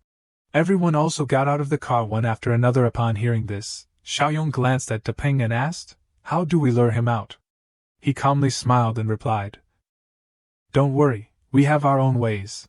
Receiving a firm answer from the other party, Xiaoyong didn't ask any more. He looked around, as if looking for something. Then he suddenly stopped, looking intently at the faint light on the upper floor of a high-rise building not far away. And in that place, Li Hongli was holding binoculars to observe the situation below. The expression of Uncle Song standing next to him at the time was no less tense. In the back, Xiao Jia was tidying up his bag. He asked, Uncle Li, can you see clearly? Do you need to get a little closer? Hongli still held the binoculars and looked down below saying, Xiaoyong specifically instructed, before taking action, don't get too close to the park in the suburbs. Then he made a plan, his eyes still fixed on the scenery in the street below. Arrange the ropes ready, we will infiltrate from the side later. At that moment, down there, Sister Ling called the boy carrying a bag on his back over, Kid, come here. The boy immediately walked over and stood close to her, replying, Leader, what are your instructions? Her face without a trace of good intentions ordered the boy, go into the park. The boy hesitated when he heard this. Weren't we told to come to carry the spoils of war? Li Qing at this time also didn't understand what she wanted, and asked Sister Ling, what's going on? Sister Ling smiled and explained, that guy keeps babbling about his son, then we will give him a son, don't worry, we will catch the tentacle man as soon as he appears. This kid will not be in danger. The boy was horrified after hearing this and refused repeatedly, Leader, I'm not going, I don't want to be bait. A hurried footstep approached. De Peng angrily grabbed the boy's collar, stop babbling, if you dawdle any longer, I'll kill you first. Then he mercilessly and forcefully threw the whole boy into the forest. The boy groaned softly in pain after being thrown. Li Hongli just happened to witness this whole scene from the binoculars up high. He said to his teammates, something's up, action. Then he and a few strong young men in the group climbed down by rope. The boy limped forward, worriedly looking at the group standing from afar, and weakly called out, Help me. A voice yelled, Son. Immediately, a figure jumped down, making the surrounding ground crack as if it had been, Jindong, vibrated. The boy was immediately scared and screamed, "I don't want to die." Jiang Xingjia's eyes in zombie form suddenly flashed. Li Qing standing outside shouted, "Okay, the tentacle man has taken the bait, quickly save him." A hand hurriedly grabbed his arm to stop him. Sister Ling calmly smiled and looked at him. "It has been agreed that you will not compete for credit with Jiang Yi." Xiaoyong heard her mention him and laughed a few times in response, "I know." Then he jumped away, dashing towards the boy with lightning speed. Forcefully grabbed his clothes in the boy's surprised confusion. However, decisively threw the boy behind him. Li Qing was standing behind preparing in advance, and quickly caught the boy, keeping him standing still in his hand. At that moment, the glasses fell off. Jiang Xingji used his tentacles to crazily besiege Xiaoyong, loudly shouting, "Return my son to me." But he didn't say anything, only quietly looked at the person in front of him for a while and then spoke up because he looked a little familiar. "You." Li Qing standing from afar encouraged, "Jiang Yi, hold on." Then he was suddenly held tightly by two people behind him, not allowing him to move. Li Qing didn't understand what they wanted to do, and asked in confusion, "Hey, what are you doing? If you don't take action then Jiang Yi is sure to die." Sister Ling snorted softly and commented, "It's right to die." Looking at Xiaoyong over there still lying snugly in Jiang Xingji's tentacles, her tone was full of contempt. "I thought he could fight the tentacle man. Both sides are injured. In the end he's just an abused and killed item."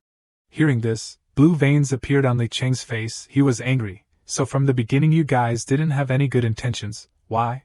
A voice unexpectedly interjected, "Let me tell you the reason why." It turned out that it was none other than Xiaoyong. He glanced at the group of people and revealed the truth. "Because I know the secret of you guys eating people." Li Qing was shocked after hearing this. Eating people? Suddenly someone yelled, "Fire!" Bullets were directly fired at them. De Peng retreated. "It's a sneak attack." Sister Ling at this time could no longer maintain her previous smug expression. She yelled, "Who is it?" Li Hongli and the young men in the team constantly held guns and fired intensely at this side. Jiang Xingji glanced over and just happened to see a small figure holding a lit glass bottle. Shui held the glass bottle high and said loudly, "Uncle Xiaoyong, we've come to help you."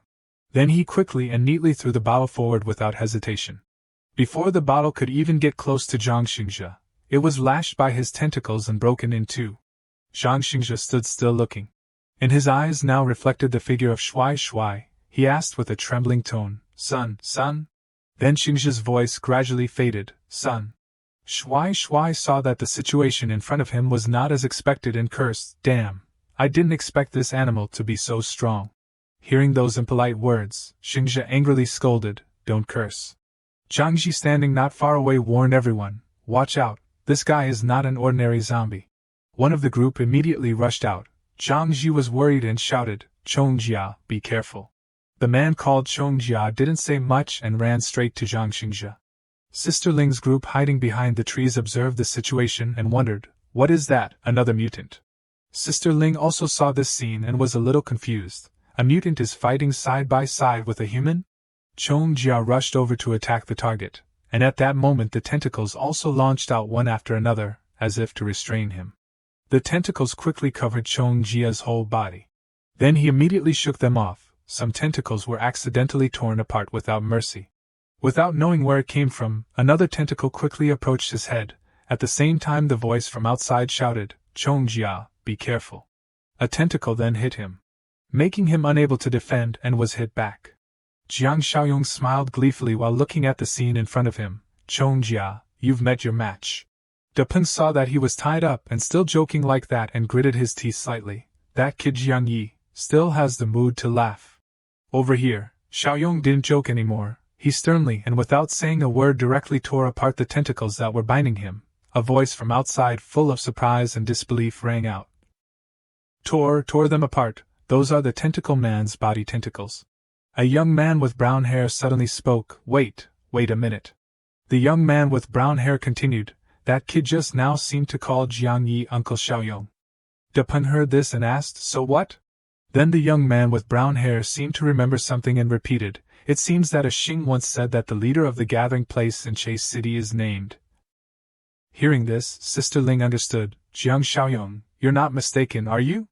The young man with brown hair replied definitely, "That's right, it's Jiang Xiaoyong." Dapun heard the conversation and finally realized everything. He slammed his arm against the tree trunk in annoyance and cursed, "Damn, we've been tricked by that kid." Sister Ling was also no less annoyed than him and gritted her teeth. Speaking like that, then this group of people must be the main combat force of that gathering place. Those people looked at the group of Li Hongli, those guys. Sister Ling's eyes were full of ferocity, and also those kids on this side. Then they looked at Zhang Ji, who was anxiously standing outside. The person with the strongest ability among them is about the same as Li Qing, but the weapons in their hands are very strong. Then they cast their eyes on the figure of the young man who had just torn apart those tentacles. The most ruthless person is Jiang Yi. No, it should be Jiang Xiaoyong. And they didn't forget to mention Chong Jia, along with the mutant with strength not inferior to the tentacle man. Sister Ling observed the situation once again and gave her assessment. Our chance of winning is not high. Even if we barely win, then I'm afraid that both sides will suffer heavy losses. The young man with brown hair became worried, then what to do? As if an idea had occurred to her, Sister Ling immediately shouted, "I have it! Dapun, hold those people back, cover me." Dapun said a word as if to agree and then quickly ran away with the axe. He ran and decisively threw the flaming axe forward. The axe with blazing flames flew over. At the same time, the stones were thrown into the group of people one after another. Someone in their group yelled, "Watch out!" The stones just flew out like a storm non-stop. In the dark and quiet night, the trees from afar just fell down like that. Li Hongli hid behind a tree nearby, cursing inwardly, "Damn it, the other team is disturbing us, what do they want to do?" Sister Ling took the opportunity to rush near Shuai Shuai while everyone was running away. A voice rang out, "Be careful." Xiao Jia hurriedly put himself in front of Shuai Shuai, aiming at us. A foot immediately raised and touched his head. Then that foot forcefully kicked him away, making him exclaim, "So strong, he's an evolver." Sister Ling reached out to Shuai Shuai and lifted the boy up. She stared at the boy, "Little brat, I'll choose you." Meng Shan Shan stood on the other side and shouted worriedly, "Shuai Shuai." Having his clothes tightened, Shuai Shuai resisted with some difficulty. "Don't even think about it, taking me as a hostage." Sister Ling slightly pursed her lips. Oh, little brat has some ability, huh? Then she unceremoniously punched the boy in the face, causing him to cry out in pain. Zhang Xingzhe at this time could no longer remain calm and shouted loudly, "Son!" Chong Jia at this time took the opportunity to sit on his shoulders, reaching out to strangle Xingzhe's neck. Chong Jia roared, and a hazy stream of gas emitted from the antivirus mask. Xiaoyong didn't turn his head, but gently reminded him, "Okay Chong Jia, let him go." Chong Jia was a little confused and was stunned. Seeing this, Xiaoyong pointed to Shuai Shuai, who was being controlled on the other side. "He's about to risk his life. At this time, hindering him is not a wise choice." Sister Ling impatiently reached out to touch Shuai Shuai's neck and threatened, "If you don't want this kid to lose his head, then put down your weapons." Shan Shan, standing outside, then worriedly called, "Shuai Shuai, don't touch him." Hongli interjected, reaching out to touch himself, and said, "You let him go, let me be the hostage, exchange with him." She still didn't compromise, just looked at the group of people and smiled, saying, "Looking at how anxious you guys are, I know I've caught the right person." Hongli was angry but couldn't do anything, only could stand there clenching his teeth in frustration. Damn it, if something happens to Shuai Shuai, then how can I explain to his mother? Sister Ling didn't give them time to hesitate, and decisively ordered, "Right now, everyone put your weapons on the ground, then retreat more than 100 meters. Hongli then listened and held the weapon out ready to put it down, then waved his hand and said to the people behind, "Do as she says." She continued again, "Then, tell that monster to come with you." At that moment, a shout suddenly rang out, "Sister Ling, watch out!" Tentacles flew out from somewhere unexpectedly in her bewildered gaze. Those tentacles then slammed down, causing her to be thrown away, creating no small shock. A tentacle attacked the young man with the head standing nearby. Dapeng shouted in horror, "A Chang!" Sister Ling quickly regained her balance and landed. What's going on? Weren't those tentacles being restrained by them? Then she looked up and caught Shi Yong's complacent expression. And she also found Chong Jia standing next to him, with a curious voice, there, watching a show. A tentacle wrapped around Shuai Shuai's feet. Li Hongli noticed this and loudly reminded the boy, "Shuai Shuai, get away from there." Jiang Xiaoyong reassured him, "It's okay, Shuai Shuai is not in danger." Hongli still didn't quite believe him and hesitated a little. not in danger? Shui Shui was then lifted by those tentacles in front of Xingzhe. He looked at the boy and gently called, "Son!" Shui Shui, being called intimately like that, the boy was stunned. "Dad." Xiaoyong standing behind spoke to interrupt. "How is it, Zhang Xingzhe? I do what I say, your wife and children are living very well." Hearing the familiar name, Shui Shui suddenly hesitated. "Yes, it is Dad." Xiaoyong confirmed. "That's right, that's your dad. At first I guessed correctly. Your dad has a physique similar to Chong." Jia. Hearing this, the boy immediately choked and leaned his head on Xingzhe's shoulder, and cried bitterly, "Dad." Depeng saw that everything was out of control at this time and cursed uncomfortably. "Damn it, what a freakish plot this is." Then turned to say to his companions, "It's a failure, retreat, retreat quickly." But Xingzhe wouldn't easily let them go like that. The tentacles launched straight towards Depeng's hastily running figure. Those tentacles instantly surrounded his body. Depeng struggled desperately. "Quick, cut off the tentacles." Waiting for a long time but still didn't see any movement, he glanced back to remind, "Huang Ling, what are you waiting for?" Sister Ling silently didn't say anything and immediately turned her head to run away. Depeng saw this and angrily shouted, "Damn it, you're betraying me." While running away, she thought to herself, even fighting side by side is not necessarily a match for the tentacle man, let alone with that group of people there. The only way to survive now is to take advantage of Wang Depeng holding him back. While thinking about that, she suddenly widened her eyes. Because her feet were wrapped by the tentacles, Sister Ling complained, "Oh no." Then her body immediately fell to the ground. Sister Ling's glasses shattered. She struggled to support herself, cursing softly, "Damn it." Before Sister Ling had time to complain, her whole body was pulled away by the tentacle wrapped around her feet. Her body rubbed against the ground, causing her to cry out in pain non-stop. Depeng was tied up not far away and saw this scene and curled his lips. "This whore still wants to betray me, now it's good." Then he looked at the person standing in front of him and called, "Li Qing, now we can only rely on the two of us." Li Qing, when called that, could only grit his teeth and say helplessly, "Damn it, there's no way." A hand patted on his shoulder. Li Qing was stunned and turned his head to look back. "You, since when did you appear behind me?" Xiaoyong only casually advised, "Don't take action, I guarantee your safety." Depeng, when he heard this, was anxious. "Li Qing, you bastard, you also want to betray me?" The tentacles at this moment lifted his body up, then forcefully slammed down.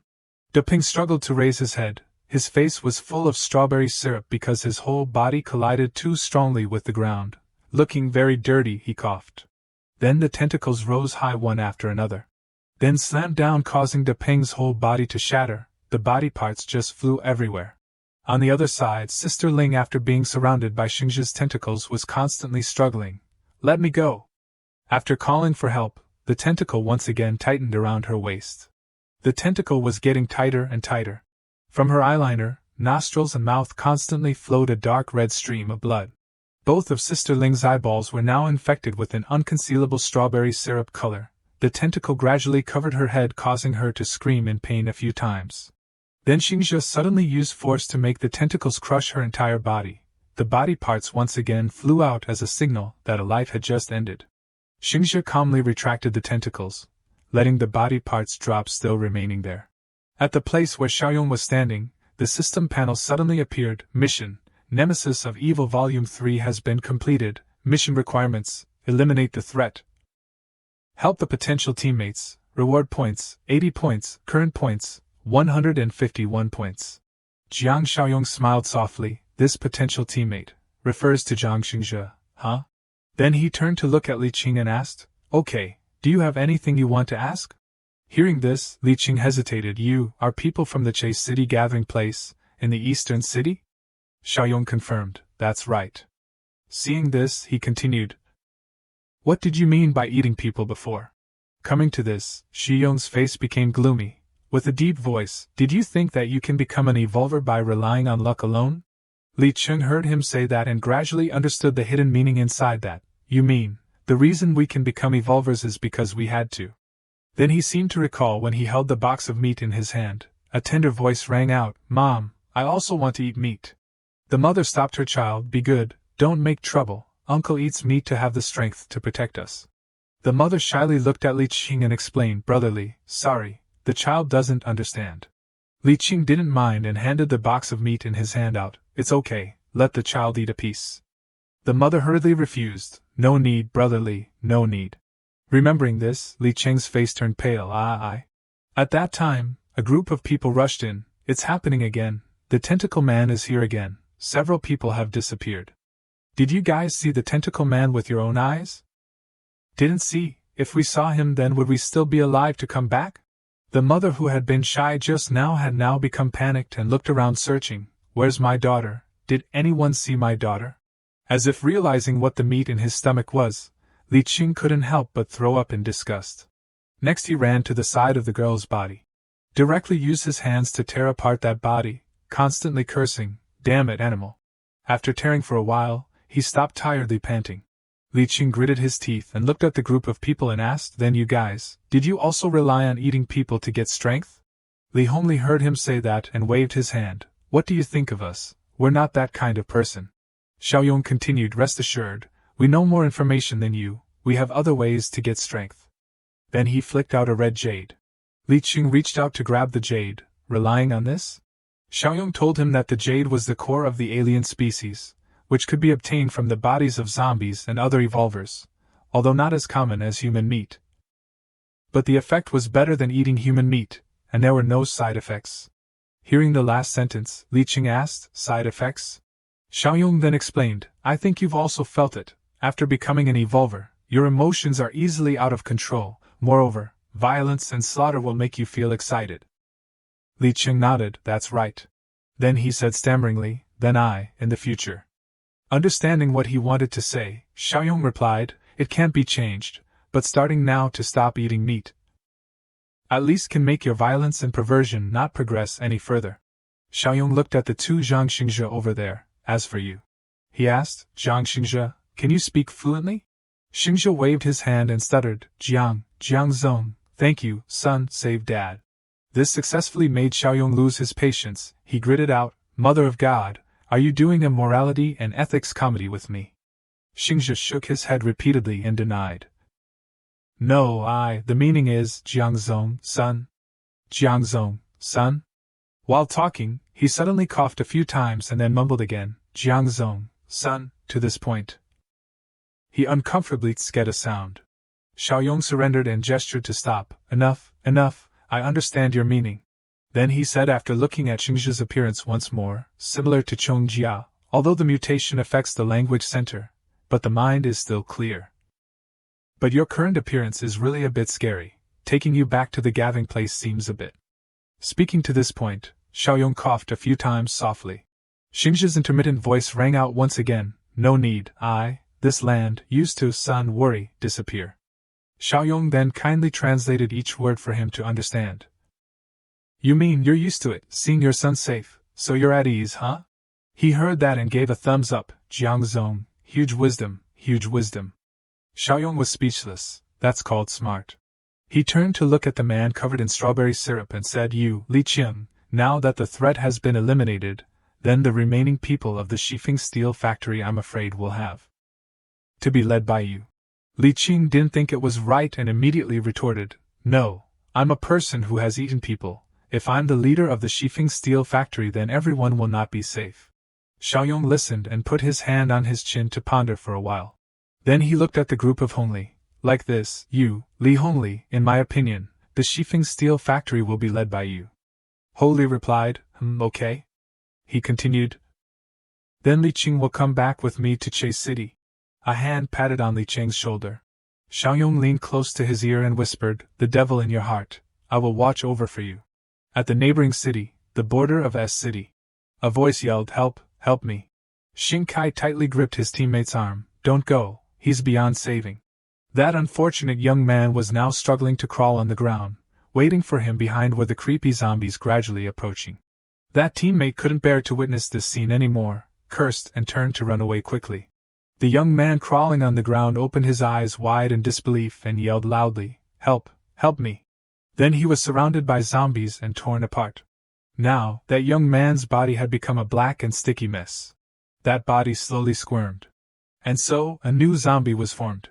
Xiao Tong ran with the group for a while and then stopped tiredly, leaning on a tree nearby to pant and said, "It's not good, I can't run anymore.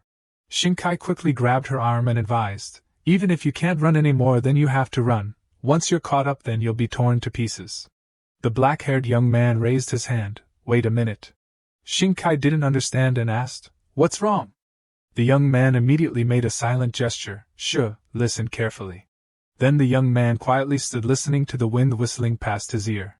After listening, the whole group was delighted. Wind, it's the sound of wind. It's true, it's the sound of wind. There's the sound of wind. That proves we're about to run to the edge of the forest.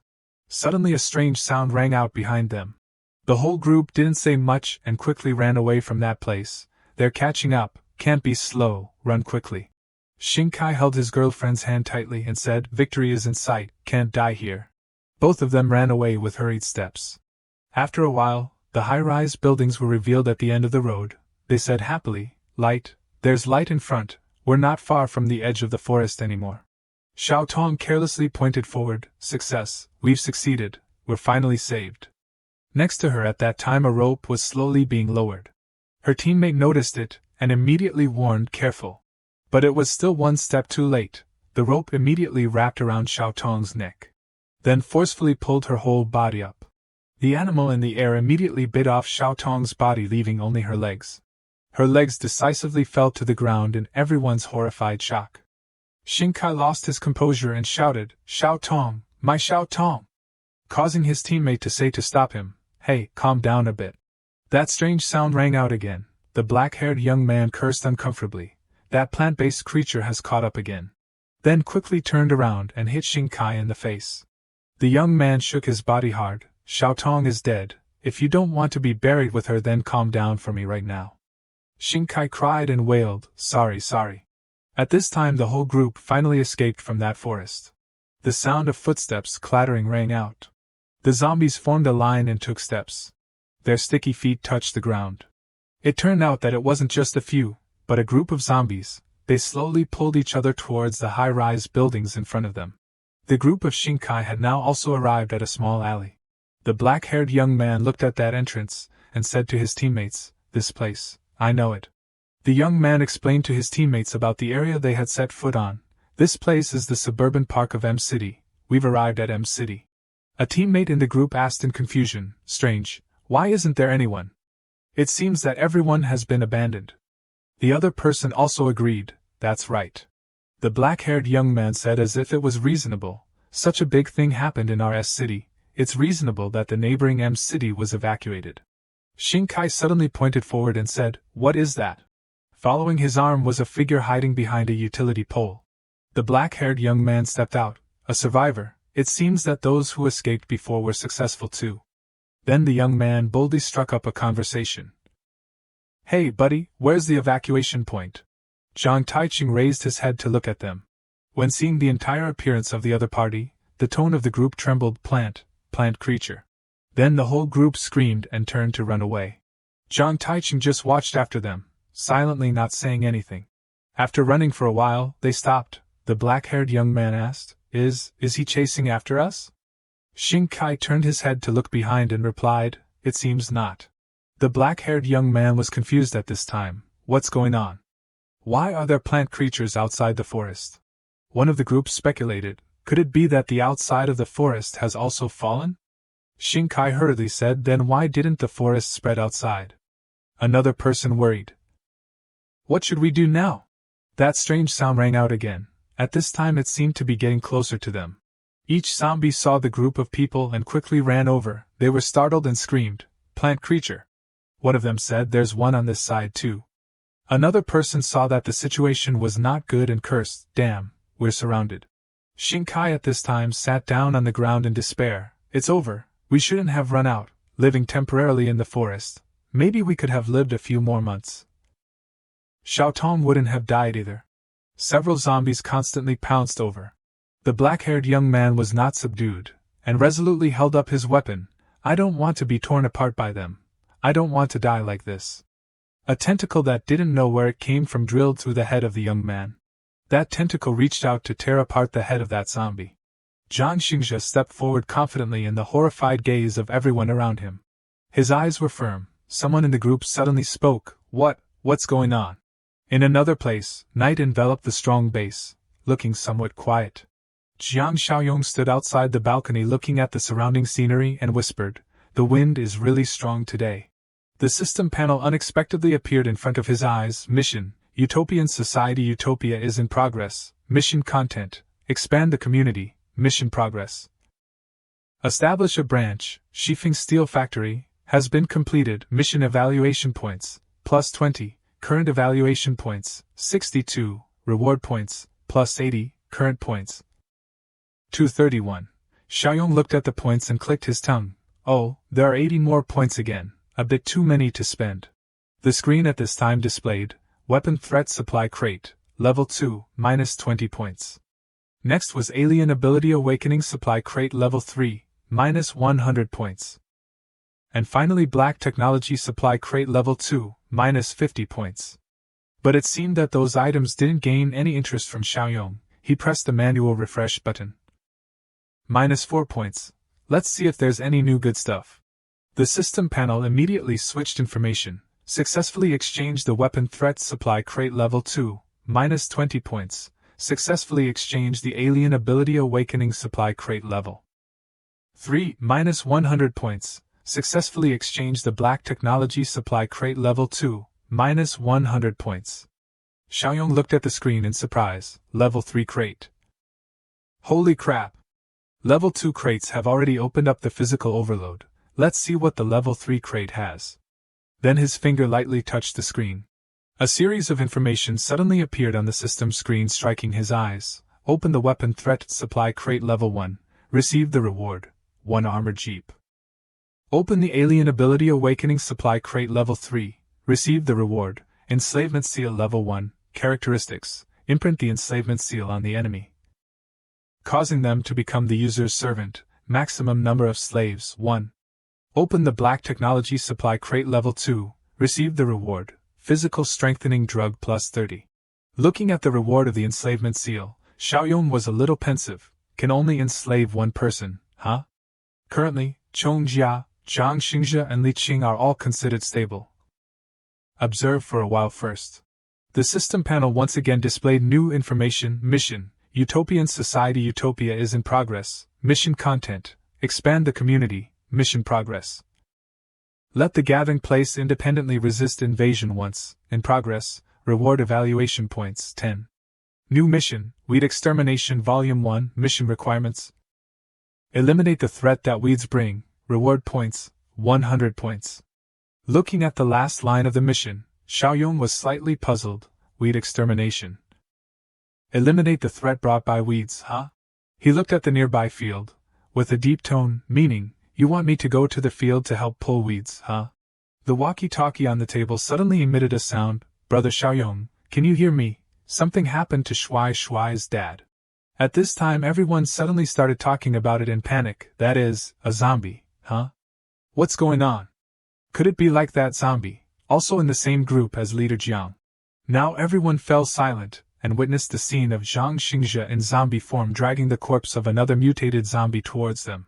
Seeing that everyone was silent, not saying anything, caused Zhang Xingzhe to suddenly fall into embarrassment and ponder. Suddenly someone ran over and called out loudly, causing him to pay attention. Dad! A tall and a small person ran over excitedly. He immediately recognized and called out, Son, and his wife. Hearing such a special way of addressing him, Uncle Sheng wondered, and his wife? Jiang Xiaoyong then explained to him, it must mean wife, he's mutated, affecting his language center. Now it's similar to a patient with aphasia. His wife and son hugged Zhang Xingzhe. His wife couldn't control her emotions and cried a lot, so the whole family of 3 was finally reunited.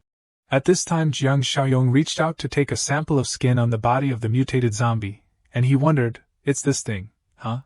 Zhang Xingzhe replied, even though his language was somewhat disorganized, main course, food, border, vegetables stewed with meat, meat stewed with vegetables. Hearing Lao Zhang say that, he unconsciously asked back, meat stewed with vegetables? While he hadn't digested Lao Zhang's words yet, a young man stepped forward to answer, while pointing to make it easier for the listener to imagine, Big Brother. Let me explain, we're from S City. Now S City is covered by dense forests. Not only that, many people have mutated into plant-based creatures, like them. Holding the sample of skin that had turned plant-based just taken in his hand, Jiang Xiaoyong looked and muttered, "Plant-based creatures?" The young man continued the previous words. "But big brother, I see your city is not very peaceful either." At this time Jiang Xiaoyong stood up and replied, "You're being taken here. You must have seen it all along the way. Most people have turned into zombies." The young man confirmed, "Yes." At this time, he looked at Uncle Xing standing there and gave instructions. "Uncle Xing, behind the broken wall outside the 2 streets on the east side of the base. There's an armored jeep. Have someone drive it back later." Uncle Xing immediately replied, "Okay." Looking at the others he then assigned, "Then, you guys, follow me to the junction between the 2 cities to see the situation." Receiving Jiang Xiaoyong's order, everyone began to act and the whole group arrived at that city. The ground was full of vines as thick as ropes. Jiang Xiaoyong then sat down to observe more closely. Witnessing the horror before his eyes, the young man couldn't hide his shock. "These vines have grown higher than not long ago." Jiang Xiaoyong ordered, "We enter the dense forest." Hearing his intention, the faces of the young man and Zhang Ji showed disbelief. Because he was someone who had lived here, the young man immediately worriedly advised, "Big brother, it's very dangerous in the forest, otherwise why would we have worked so hard to escape?" At that moment, Jiang Xiaoyong replied, "If we just let it go then I'm afraid it won't be long before the Shifeng steel factory is surrounded. By then, whether living or producing will be affected." And then he remembered, "But before that, there's one more important thing to do first." Seeing Jiang Xiaoyong say that, Zhang Ji asked, "What thing?" He said sternly, "Help you guys possess the ability to cope with danger alone." At this time Jiang Xiaoyong turned to look at both Zhang Ji and Wen Shuya and said the current plan, "Call Lao Li and the people of the Shifeng steel factory. In the next few days, we will focus on hunting." Not far away, a mutated zombie was gnawing at the body of another zombie. Suddenly it heard some movement, and quickly turned its head towards the direction of the sound. It vigilantly stared at the building in front of it but still didn't see anything happen. Suddenly Jiang Xiaoyong had silently appeared behind it from who knows when and with the posture ready to attack swung the knife in his hand up. Right at the moment the monster was careless, he made a decisive move, slashing across its body in one stroke. His troops at this time also rushed over holding guns and attacking. Not only that, but they also climbed on top of the car and frantically honked the horn. With superior force and weapons, most of the other mutated zombies were hit by our side's attack. Bullets and corpses were scattered all over the ground. As soon as they eliminated them, everyone began searching for energy stones in their bodies. Suddenly in another corner nearby a complaint sounded, "It's a zombie again, it's a zombie again." A mutated zombie but still in the appearance of a normal human was venting his anger by stomping hard on the zombie lying unconscious on the ground. Then he lamented, "Where are the living people? Is there no one alive?" Suddenly the zombie that seemed to have died immediately struggled to get up, roaring towards him, causing him to be startled. But in the next second he didn't say a word and angrily swung his hand, knocking that zombie away with a powerful punch. The zombie was finally completely eliminated, lying in a pool of blood on the ground while he hugged his forehead yelling, "I don't want to see zombies, can I just run into a few people?" As soon as the words fell he suddenly realized something. He then used his ability to sniff everything with his nose, taking deep breaths. It was at that moment that he recognized living people. At this time someone was finishing off that zombie when a teammate warned, "Hey, don't you want to live anymore?" The leader specifically instructed, during this time, "Don't open the door outside without permission." Hearing this the person hugged his gun and ran back replying, "TCH, so what, the zombies around here have been almost completely dealt with by Jiang Zong's team." The person who warned waved his hand signaling and continued, "Stop talking nonsense, hurry and get in here." The zombie who had confirmed his guess was correct was happy and excited. As expected, there are living people, moreover. Then he licked his lips with desire. Living people who have never eaten their own kind, pure living people. At this time he was quite smart, recognizing that they all had weapons, but in the hands of these people there were some things. If it was him, then I'm afraid it wouldn't be okay. I still have to hold back for a few days. Just thinking about the food being offered to his mouth but having to hold back from enjoying it caused him to be covered in goosebumps of anger. His eyes were bloodshot with saliva dripping down. And yelling, "Annoying, annoying, annoying." Change scene. Now Jiang Xiaoyong had returned to his home in his room. It was very bright with the sound of the system ringing. Successful refresh. successful exchange. Successful refresh, successful exchange, current points 3. At this time he spoke, Uncle Xing, call everyone to the meeting room. Uncle Xing replied, okay. Immediately afterwards everyone had gathered standing around the big table. Jiang Xiaoyong praised. As expected of a joint hunt, in just 3 short days we've earned so much. Jiang Xiaoyong began to continue, Li Hongli, Zhang Ji, these alien species cores, the 2 of you divide them equally. Hearing him say that, Captain Li felt embarrassed and waved his hand. Like that is not very good, the main thing is the credit of Brother Xiaoyong. Zhang Ji next to him also echoed. That's right, moreover, everyone worked hard, only the 2 of us. Before the words were finished Jiang Xiaoyong interrupted, don't refuse, we don't lack hot weapons and ammunition, producing a few top experts is more meaningful than everyone being a mediocre evolver. Everyone at this time also spoke up in support. Yeah, Laoli, if he tells you to eat then just eat, when has Xiaoyong ever misjudged? That's right, we completely trust. Jiang Xiaoyong turned to say to San San, in addition, San San, you follow me. Seeing this she asked again in confusion, yes? Both of them had now moved outside and she gently closed the door. Then now turned to ask Brother Xiaoyong, what do you want to do? At that moment someone gestured, sure, be quiet. Everyone outside then curiously pulled each other and pressed themselves to the door listening in. At this time Jiang Xiaoyong replied, it may be a little painful, you endure it a bit. Change scene, feet safely touch the ground. Jiang Xiaoyong quickly grabbed the vine that was preparing to wrap around him. Then he strongly pulled something purple that was pulled out from inside the mouth of the giant carnivorous tree. The young man standing next to him couldn't help but admire, top much. Bang! That purple thing then fell to the ground right when Jiang Xiaoyong pulled it out. That purple thing had life and thumped like a heart. The carnivorous tree, after being discovered and having its weakness seized, immediately shrank its body to escape. Jiang Xiaoyong then recognized its intention. Want to run, didn't expect this thing still has the ability to move. Staring at it he spoke with teasing, don't let it escape, Zhang Xingzhe, playing with tentacles in front of me and you can still endure it, huh? Zhang Xingzhe didn't reply but immediately controlled his tentacles to chase after that carnivorous tree. His tentacles moved really fast, and had already caught up to it in just a moment, and wrapped tightly around it. Lao Zhang focused intently on controlling his tentacle. Without waiting any longer his 2 tentacles had wrapped around the mouth of the carnivorous tree and forcefully pulled it back to where everyone was standing. With a thud it lay prostrate on the ground in front of everyone.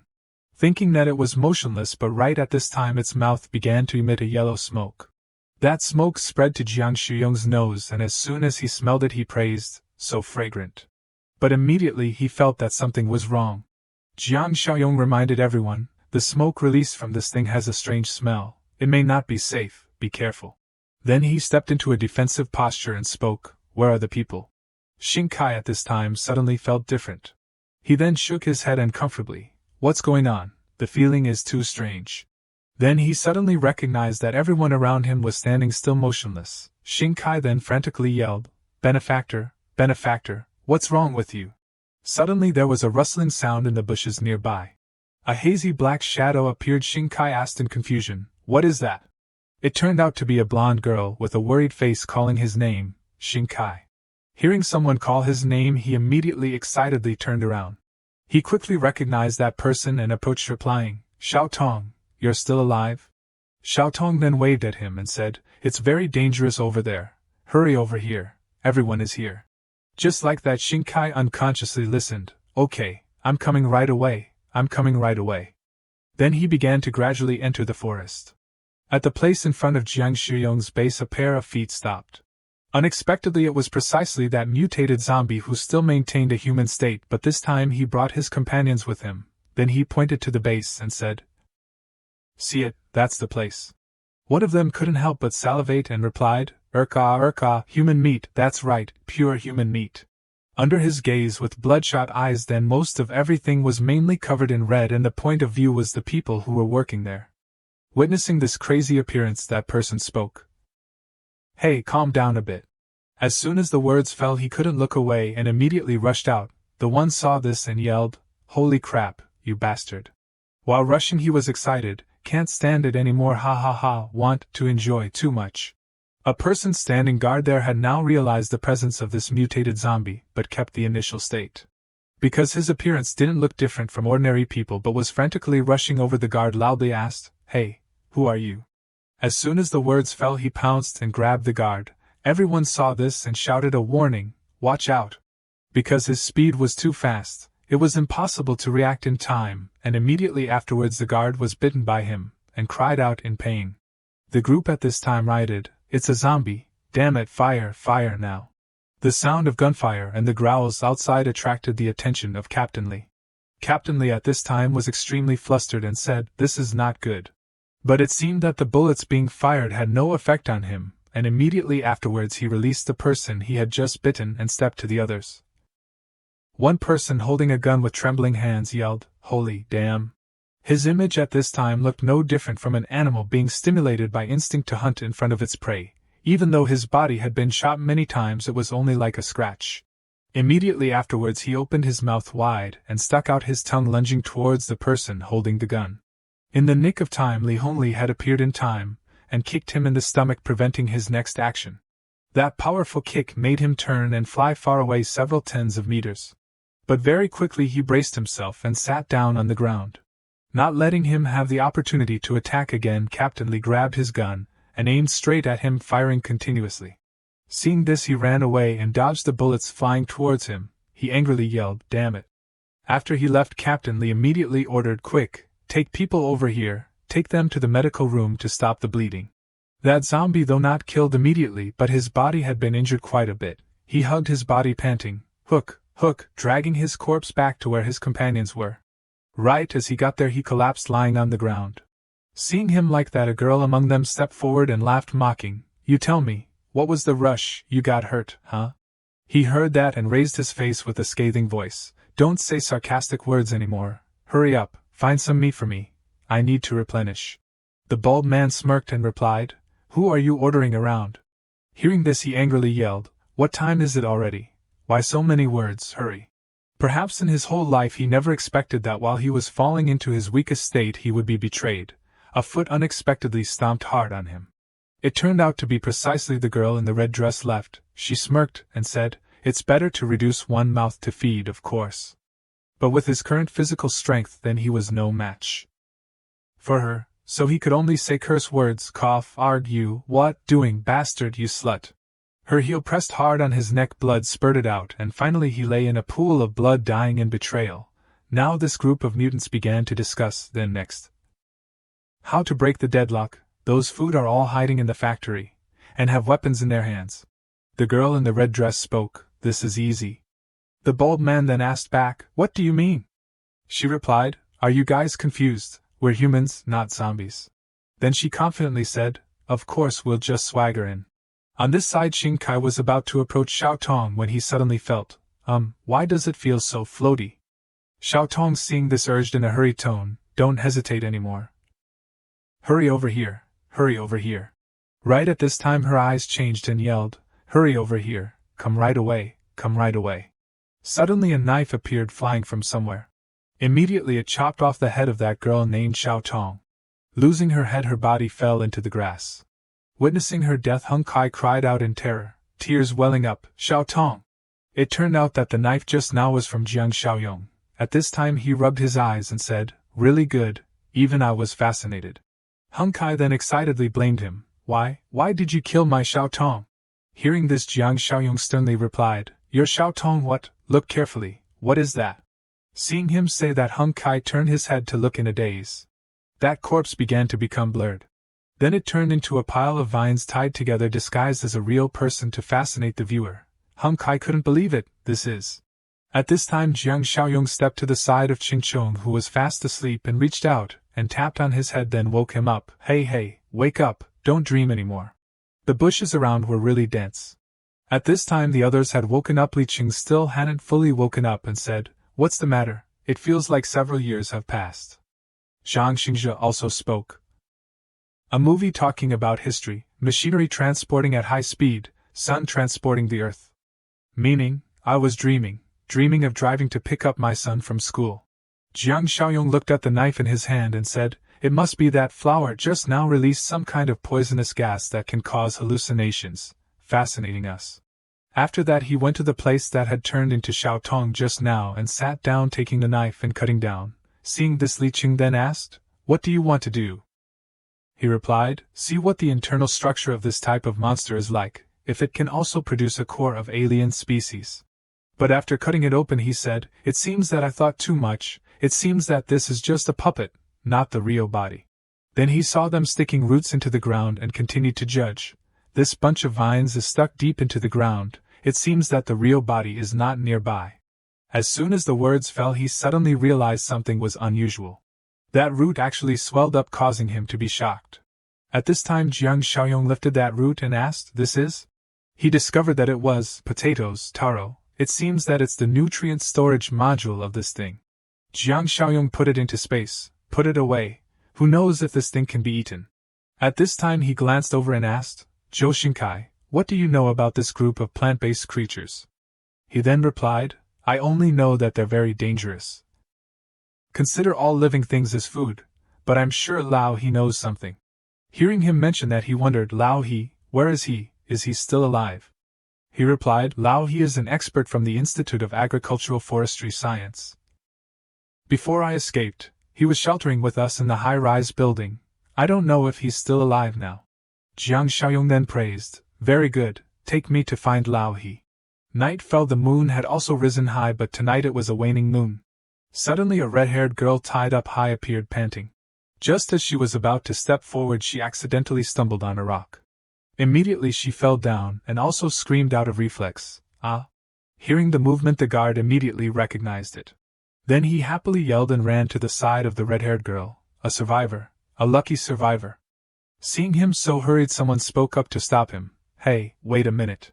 The coat on her body slipped down, revealing her body with a heat but carrying a weakness that needed to be protected. Seeing the girl in front of him so pitiful he wanted to help but was stopped by the other person. "To be sure, notify first." But he didn't want to hesitate. "Notify what? Didn't you see that the girl is about to not be okay? Help her back first." The other person still wanted to stop him, but he immediately retorted, "Don't but anything. Leaving her here, later she'll be eaten by zombies." He asked anxiously, "Girl, are you okay?" She replied weakly, Save me, save me." He then reassured, "Rest assured, you're safe now." Saying that he then carried her up his back and headed towards the factory, but it turned out that she was precisely a companion of that group of mutated zombies, and they were lurking behind that broken car and contemptuously clicked their tongue. Seeing that the plan had succeeded one of them praised, "She's really good." Suddenly a foot came to his side. The girl in the red dress in a sexy posture said, "Compared to her, I'm even better." So they rushed together passionately while that girl grinned evilly on the back of the person who was carrying her. Now Jiang Xiong's group had also begun on the road to find Lao He. Li Qing spoke, "It hasn't been anything, and why has it gotten so dark?" Xingkai replied, "It's getting to dusk, moreover, coming here then the forest has become so overgrown that there's almost no light shining in." Jiang Xiaoyong said, "How much further?" Xingkai replied, "Almost there." Suddenly someone called his name, Xingkai.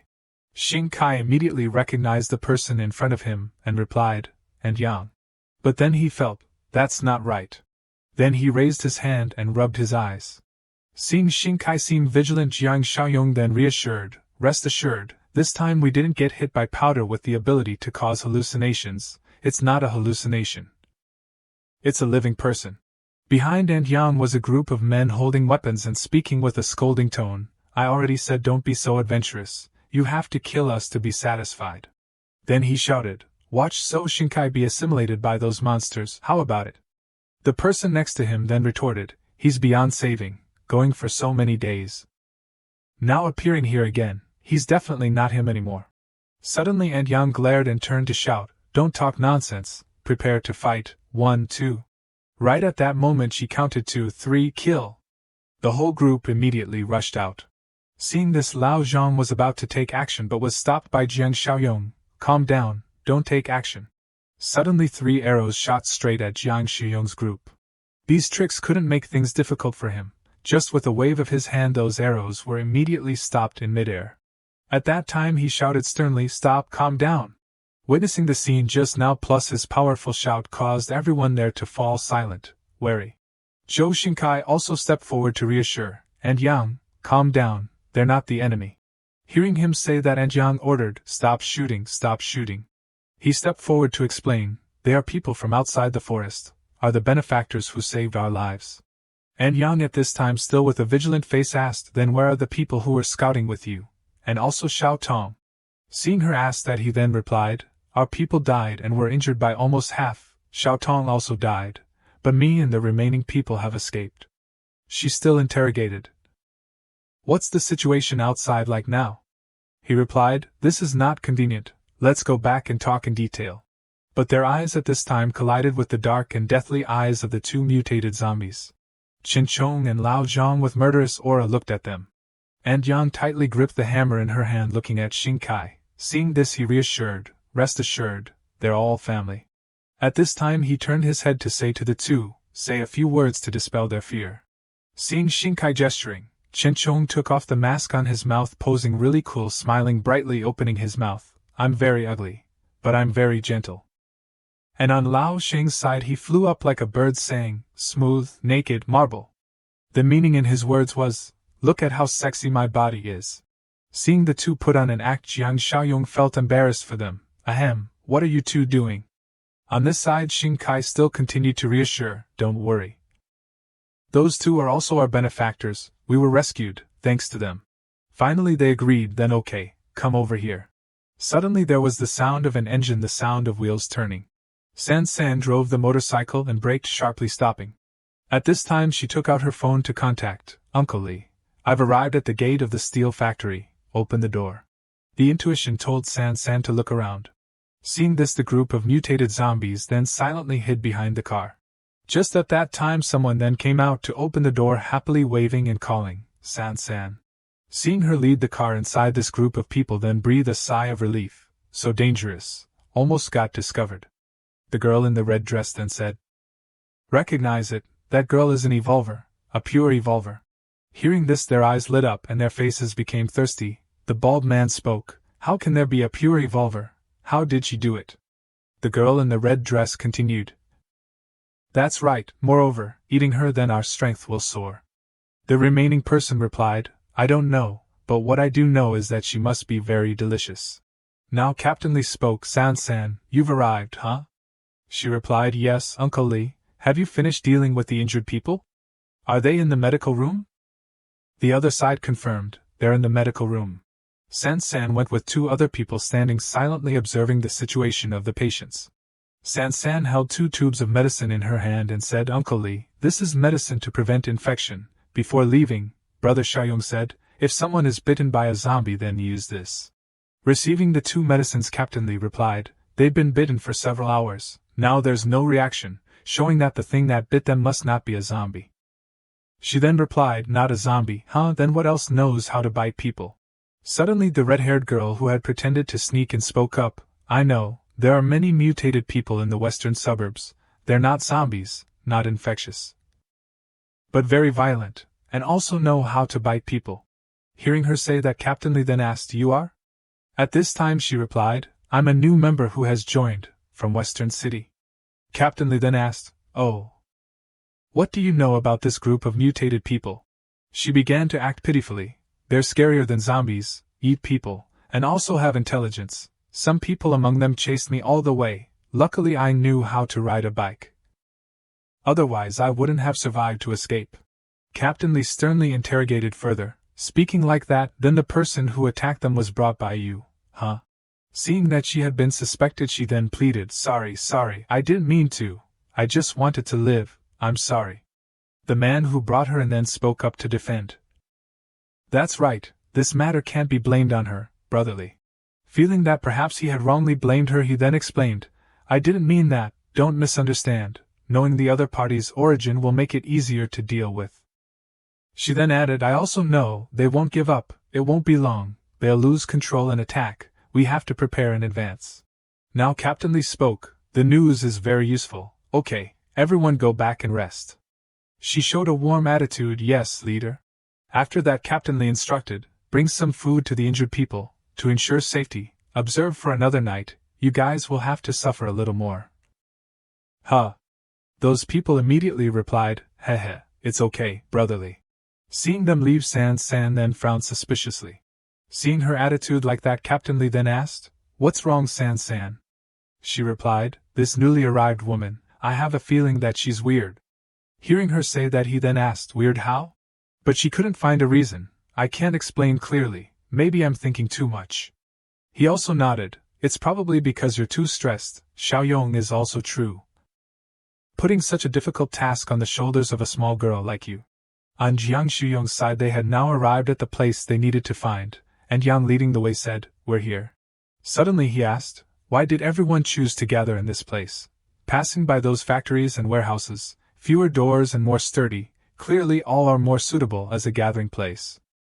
Shinkai continued, "Benefactor, you don't know, the disaster in S City is different from your place." And Yang also spoke up, "If we chose that place, then in less than a week we would have all died." Shinkai continued, "You see the fog, the lower the place the thicker it is. If you keep breathing it, and then in just a few days you'll be infected and turn into a plant-based creature. Only from the 10th floor up, the fog is thinner, can temporarily resist." At this time, stepping inside, and Jiang pointed to the stairs and said, "Hurry up the stairs, talk in detail when we get upstairs." The whole group had finally arrived at the place. Shinkai opened his mouth. "Benefactor, this is Lao He. Lao He, this is our benefactor, brother Xiaoyong." After that he spoke. "Hello, Lao He. I've come to talk to you about the situation of the neighboring M city." Now he had told everything. "That's how it is, very regrettable, so the outside of the dense forest is not good either." Lao He heard and held his head in depression. Jiang Xiaoyong turned to instruct, "Chong Jia, Zhang Xingzhe, come in here. I've talked clearly about the two of you with the people here already." Hearing being called, both then stepped inside. Lao He turned to look at him and asked, "Then what about T City, B City, foreign countries too?" Xiaoyong replied, "At least until today, we haven't met any system reinforcements. Everyone is finding their own way to survive." At this time he took out the thing he had taken from the dense forest. "That's right, Lao He, I heard you research something about plant-based creatures. Do you recognize this?" Lao He then replied, "That's the tuber of the plant-based creature, edible, and Yang's group goes out to find this thing." Hearing that, he was happy for guessing correctly, as expected. Then Lao He continued, "We only found out recently. If it wasn't because of the lack of food, then we wouldn't have dared to try eating this thing. It tastes similar to taro, the calories aren't low, in the apocalyptic world it's considered not bad food." Suddenly someone ran over to report the news. Something's up, something's up." Lao He then asked, "What's wrong?" He pointed excitedly and shouted, Plant-based creatures are surrounding us." Lao He worried, "Surrounding us to this place, huh?" That person replied, "Very many plant-based creatures, they're gathering towards our building, gathering more and more." Suddenly someone shouted, "Wagons, they're flower wagons." Jiang Xiaoyong asked in confusion, "Flower wagons, what thing is it? Is it very scary?" Lao He then went pale. "Not just scary, today, I'm afraid we will all have to die here." At this time Lao He fell into silence. Immediately afterwards Lao He shouted loudly to order. Everyone listened carefully. Women and young people climbed to the highest floor.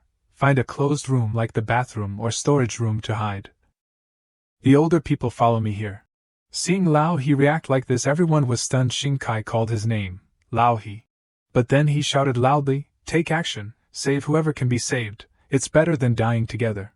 Receiving the order, everyone immediately rushed quickly to the door. Then he turned to say to Jiang Xiaoyong, "You don't look old, go up the stairs with them, don't stay here as a sacrifice."